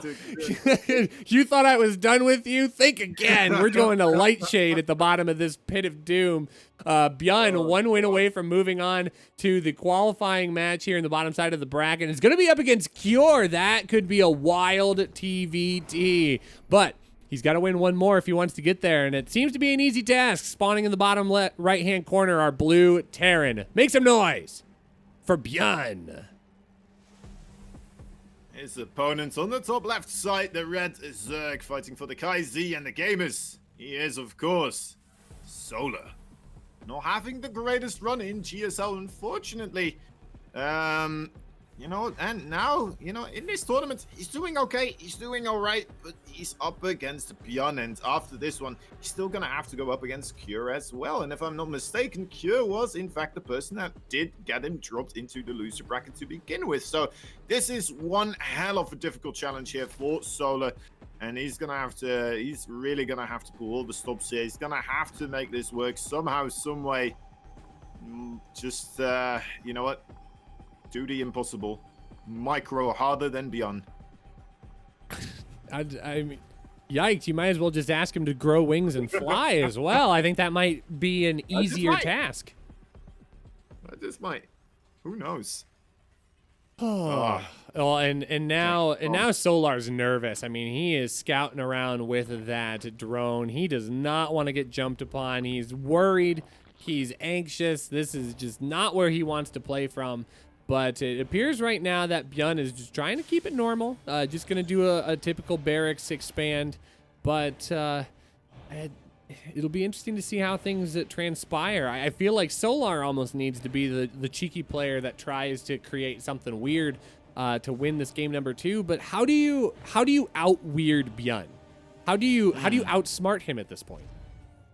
It's rough, right? It is so rough to do because, like, even if you do out-weird him in a sense, he might just turn up the aggression and suddenly he's in, like, 2 of your bases. He's, you know, and then at the same time, he's trying to, well, pretty much doing a great defense as well versus your weird stuff. So it's just one of these scenarios where I think you're just, like you said, you're going to have to outbrain him, perhaps. You know, you're going to have to figure out what he is going to do, where he's going to be pressuring you before it actually happens. Because if you're not there already prepared for those types of drops continuously taking place, then you're just going to get pulled apart. And beyond, too, on top of things, being able to pick up everything that gets in a dangerous position keeps all his stuff alive. And, yeah.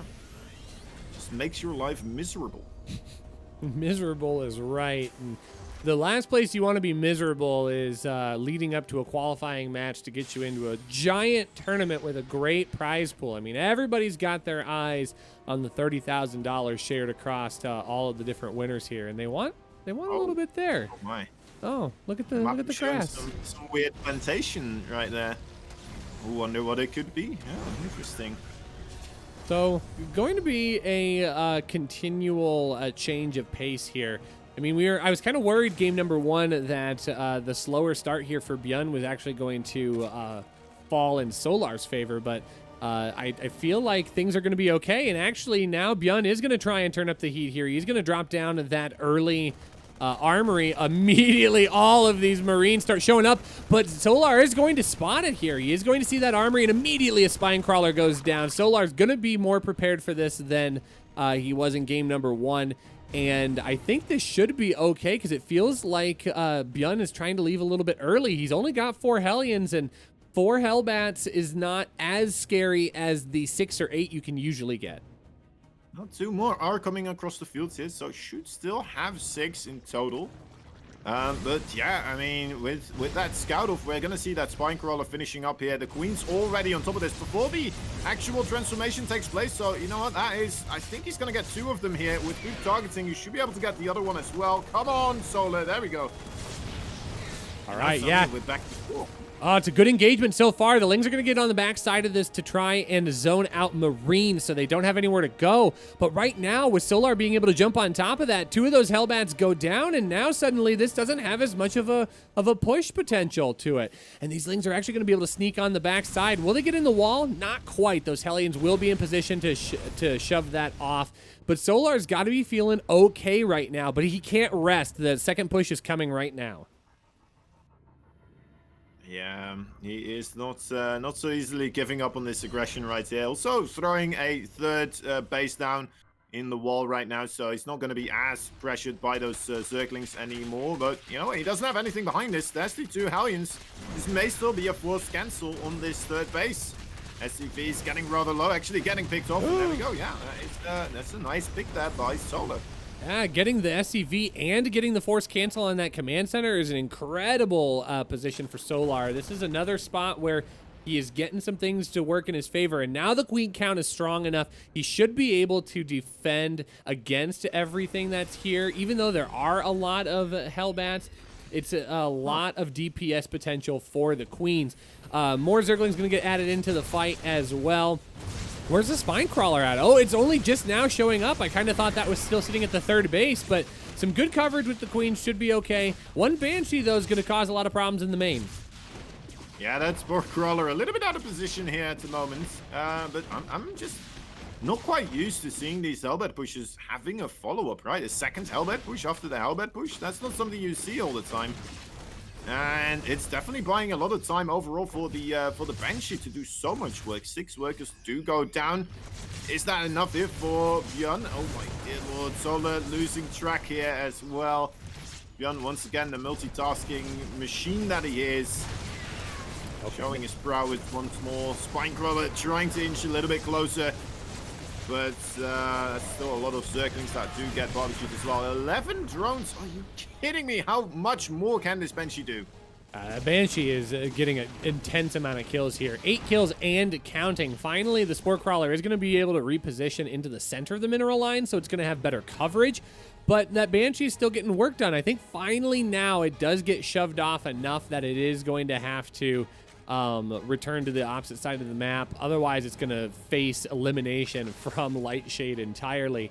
But most of the queens did stay alive for Solar, so while it's not the engagement he was hoping for, he is able to at least still continuing to move forward with his build. He's dropping that 4th base in the bottom left-hand corner. Hydra Den goes down. 1-1 just about to finish up, and we're probably going to see a little bit of Hydraling Bane, maybe moving into a little bit of Lurker play. I wouldn't hate that against an opponent like Bjorn. Yeah, it could be the case. I was kind of expecting more so the Mutalisk after seeing that first game, right? It seems like a logical thing to do, trying to shut down the overall drop play from Bjorn, but instead Bjorn is just pushing straight across the map here, so you know what, the Hydras don't hate them, honestly. Could be a nice choice here. Ooh, this is a nice squeezing through the creep as well, though, from Bjorn, forcing these links well, not backwards, that's for sure. getting some reasonable hits there onto the SCVs. This is getting to be a bit of a scrappy game here, and I think scrappy will favor Solar. I would love to see this continue to go forward, but right now Bjorn has shown a lot of ability to be able to stay in games. And right now he's doing that very, very well. He's up on army supply 61 to 42, but he's moving across the map right now. There needs to be so many more Banelings. I feel like the Zerg players today have been underestimating how many Banelings they need against Bjorn. You need so many more than you ever think you do. And right now, going to try and reposition here. Bjorn going to pull his opponent off to the bottom-hand side, clean up a little bit of creep, and then not overcommit. But it's going to be a big drop in the main that's going to wreak a little bit of havoc for Solar and his forces. Just look at how little creep there actually is right now. Like, Bjorn, normally you see Terran players like Cure and such be able to, especially against Solar, weave one single pathway through the creep and then just keep pushing that one angle, parade push almost, into that location and drill your way into the Zerg liver. But ultimately over here we're seeing Bjorn just being like, you know what if I just open up the entire map for any type of push at any moment in time? And yeah, look at this again here. Once more, he is so incredibly active with his forces. He's getting so much more value than we're used to seeing with this type of stuff, right? Yeah, he's just making the most of it. He's really doing a good job being efficient here, and it shows in the workers lost, or the units lost tab. There goes the Lurker Den. That person who posted 5 question marks. Well, haha, I'm gonna call my mom later and say how right I was. But here goes the Hive Tech. As well. I think Lurkers will provide a lot of good protection for all of these proxy drops, which is going to be an excellent way to defend this, because that is where Bjorn is thriving right now. He's pulling Solar apart, he's making him focus on multiple locations, but some really good coverage with Lurkers will make this a lot easier for him to deal with. The Banelings immediately get popped in the main base, and now Solar's going to have to deal with them. Fortunately, no army units on the bottom side for Bjorn, so Solar will be able to stay protected for right now. Getting a little lucky with those mine drops. Oh my gosh, I mean, this is just really, really scrappy play. What a bad miss micro there, honestly. Like, he had his unit split already, but again, Bjorn, just the magician with the Widow Mines, right? Continuously just retargeting everything as much as he can, so you can get those massive shots onto a lot of Zerglings right there. Once again, working out in his favor, and I mean, I think we're seeing exactly why you want to go, well, maybe why you have to go Mutalisk versus Bjorn, because these drops, like, look at how much they're getting. Again, just dropping in, picking up. And on this map, actually, I just realized, you know, this is a very elongated map. So if you're defending on the bottom, it's taking you hours to get back to the top again. And you need something mobile, I would say, to try and deal with something like this, especially with the way how Bjorn is playing. Well, maybe Solar's been watching Raynor play in the DreamHack Masters events, because he might be able to make Lurker Lingbane work against this mobile Bioforce of Bjorn. But holding on right now, I mean, Solar's been able to anchor down a pretty substantial economic lead here. He's been holding on to at least 20 workers maximum, and Bjorn has been doing everything possible to try and bring that back closer into his favor. But to Solar's credit, he's not been allowing that to happen here. And now we're starting to see these drops starting to officially get cleaned up. Solar can now finally start focusing on what's happening on the front side. And I love this. The Lurkers are going to immediately start zoning units off to the right-hand side. They're not going to be able to engage that hatchery as well. And now mines are going to be forced to try and deal damage into their own units. Yeah. And thing that's worth noting here, look at the SCV cams here of Bjorn, right?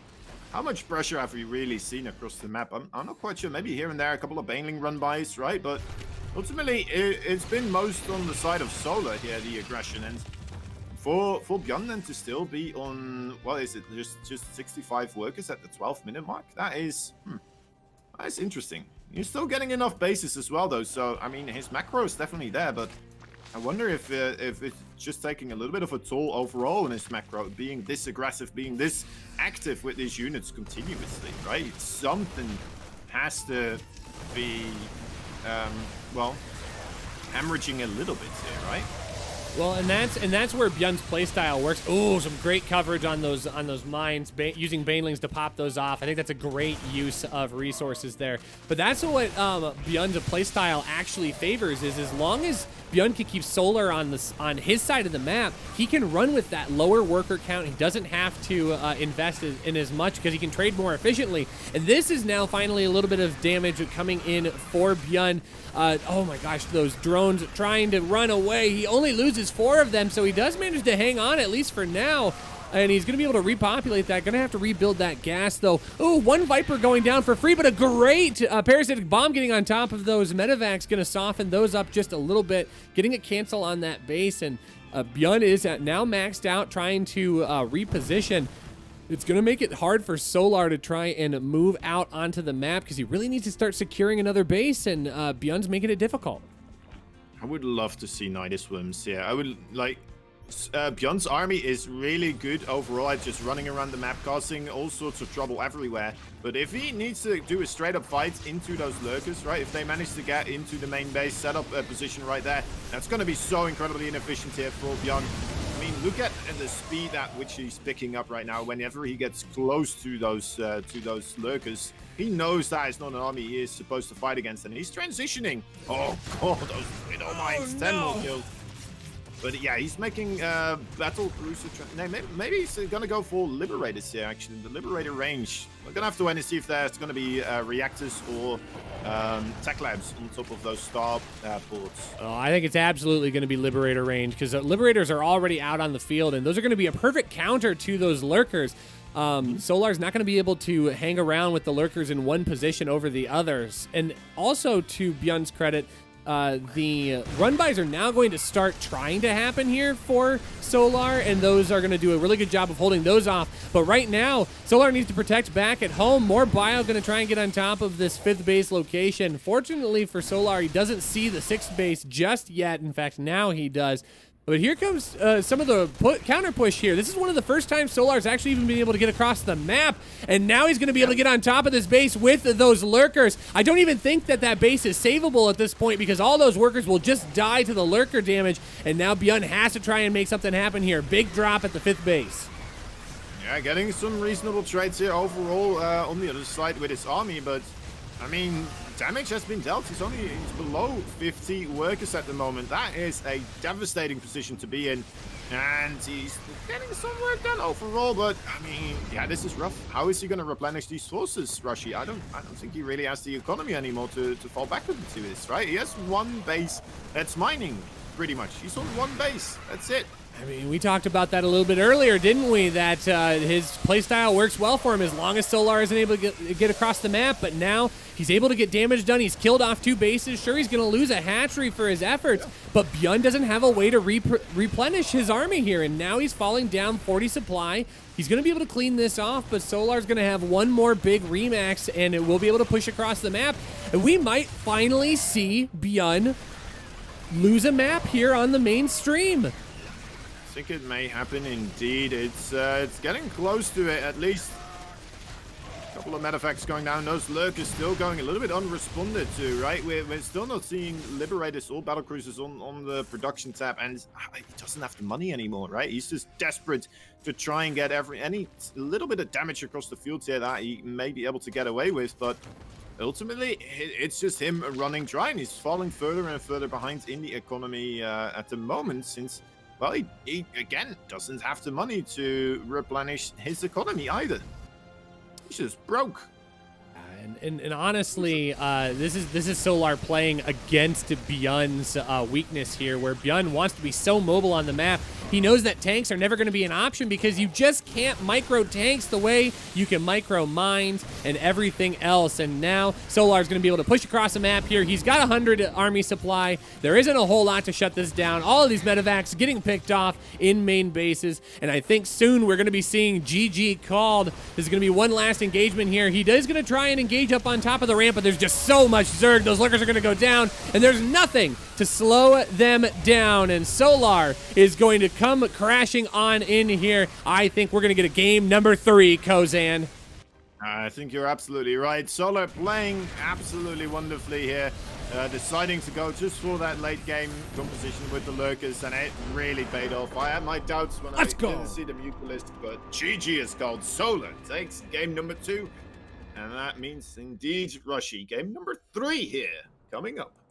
Finally, we are seeing some pushback on Bjorn's playstyle, and Solar's known for this. He is known for taking down heavy-hitting players and using their own strengths against them. And knowing that tanks were not going to be on the menu, goes into that Lurkerling Bane, making Raynor proud. Somewhere, Raynor's having a little bite of pizza going, you know what? Good for you, Solar. Get your game number 3. Get what you deserve. And we're going to be moving into Romanticide for map number 3. The winner's going to move on to face Cure in the qualifying match. Cure's waiting and ready to go. Cure would probably more than likely be happy to take either one of them as opponents, but these long, drawn-out games are probably going to play in Cure's favor as he has a chance to sit and just bide his time, build a little bit of energy, and wait for his opponents to square up. But first, folks, everybody, thank you so much for joining us. We have a lot of great StarCraft coming at you today. Of course, the Korean qualifiers will be ending up here very, very soon. But in about an hour and 20 minutes, we'll be starting our European qualifier as well. And we'll probably have another 5-6 hour stretch of StarCraft here, Kozan. Yeah, there's gonna be so much though coming up. I mean, I think we're just gonna have to go straight from the Korean into the European side of things.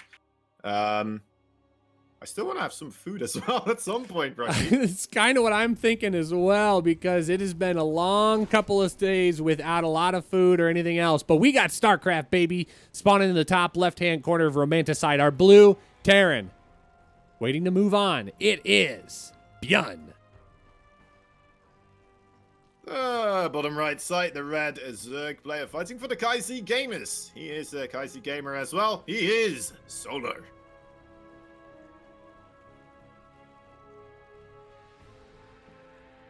What do you think about these esports teams all calling themselves gaming, you know?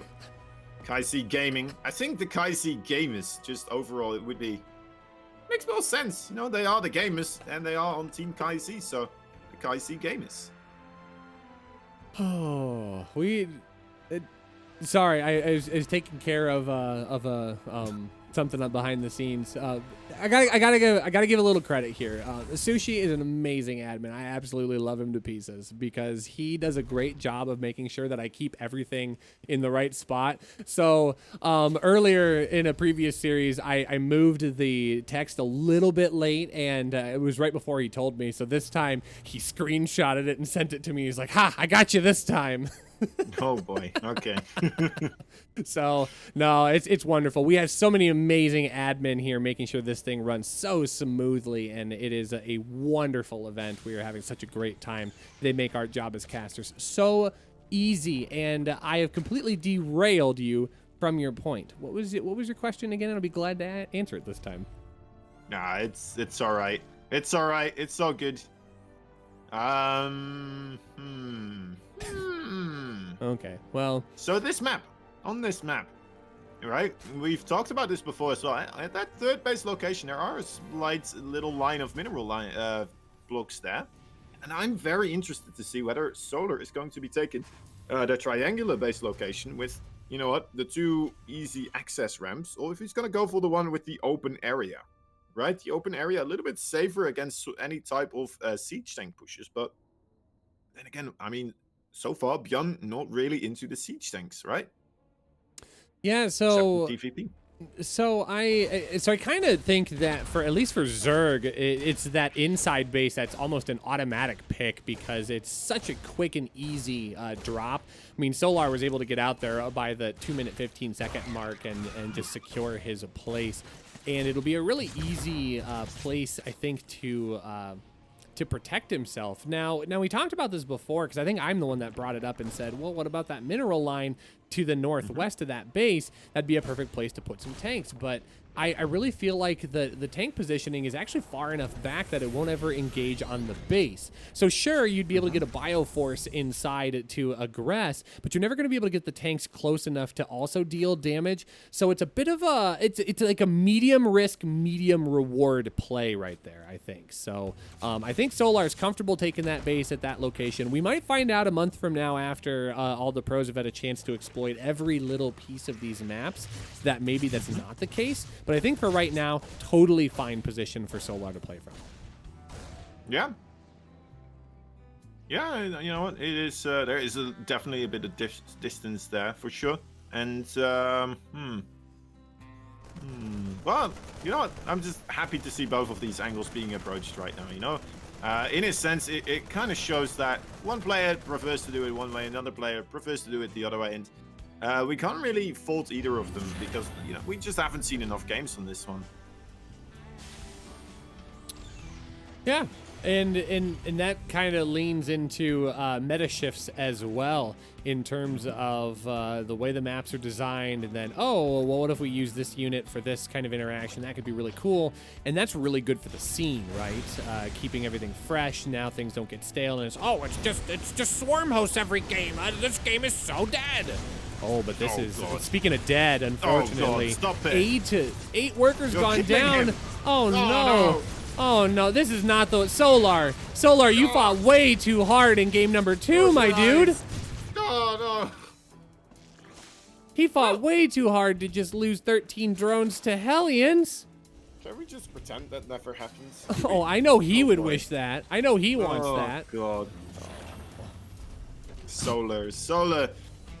Immediately down in the gutter here, and yeah, how do you approach this at this moment in time? He's got quite a few Zerglings as well right now that, you know, are just sitting here looking at the front of this base, being like, "Can we get anything wrong?" That's a lot of Marines. We're probably gonna die if we try.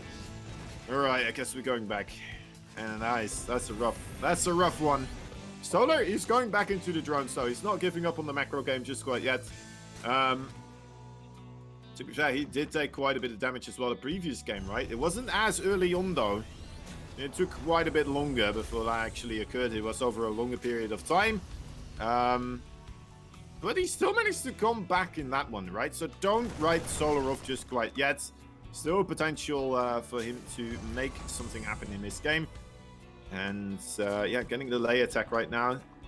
Melee and Carapace here being upgraded, so you know, together with the Bailing Nest, we may be seeing some Mutalisk play this time around. You know, I think that is a high probability, and I kind of like that for Romanticide here, since there are so many different like fake walls and ridges that Mutas can abuse to get around the map and kind of zone off armies to get in damage done. Especially since Björn has already gone forward. He's made that wall at his natural. So now that third base is not going to be as accessible to defend.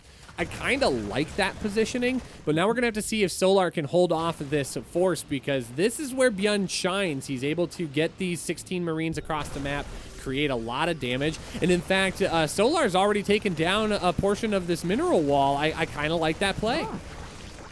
Yeah, just open up the area, allow your forces to rotate a little bit quicker, right? Smart choices there from Solar to do this. Still kind of looking okay. It's gonna go back into the Hydralisk then here. That is, you know what did bring him victory the previous time around. So I don't blame him at all one bit here.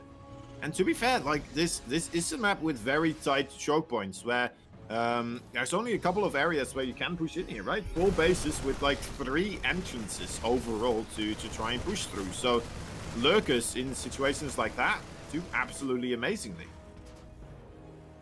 I mean, he's already shown once that he can make that work, and maybe it forces Bjorn into a playstyle he's not comfortable with, because maybe he makes tanks on the second time around. But these Lings are going to make Bjorn really uncomfortable as they do come on in here and getting a nice amount of damage here. 6 workers going to go down, maybe taking like 2 more with. Can he get double-digit kills there? He does. He gets 10 of those workers, so now it's going to be Bjorn's turn to respond. There's plenty of Banelings here, so that should help. Mine's actually not quite in position. Very patient Micro does get a little bit of friendly fire as well, and a couple of Banelings back on defense here. So 10 SCVs in exchange for 2 drones. Solar gets a nice hold of that. I think that's what he needed to get back into this game to at least stabilize. Yeah, I think you're absolutely right. This is just a great way to start it off now to make somewhat of a comeback happen. Of course, we can't go sleeping about just quite yet. Bjorn will turn it up to 11 at any moment in time and just start dropping every which location where you can get away with. But then again, once more, right, this map is a little bit choke points heavy, so it's going to be difficult for Bjorn perhaps to really get the most out of his micro, and that could be a problem ultimately for him. I like this. I like this. It's going to be Solar calling Bjorn's bluff. Bjorn knows that he's going to have to build tanks against this, but that is not Bjorn's playstyle. So we're going to have to see if Bjorn plays a little clunky with the non-mobile tanks, or if Solar's going to be able to exploit this, because tanks are on the way 2 by 2 at a time. We just got done with Lurker Tech, 5 Lurkers on the way, as Solar manages to grab hold of that economic advantage. We do have an engagement on the bottom side here. More of those Marines just getting deflected. Solar doing a really good job just being patient, pushing those off. And I kind of like Solar's position here. Solar is shown that he's comfortable with these Lurkers. I wonder if the same's going to be said for Bjorn. Yeah. I'm quite curious how this is going to go as well. I mean, Bjorn is slowing down a lot, isn't he, right now? Compared to the previous game, he's like, all right, I need to be more methodical. I need to prepare more. I need to just be more practical with my engagements here. I mean, don't get me wrong, his harassment was absolutely immaculate. It was quite something else to behold, but ultimately, it did run him dry into the ground in the very last moments, right? Oh, he did. He had to drag it out all the way to the very end, and it looks like that's going to be the same case here. Now, Solar is maxed out here. Tanks are going to finally show themselves, and Solar's going to have to start playing a little bit more careful. Both players kind of in a tight situation. Great surround on those Banelings. Bjorn actually not getting those out in time, but immediately just drops down. More Marines, more Marauders, more tanks in the production tab. We are seeing those Lurker upgrades getting brought in as well. Only +1 on the way for missile attack for Zerg. So those Lurkers aren't going to be as strong as they otherwise could be, especially against Marines that are already at 2-2 and 3-3s on the way. Solar just taking another base here, by the way. He's like, yeah, I know you're pushing me, but honestly, I think I'll be okay. Just gonna get more real estate here, get another base going for myself. Attempted engagement here slightly for Solar, but doesn't want to commit off of creep. Smart choice. Ooh, those Banelings getting dangerously close there. A little bit uncomfortable, but move away before they get into siege tank range. Oh, I absolutely love the patience here by Solar. Those tanks coming forward here. Lurker's just going to pick that one off right on the edge at creep. Solar playing so patiently that Ghost Academy is already working on advanced shockwaves here. That's going to get the EMP so much more clearance to be able to work with those wonderful ghosts that are going to be on the way. But I can't help but notice that there's no, there's no energy units. I guess Queens. What do you think he's wanting the advanced shockwave for? Could be for the Vipers, right? In preparation. I mean, you're expecting the Vipers here, and there is one Viper right there. Yeah. I didn't see that he already had Vipers out on the map, and we did just see one tank get pulled all the way into Lurkers. So absolutely, Bjorn one step ahead, even of the caster at this point. But now we've got 2 maxed out armies, and this is where we're gonna see how these 2 players are gonna feel with their current play styles. Right now, Bjorn's still trying to be very mobile on the map, getting those units all the way on the top side. That hatchery has so little health. Does it have more than 1? There's no way. Yeah, half an HP. It's more than enough. Okay, here we go. Some Zerglings again. A nice little counter aggression from Solar, and actually he's cleaning up all of these siege tanks right now as well. That's gonna put quite a dent in Bjorn's capabilities of dealing with those lurkers at the moment. He's getting those ghosts though, so maybe he will be able to. Oh, he only has 4 of them. Oh dear lord, I thought he had more. He's gonna be able to snipe like 2 lurkers here. Oh dear lord. Okay, this is. I think Solar may have done it. Moving up on top of that ramp. Lurkers are everywhere. Bjorn has to evacuate this base, and with it, the other base as well to the further right, also under a lot of pressure, it looks like, by some Zerglings, I do believe. Oh, there's a planetary flood. Just keeping it safe for now. But yeah, ultimately, this is 2 bases for Bjorn that do go down, and ultimately, he's going to have to try and get rid of these lurks at his front door, which is a very difficult thing to do. I absolutely love this positioning for Solar. SCVs.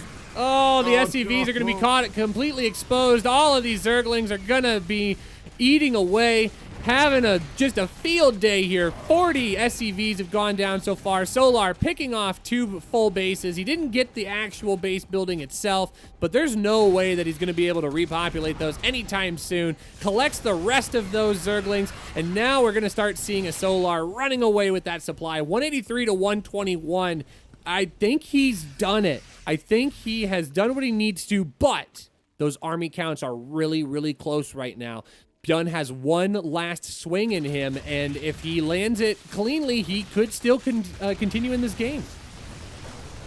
Yeah, I mean, it's a rough one. I have seen some pretty amazing comebacks recently in the TVZ, but I mean, when you're up against Solar, that is such a rough thing to make happen. But I guess it is Bjorn.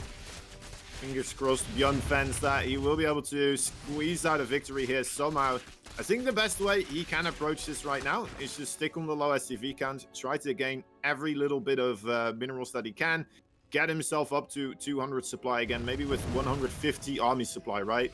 And then just be so cost efficient that perhaps he may be able to start pushing across the fields here. But I mean, oh God, when you're playing against lurkers, that is just such a rough thing to do. He's gonna have to get some other type of attack, and he's trying to get another base here, which immediately gets punished by Solar. It's like, don't you even think about it. Get away from my side of the map. Oh. Solar's just going to come shoving on in here, Kozan. He is going to try and take hold of this final game. Somewhere, Raynor is just fist pumping in the air. He's proud of Solar for bringing this style here. Is he in the chat? He's here. Fist pumping in the air right now. Oh my gosh, I absolutely love it. I think this is a great place for Solar. Solar's got to feel really good right now. Now, Bjorn is hanging in there. That worker count's really, really rough for his setup, 89 to 54, somehow managing to keep that army count dead even with Solar. But once again, Solar just has so much to work with. He's got a bank, he's got everything he needs, and I think it's gonna be one last shove forward here to try and get on top of this army. Lurker's not able to get as far forward as they probably could otherwise, and the Baneling count is rather low, but finally I think this is going to actually get cleaned up for Solar, and Bjorn able to hold on, but he does lose 21 workers. Great concave overall there on top of the ramp. Maybe a bit overzealous for Solar, but I mean, he has quite a bit to fall back upon too, right? He has how many bases? Too many to count. I'm not gonna try to even pretend like I can count that high, but yeah, look at that income advantage. Solar. I think he is slowly doing it, but he still needs to finish this off, right? That's always a problem for a lot of players, to finish off the Terran players. Sometimes can be quite a difficult thing to do, especially if you are playing against somebody with the micro capabilities that he is playing against right now. But, I mean, look at that. These medevacs, they have been working overtime. The entire army is in the yellow, and they just don't have the energy to bring everything up to full again. things are looking dire. It's like the entire army of Bjorn is just sick, and he doesn't have a good cure to try and fix it. If only he knew a player that could help him with that. Just give him a little more He's waiting. cure. But unfortunately, he's waiting in the next match. This looks to be maybe one of the last pushes here, but we said that last time as well. Let's see if Bjorn can pull out another miracle hold here. He is going to lose all of those workers on that base. The orbital command does get lifted and pulled back. Solar able to remax 7680 Zerglings back behind. The base is up to the north is going to get swarmed. Unfortunately, dropping below triple digits. I don't know. Oh, those ghosts are just hanging out. They know that their time has come, and Solar has double the overall supply, down to 18 workers for Bjorn. Mules are good, but I don't know if mules are 100 supply down good, Kozan. And now Solar just biding his time. He knows that last pack of ghosts is all he needs. It's all that separates him from the qualifying match against Cure. He's going to come on forward. Those ghosts going to try and bait out as much as they possibly can, get some good pickoffs, but not going to be able to fall just yet. And Bjorn trying everything he possibly can. Oh, you're right. Those medevacs have worked overtime this whole stinking game.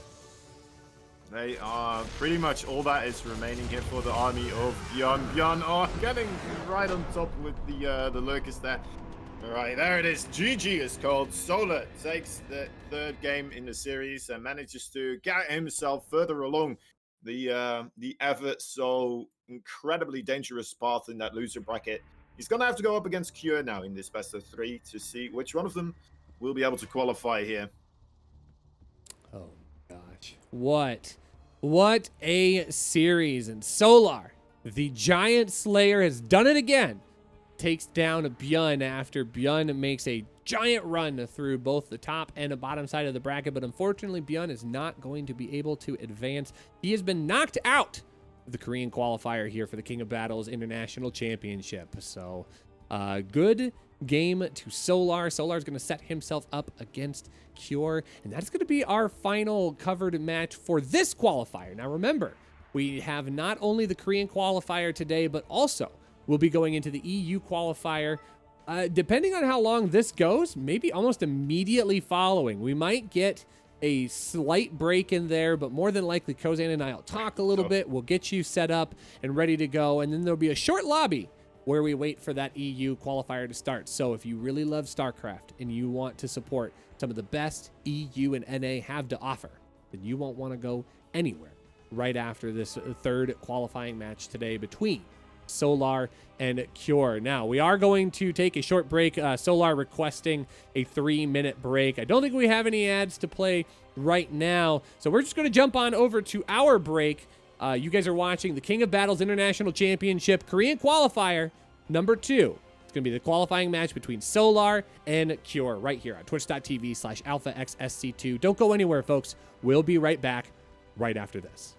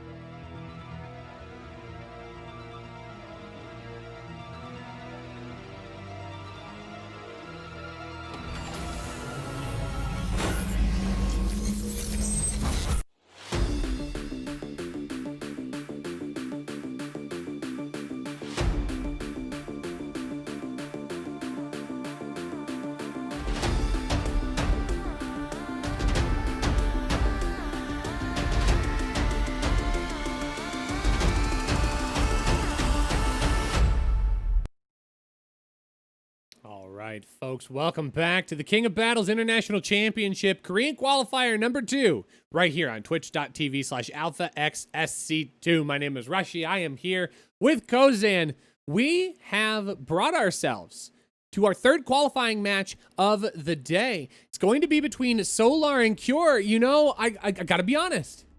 I'm not surprised to see the names there, because obviously they both deserve to be there, but I'm a little surprised at who they had to beat to get there, though.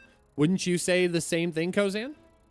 Yeah, it's been quite a journey for both of these players, and Cure versus Solar. I mean, this is not the second time we're seeing those two play, right? Am I going crazy now? I feel like I've already said this today. Oh yeah, it is. They already played today, of course. Solar being able to beat Cure that time around, but I believe that was a very scrappy, close game, wasn't it? It was, in fact, and we're going to have to see what they have dialed up for each other, but we're jumping right into Lightshade, spawning in the bottom right, Dragon Phoenix Gaming. Give it up for our Blue Terran player. He is Cure. And in the top left side, we have ourselves the Kaisi gamer man himself. He is the Red Zerg. He is Solar.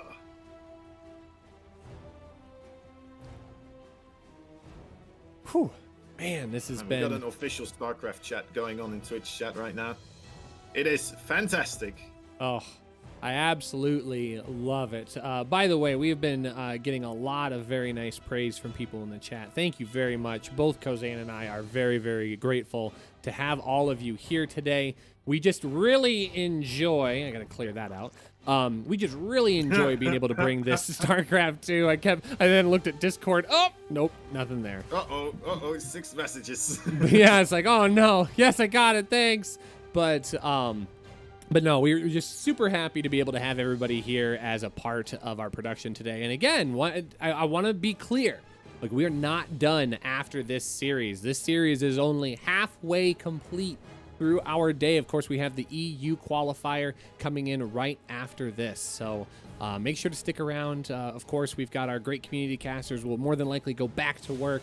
And of course, support them as well. Creighton, of course, an amazing caster, doing a wonderful job. Beowulf, Steadfast, all outstanding people. And I would be remiss not to mention all of our wonderful language casters as well. So if you click !B in the chat, you can get a chance to see the link to our Liquipedia page where you can catch all of those wonderful people and links to their streams.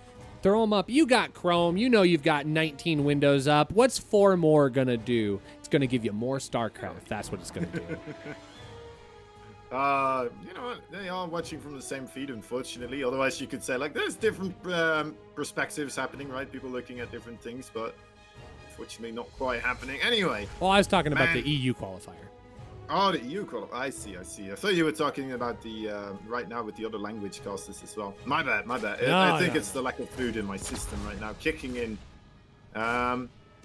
misinterpreting your sentences. Anyway, what do you think about these guys here? What do you think is gonna win? Well, this is kind of interesting because I was so certain that we were gonna see Beyond make it into the qualifying match here, and I kind of had mentally prepared for a TVT, but now we're gonna see a Solar that's going up against a Terran player who I would say is very fundamentally different from Beyond. But I think Solar still has the option to be able to play a more standard type of game, get into those normal, I mean, even doing just like a lot of Ravagerling Bane, getting into, if he wanted to play Lurkerling Bane again, I think his options are open for him because against a player like Cure, who might be playing a little more standard compared to Beyond, I think he'll be in a good spot. Yeah. It's interesting, right? Because both these players recently have been able to beat one another. It is just going back and forth, it seems. And I mean, if the pendulum swings again here, you should say that it goes into the favor for Cure. But I don't know, man. This is such a gamble. This is such, like, this can go both ways. Just on a dime very quickly go in either of these players' directions. Gets the Reaper. That's nice. That's nice. Saves the drone. Solar, for some reason, though, he is losing a lot of these Zerglings at the start, right? I don't know exactly why that is specifically connected to Solar, but I see it happen very often. I think Solar, I guess it's a mentality, right? There are some players that's like, I will lose no units at any cost. I will use my queens to do everything. And then there are people like Solar, I think, is like, well, you know, the Lings are meant to protect. They're meant to be there to protect those drones. So if I'm going to lose units, I might as well just lose Lings instead of drones. Because it feels like Solar does a nice job of protecting his drones at all costs. But I don't think he's afraid to throw away the Lings as a result of it. Yeah. Yeah, I think also just his queens are a little bit slower. I think he tries to get that third base, perhaps, or maybe just a couple more drones or links. It's interesting. I'm gonna have to pay closer attention to it. Honestly, what exactly is happening there? But because usually the queen gets around just around the time when you are able to pick off like one maybe Zergling, right? If Miss Microt. But with Solar, I mean, all those links usually get into the red, so. So already seeing a big difference here. Cure getting out to his third base almost immediately. It's already on site. SCVs are starting to pile up. We've got a battle cruiser on the way. The question is whether or not Solar has seen this coming down the pipe, and I don't know if a Overlord has actually made it into the base or not. But once again, you use those context clues, right? You're going to see 8 Hellions out on the map. Your Lings are going to show up and, oh, there's a full wall off at the second base. I wonder what's coming my way. And now it is going to be that battle cruiser coming out here. Oh, Lings are actually going to get on top of Hellions. That's actually pretty good. That might actually keep the battle cruiser back at home, but that's going to allow the Hellions to get some work done here. Dashing on in. A good pull on the workers, only losing 3, but now 6 SCVs have gone down on the other side of the map. That's pretty good damage. These Hellions definitely putting in the work right now, plucking in some over hours and cleaning up a lot of those Zerglings overall. He did lose 6 SCVs there. That's usually not what is supposed to happen, but when you are being this aggressive with the Hellions and the battle cruisers, of course. But nicely done there by Solar. Oh, that is going to be a wraparound, isn't it? That should be a wraparound by those Zerglings. Nice positioning there. Great pull away as well, denying a massive AoE shot right there in the end. Good micro from Solar. And Cure, he was a little bit greedy, right? Going up to the 3cc very quickly, getting himself the BC tack as well. Now going straight into the mech play. There is a little bit of a moment here where he can be a little bit vulnerable, as he doesn't have any Cyclones, he doesn't have any Thors in order to protect himself against those Mutalisks. And I guess battle cruisers, they do okay against Mutalisks, but the Mutalisks can just pick their battles, right? So they can just fly away immediately when they don't feel as safe because there's 3 battle cruisers on top of them. Oh, that was actually kind of cool. Did you see the front of that battle cruiser opened up as Yamato finished researching? I don't think I've ever seen that animation go before. That was actually really kind of cool. I enjoyed that. I learned something new today. But it is going to be a big commit into battle cruisers for Cure. Cure is going to get a lot of good damage done here. More than anything, just pulling all of those transfuses away from those queens. So the queens are not going to be as effective here. But now he's got to find a way to deal with these mutas on the opposite side of the map. There's no anti-air here, and he's gonna use those Yamato cannons on mutas. I mean, it's effective, but it's definitely not cost effective. It's okay, right? It's just a spell. It's like 200 gas, 200 minerals, just going like that. Right? I suppose so. I guess more than anything, if Solar was able to come across the map with some extra aggression, or all of a sudden shows up with 8 Corruptors, now all of a sudden it's just a matter of like, oh shoot, I picked the wrong target. So I think the second time around he might catch Cure off guard, because now 5 Corruptors are on the way, and it's. I guess it's an okay play. Yeah. And lowering the Mutalisk count right now is all right. It's rough, because that was the one ticket for Solar here to maybe get himself ahead in this position right now, and then to lose the kind of the firepower there, get kind of having hit the wind taken out of his sails here. this is already like feeling so incredibly different from the game that we saw between Solar and Beyond, right? I mean, remembering this map, continuous aggression absolutely everywhere, and then Curious like, yeah, I'm just gonna, you know, try to apply some pressure here and there with the BCs. I'm sitting back with the siege tanks, the Thors, the Hellions, and, you know, macroing up. That's what he likes to do, and it's exactly what he's doing right now. And yeah, it's just, oh my God, what happened there? Unfortunately, Widow Mines are a good unit, and he just cleans up all but one of those mutas, which, ugh, ow, ouch, ouch, ouch. So now those battle cruisers are going to be able to come back home, get a little bit of top off and repaired. And this is now looking, I guess it's looking okay for Solar. He's 88 to 74. He's a little bit behind on that army supply, but right now his army is a pretty hard counter to what Cure is moving across the map with. At least trying to just secure that 4th base. I would really love to see those corruptors get on top of battle cruisers, but it looks like it's going to be a delay, at least for right now. He's going to try and get moving on the top side. Tank is going to be in position here. Banelin's going to come on in. They do pick off all of the Hellbats, which is going to allow the rest of these units to try coming on forward. But too many Thors are going to be in the mix here. Those Corruptors are going to have to back off. He can't afford to throw those away against an opponent that already has 3 battle cruisers with a ton of value to him. Yeah, and in comes Solar again. I'm not quite sure if I like this that much, but I guess he has this overall bankroll to finance this type of aggression, I suppose. Going up into the Hive Tech right now as well. I'm wondering what he is really going for. It looks like more Corrupted, so I'm expecting Broodlords perhaps. Would like to see the Burrow as well, of course, getting upgraded. Neural Parasite. He starts incorporating that into this fight as well.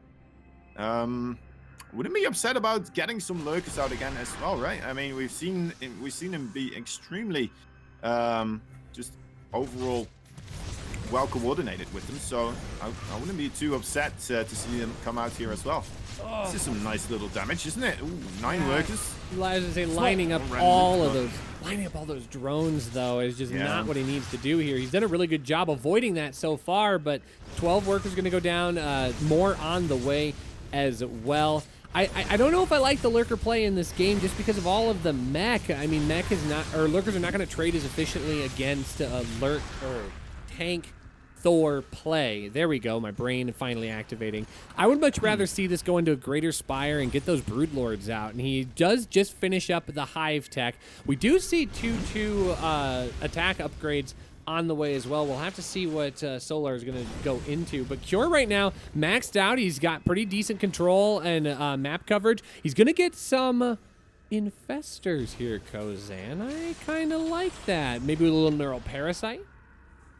Yeah, it needs to get the Burrow as well, of course, yeah. And we'll have to wait and see if that's going to be enough to turn the tide here, because this is one hell of a lot of firepower. Machine marching across right now. A lot of the Thors in the back though, a little bit stuck right there.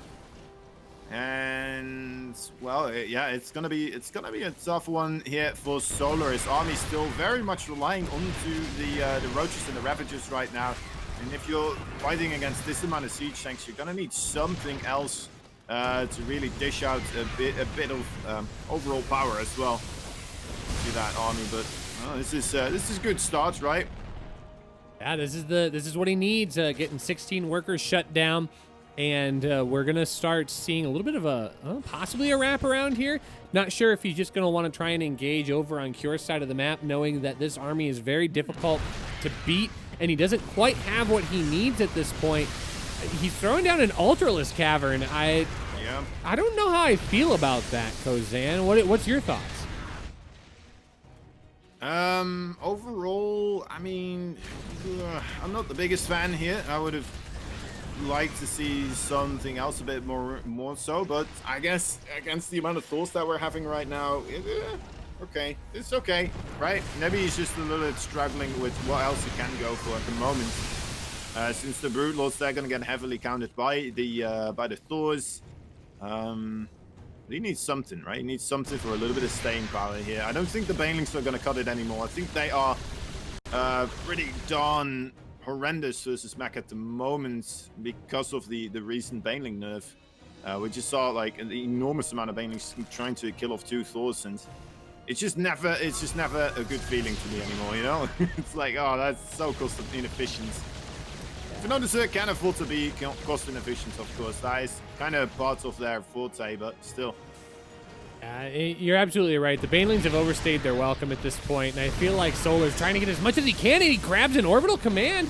So he's going to try and grab 2 of those buildings as well, and he just pops that planetary fortress. So Luz is missing out on the workers, which is an unfortunate situation, but it gets 2 bases for the cost. That was about the best way I think he could have traded those out. So now it is going to be more Lings and Banes on the backside of this. Chitinous plating being researched as well as +3, but I think we're going to just start seeing more adrenal gland Lings come on in here. But again, the tanks are just so good. I'm a bit surprised with how Cure is approaching this as well, right? Like, he had that army in the middle of the map for so long, and it looked like he just kind of started prioritizing more so staying defensive instead of getting a bit aggressive with those forces on the other side. Now, finally, he is moving forwards, and we're seeing that Solar, he is not even attempting to break this. He's okay with losing a base here. He still has that entire bottom left side of the map, especially after taking out those 2 very, very important mining bases for Cure. Well, I guess one of them immediately did get recreated by an orbital that was just standing next to it, but still, yeah, I'm just a little bit surprised that Cure was standing there idle for so long, and who knows if he just kept pushing forwards there for a little bit longer. I think he would have been able to do pretty darn great against the army composition of Solar, but the army composition of Solar is changing up quite rapidly now, right? A lot of the Ultralisk are coming out, and I think he's getting ready to start dealing with that army that is just stranded in the middle right now. He has been so relentless in the center, or at this base, this 3rd, 4th base location here. Just constant Baneling run by after Baneling run by, and somehow, some way, Solar finds a way to make something happen. 16 more workers goes down. He's, you're absolutely right. I feel like Cure sat in the top center of the map for way too long. It almost felt like he was like, okay, he's just gonna try and surround me, and I'm gonna kill him and win. Okay, now he's gonna do it. Okay, now he's gonna do it. And he just never came. He just kept going for that bottom side of the map, taking advantage of that 4th base location.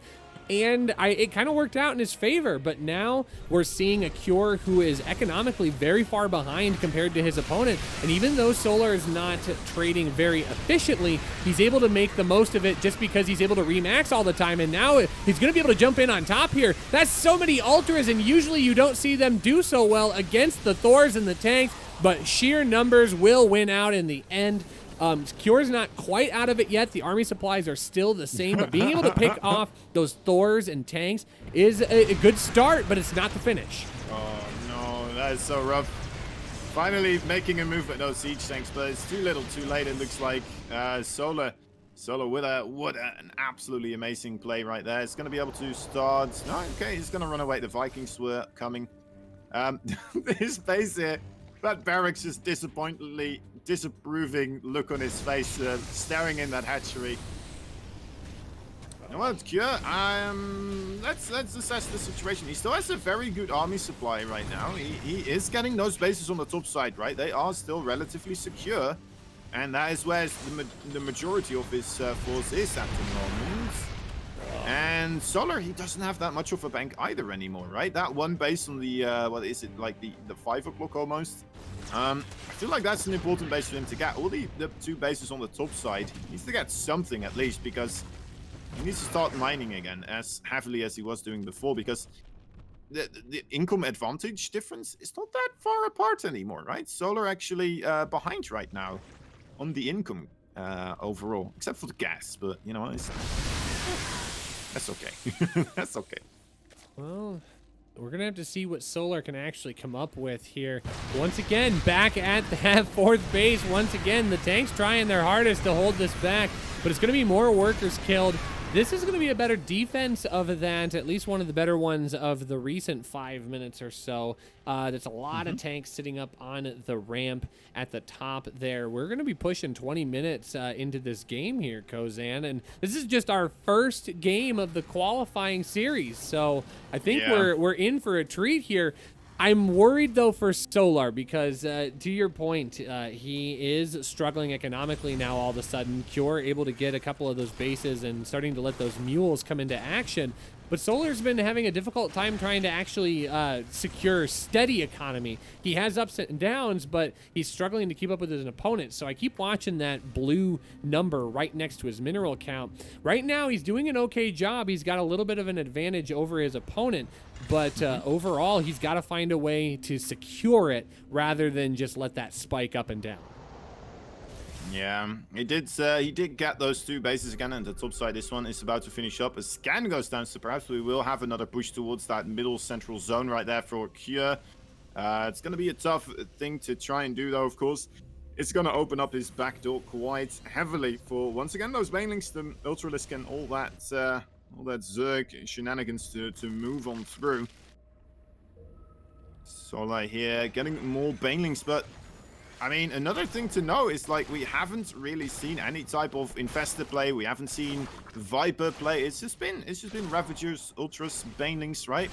A very, what do you call this? It's not like mid-tier composition. It's just like, it's kind of mid-tier, but then with a little bit of end game in there, but not really end game, you know?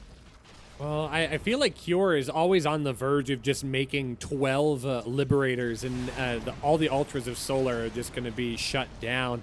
And I keep wondering when that's going to be the case, but instead Cure just decides to keep doing more and more Thors, which is still a pretty good play. Oh, some great kills on drones here. 13 drones going down. Bringing Solar to 69 workers, while that might feel like a nice number, it's just, it's not what he needs, especially since he's going to lose another hatchery here and needs to keep trying to commit into getting more of that economy. He's got to find a way to shut this down. Yeah. Yeah, it's a rough one, honestly. It definitely is. Well, I'm just curious. Okay, we do have one Viper on the way right now, and I think that is the way to do it, right? He's gonna have to think about cost efficiency here. He can't just out macro his opponent anymore. Cure has been on too many bases for too long now. He's been established. He's been well established in these locations, and yeah, just through sheer overwhelming amounts of resources for Solar, he's not going to be able to eke it out anymore because, you know, he doesn't have those overwhelming resources anymore. Well, we're gonna have to see. If he's got what it takes to continue eking this out. But I mean, this is such a close game. Both of these players going back and forth. I love the addition of Vipers here. We are seeing advanced ballistics being researched for Cure as well. So Cure going to have those Liberators. I told you. I mean, that's my biggest fear is he is seconds. He is always seconds away from just pumping out Liberators, and suddenly everything's going to get shut down and put into place for Solar. But both of them, once again, maxed out. They're dead even. 66 workers, 133 supply. That is crazy how close it is right now for both of these players. And honestly, I think we should give the slight advantage then to the Terran play here with the more cost-efficient army. Mac, but he has a lot of it still at home here, so perhaps Solar will be able to get a fight going into his favor. This man, it's such a strange game over here overall, just so slow and methodical from Cure. Finally, perhaps some damage once again being found here by Solar. Blows up one of those planetaries, but I mean, Cure probably doesn't mind too much at this moment. I mean, losing the SCVs is a bit of a rough one. May have to recreate some of them, but I think he already has the orbitals and the command centers to fly over there, perhaps. At that, why is it like the one base a little bit to the left right now? Oh, I guess I'd call that like 1 o'clock or so. The one base, yeah. Base number 1. The best base. Oh, this is a big push forward here. Some great blinding clouds get on top of all of those Thors. It's going to allow these Ultras to at least get on top of everything, but there's so many Vikings. There's so many units to deal with all of those Corruptors, and now that the Liberator is going to go unchecked. Oh, it is going to get biled down. Okay, so checkmate indeed for that. Solar able to push forward here. He does trade out okay, but he can't afford to lose those queens. He really needs those to stay in this. The army count stays the same, but Cure now drops in workers. Man, that was such a funny scene, seeing all those Vikings marching towards those ultras, immediately thinking back to the cutscene, right? It's like, all right, well, maybe if there's like 20 of them, maybe they can take out an ultra, but then immediately jumping up in the air again. Only is, oh no, wait, there's more siege tanks. What a nice siege tank line right there. Yeah, I mean, right. it's just been, that has been the attack spot for Solar the entire game. Solar now losing 10 workers here. He's still at 60, so 60 to 42 workers. Again, keeping that army count the same. Cure's bank is starting to run a little bit dry, but then again, Solar is running out of gas as well. So both players are really pushing each other to the max here. Roshi, finally, we're seeing Neural Parasite being constructed. He made Burrow as well. Infestus are on the way.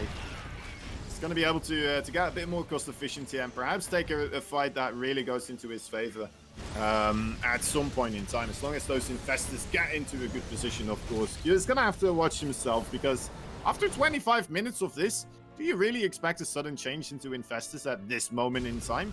Well, I'm not completely convinced. He's had so many other opportunities to get it done, and it could possibly finally just catch Cure off guard, but he's got to get a good position on it, though. Even though he's got a pretty decent army supply lead at this point, things could still go wrong very quickly for Solar. Liberators are good. Liberators are just good units, and they're going to do very well against those Ultras. Yeah, looking at the supply, actually, I'm a bit surprised. Cure looks like he's struggling at the moment, losing that base in the top right side and taking a bit of a not the greatest of fights, right, in the 12 o'clock. It looks like he's slowly getting hurt here. Actually, getting quite hurt. I'm getting so excited here. I mean, this is going to be the climax here that we're waiting for. Neural Parasite is now done. Queen's being pulled in, and now look at them go. Look at how many units Solar's lost over. 45,000 to 30,000. It is unbelievably just caught out of position here. But now we're gonna see those infestors. They're starting to wiggle their way forward here, Kozan. I mean, I'm so afraid, man. We're one engaging away. Yeah, I'm just scared that those infestors are gonna be so anticlimactic. Just one scan and immediately all the tanks shoot them down or something. You know, it's no. Those things happen, and then it's just like, all right, well, I guess that's it. I guess that's the one attempt here. Oh, don't bring that kind of bad luck into our lives here, Kozan. That would just be it would be 27 minutes for nothing. It would just be the whole build up for nothing at this point. But those scans are going down. He is looking. He's not only trying to clear that creep, but he needs to know if that is coming. And more Liberators on the way. Here it is. Cure is starting to amass that Liberator count. He's building them 3 at a time. And again, all it takes is a couple of really good Liberator positions, and suddenly Solar just doesn't have a way to engage on his opponent. Solar's running dry on his side of the map as well, isn't he? Like, I think just the 2 bases on the top side, really the main bases where he's getting money from, which is why he's so desperate at getting that 6 o'clock base as well, which does seem very pushable for Cure, but as soon as he starts pushing that location, he's going to get pushed on the top side, most likely, right? And so he's a bit strung between 2 very difficult situations. He's going to have to find a way to deal with this. So perhaps the most important base right now is, in fact, that 6 o'clock right there. If Solar loses that, he's going to be hard pushed to try and make something happen with the army that he has, because he has nothing really to fall back onto. And for Cure, it's the opposite, right? He needs to stop this base from mining. He needs to stop this base from getting anything done. Because otherwise, once again, we find ourselves in that position where Solar can afford to be cost inefficient, because he's just got an entire extra base worth of minerals. Well, just everything all put together. Let's mine out this map. Let's do it. Honestly, folks, how awesome is this for a game number 1 in our qualifier, our final qualifier of the Korean number 2 qualifier. This is just such a great game. I mean, I'm so hyped. I think we are starting to see this position out, though. It looks like Cure is going to start moving on the bottom side of the map.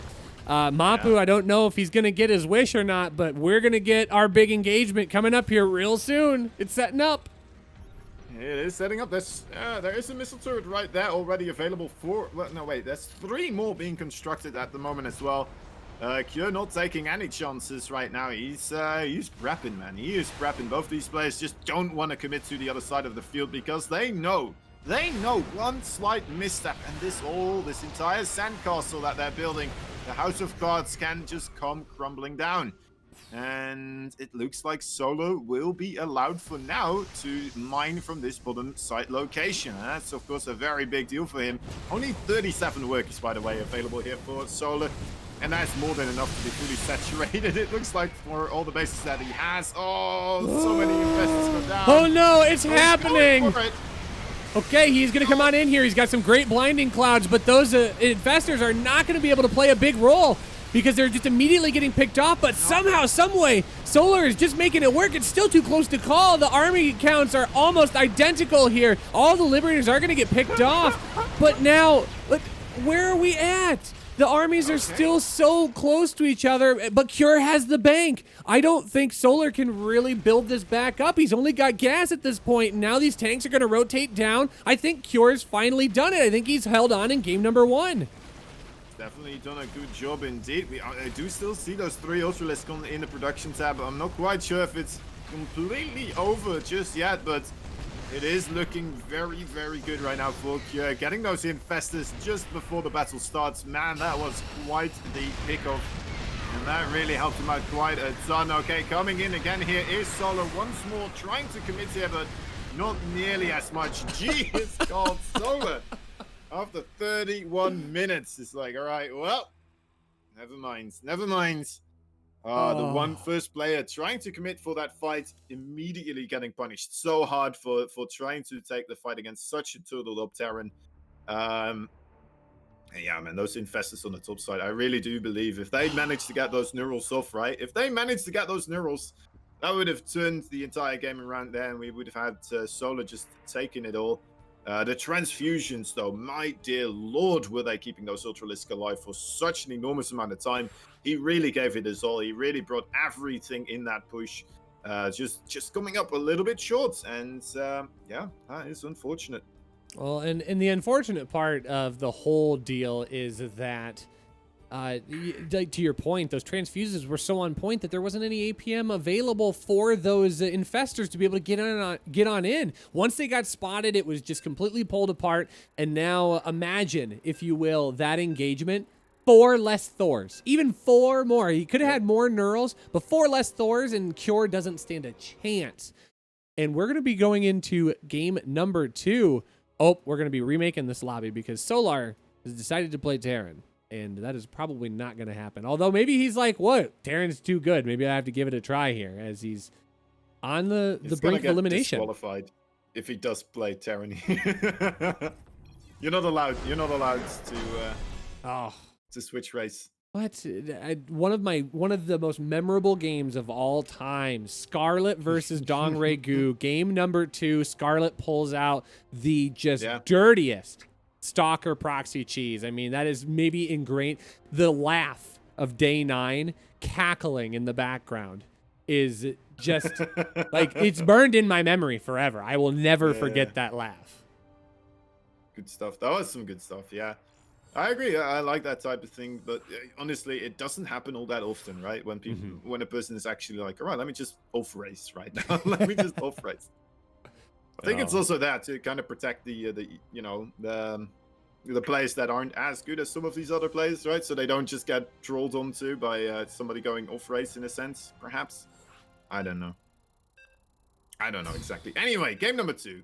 Game number 2 coming straight up right here.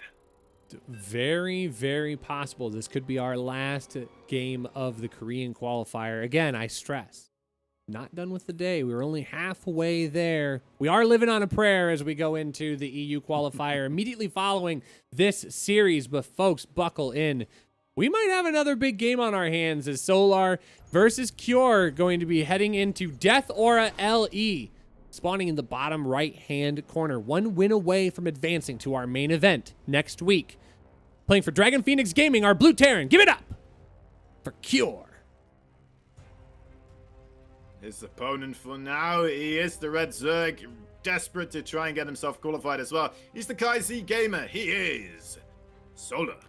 Look at the SCVs. The SCVs are moving. How many times do we see this, Kozan? We play this amazing macro game and we see it drag out. It's 40 minutes long. Both the players just show off all sorts of prowess. And then the next game, it's like, lol, we're just done in 5 minutes. How many times? To be fair, I think we have seen Solar drone scout as many times, to be fair. Ooh, he sees it. He sees it. Okay, drone, come on. Yeah, he's gonna, I mean, he's already seen this with the Overlord. Doesn't even need the drone scout right now, but you know what? It's nice to have that drone already in the neighborhood. We'll be able to send them over. Don't you dare make that Overlord go elsewhere. Don't you dare. Okay, there we go. He's fully aware right now, sees what's happening. And that is a good start here for Solar, of course. He can still get quite hurt. The previous time I saw Cure not having the greatest opening with his Proxy 2 racks because it got scouted, he just kind of flew them elsewhere, and then he started making a bunch of Reapers. And still managed to win the game because, you know what, he killed off like 12 workers with the Reapers. It was quite something else. It was quite something else, but we'll have to wait and see if that is anywhere close to what's going to be happening right here. The SCVs do both manage to complete those barracks. What are you expecting here, Rushy? Oh, I was like, you're doing a great job. I was gonna interrupt there, but here's the interesting point to note about this. Because it was scouted so early, just a few drones were able to shut all of this aggression down. So now there's no bunker. So when Solar pulls all of these drones, he's actually going to be able to get a lot of damage done onto these Marines because drones are faster than Marines. So over time and in large numbers, they will out DPS that Marine. So the bunker is essential to make that damage stick, and unfortunately not going to happen for Cure. Solar is going to be able to hold this down, and now he's got lots of Lings, and I wouldn't be surprised to see those try and flood across the map. But now one singular Reaper is going to hold this all back at home. But for the most part, this has got to be a good play for Solar.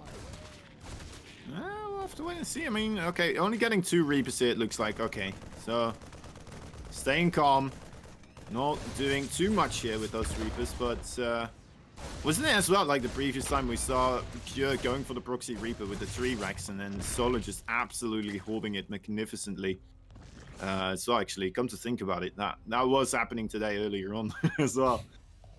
So I don't blame him for not overcommitting to the Reapers right now. He has been able to make some magic happen with those boys, but just kind of going for the regular. Okay, well that didn't work. Let's go for a lot of command centers instead. Nice bit of micro there as well, getting as much value out of these Reapers as possible, and forcing, like you said, Solar to stay on his own turf.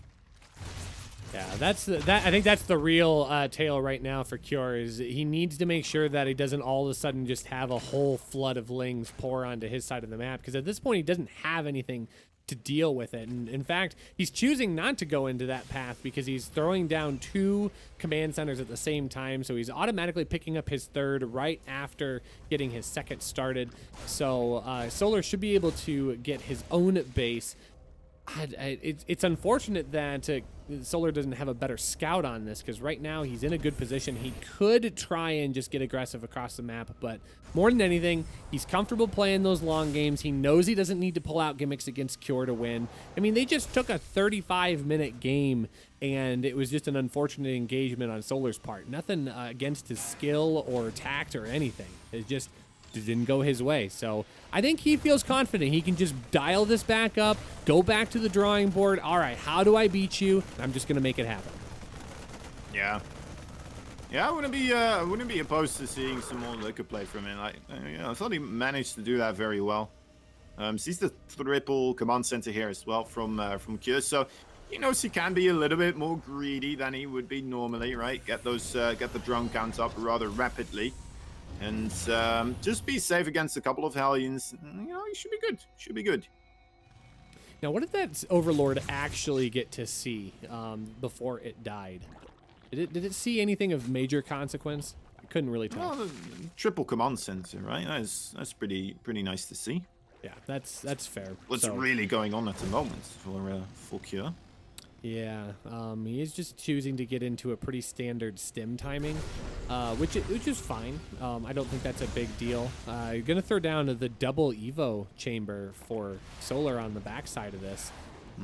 So yeah, we're gonna get into 1-1. We're probably gonna see just a normal transition. Now the question's gonna come down: what does he want to go into? Is he gonna go back into that Mutiling Bane style that won him some games against Bjorn, or is he gonna go into the Lurkerling Bane styles that got him a game 1 against Bjorn? I'm not sure. I mean, he could go either way at this point.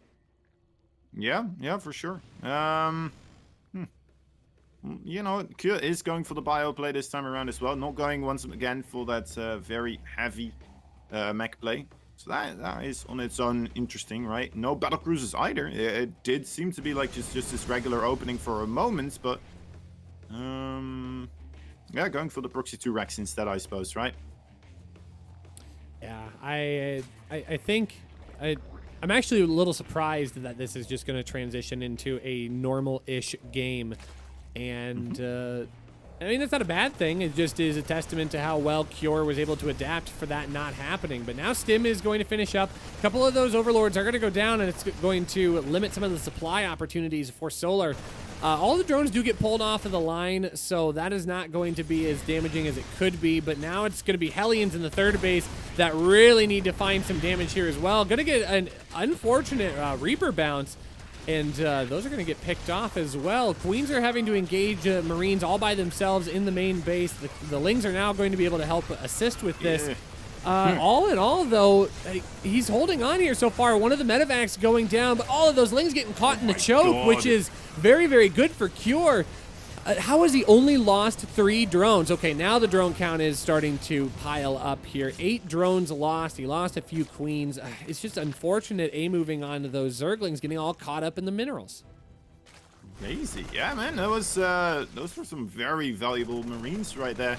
Getting quite a bit done. Now getting a couple of creep tumors as well. Behind this, by the way, he is going fully into the Widowmine transition as well. He's getting drilling claws. He's got 2 factories already up and rolling. And here is that Hydra Den, indeed, for Solar. So we can kind of see where both these players want to be taking this. And you know what? Overall, as long as the Lurkers don't get out, the Widowmine play should be really, really good right now. Well, he's got to be careful with that medevac. He doesn't want to throw it away, even though he has secured himself a pretty strong lead here. 121 to 97. It's that army count, though, that is continuing to ever grow for Cure. And now he's just going to move out across the map, and this is where Cure is going to thrive. This is where Terran thrives in general. I'm just going to attack you in so many different places at once that no matter what you do, I'm going to get damaged somewhere. And now he's going to start harassing with these Widow Mines. The Widow Mines are going to be deflected, at least for right now. But now, as this gets defended, what else is going to be able to get covered? Actually, okay, he does lose 7 workers in the end. I was going to say Solar actually holding on there for a moment. But yep, right at the very end, somewhere he gets damage done. It was quite nice, the manual detonation as well, and a couple of those Widow Mines. Very well done there by Solar. Minimizing the amount of damage he's taking here and the lack of overall mining. Oh my dear lord, 10 workers just like that. You know what? You praise the man and he lets you down. What can you do? That's rough. It's just, 10 workers. That is a... Kozan, look at that production tab, though. We've got Lurkers on the way. Can Solar hold on long enough is the question. It's kind of funny, right? How Cure is doing more with these Widowmine drops than I feel like Bjorn was able to do with like Widowmines with Marines, and then being on like 3 places at the same time, and then still just I mean, look at this damage continuously taking place, and more Widowmines going off right now. Another 6 workers killed off. Solar back to a 70 worker count at the moment. Yeah, I mean, That's not gonna hit, right? He's done the best that he can with what he's got, but now it's going to be holding on to this Marine push that is coming up on the right-hand side of that forward base. And not a good trade on those Banes, but he is able to clean up all of the Marines that force a liftoff, at least for the time being. But he still doesn't have a good answer for all of these remaining Widow Mines that are hanging out. 5 more workers have gone down. Having to use a Baneling to clean that one out. How is that not attacking the gas? Who knows? But Cure just continuing to secure that lead here. The worker count, though, remains even as it sits right now. Yeah, nice pick up there. Hot pick up, trying to get away from danger. Solar. Okay, there we go. Getting himself the upgrades for the Lurkers. He is definitely in a little bit of a scrappy situation right now, but you know what? He is still stable, right? He is still looking okay. He's getting the Lurkers. He's getting the upgrades. That's what he needs to get out with those Vipers to really solidify a nice turtle style of Zerg. And just gonna be, you know, the person that's gonna have to figure out how to deal with this exactly. Is he gonna try to go the Beyond style, just be wherever the Lurkers are not, and try to get damage done everywhere else? Or is he gonna try something else entirely, right? Go for the Liberators, maybe, perhaps, just more siege tanks. All of that stuff could work out ultimately, but we'll have to wait and see. Oh, nice dropping here on top of those Lurkers. Wow. That's actually really cool. He just kind of spread him out, got a really nice coverage. He killed every single Lurker there. That was actually really clever. That was a great play by Cure. I mean, Solar's in such a rough position right now. He's losing lots of units left and right. Cure is doing that great Terran thing of tearing your opponent apart bit by bit. Lurkers trying their best, though. That Lurker range upgrade is coming in handy, but 22 drones have gone down, and the number keeps growing. Look, you can out-heal a Lurker. Can you really? Yeah. Oh, well, a single Lurker. Fire with the matter of fact, you out-heal it. Oh, yeah, and the pressure just keeps on coming here. Cure is relentless. He's maxed out. He's just going to move across the map with this bio ball. I think this is... I don't even know if enough Lurkers can actually slow this down. The tank count is way too high. 3-3 is on the way as well. He's even got +2 for his tanks on the way. On top of that, you look at the units lost tab, and he's lost almost double compared to Cure. And now the tanks are going to start outranging the Lurkers, and this looks like a death march here for Cure. Coming in right now, yeah. Cure is looking absolutely amazingly. Those siege tanks are good. Mining Cloud overall, but it's only 2 of them out of the, what was it, like 6, 7. And yeah, Cure moving on in right for the kill. They're ready to take game number 2 here and be able to get qualified. There it is, GG this time around, Solar calling it. And there it is, the final competitor for the Korean scene. GG, well played. Cure, the final qualified player from the Korean scene of things.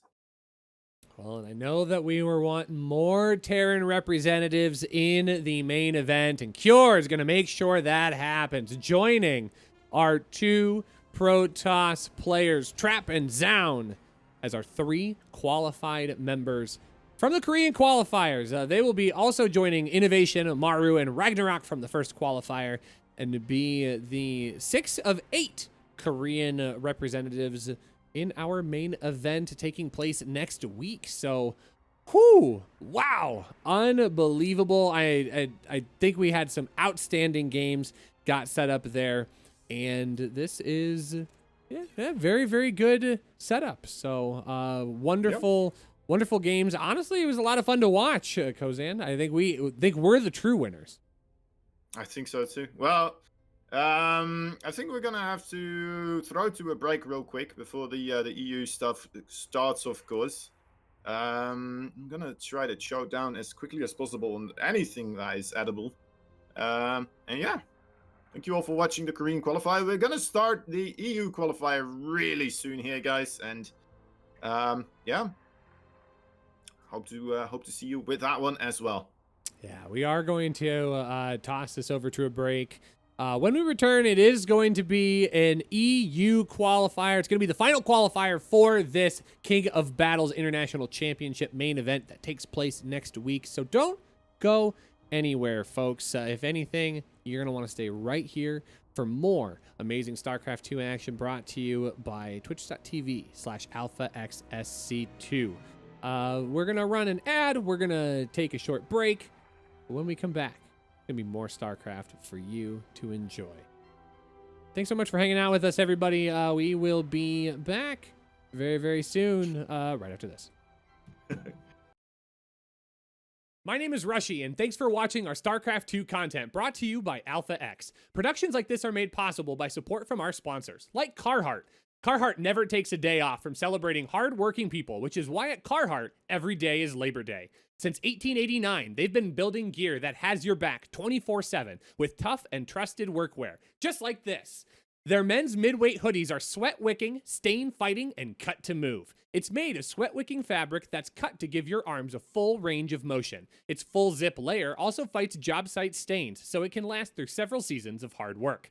They're also built with force technology to wick away sweat and dry fast. The fast dry technology wicks away sweat, while the stain breaker technology releases those stains. Be sure to check out our events page for their sponsor quest or visit them anytime at carhartt.com. Thank you for supporting Alpha X, and thank you for considering checking out more of our great sponsors. Now, let's head back to the action.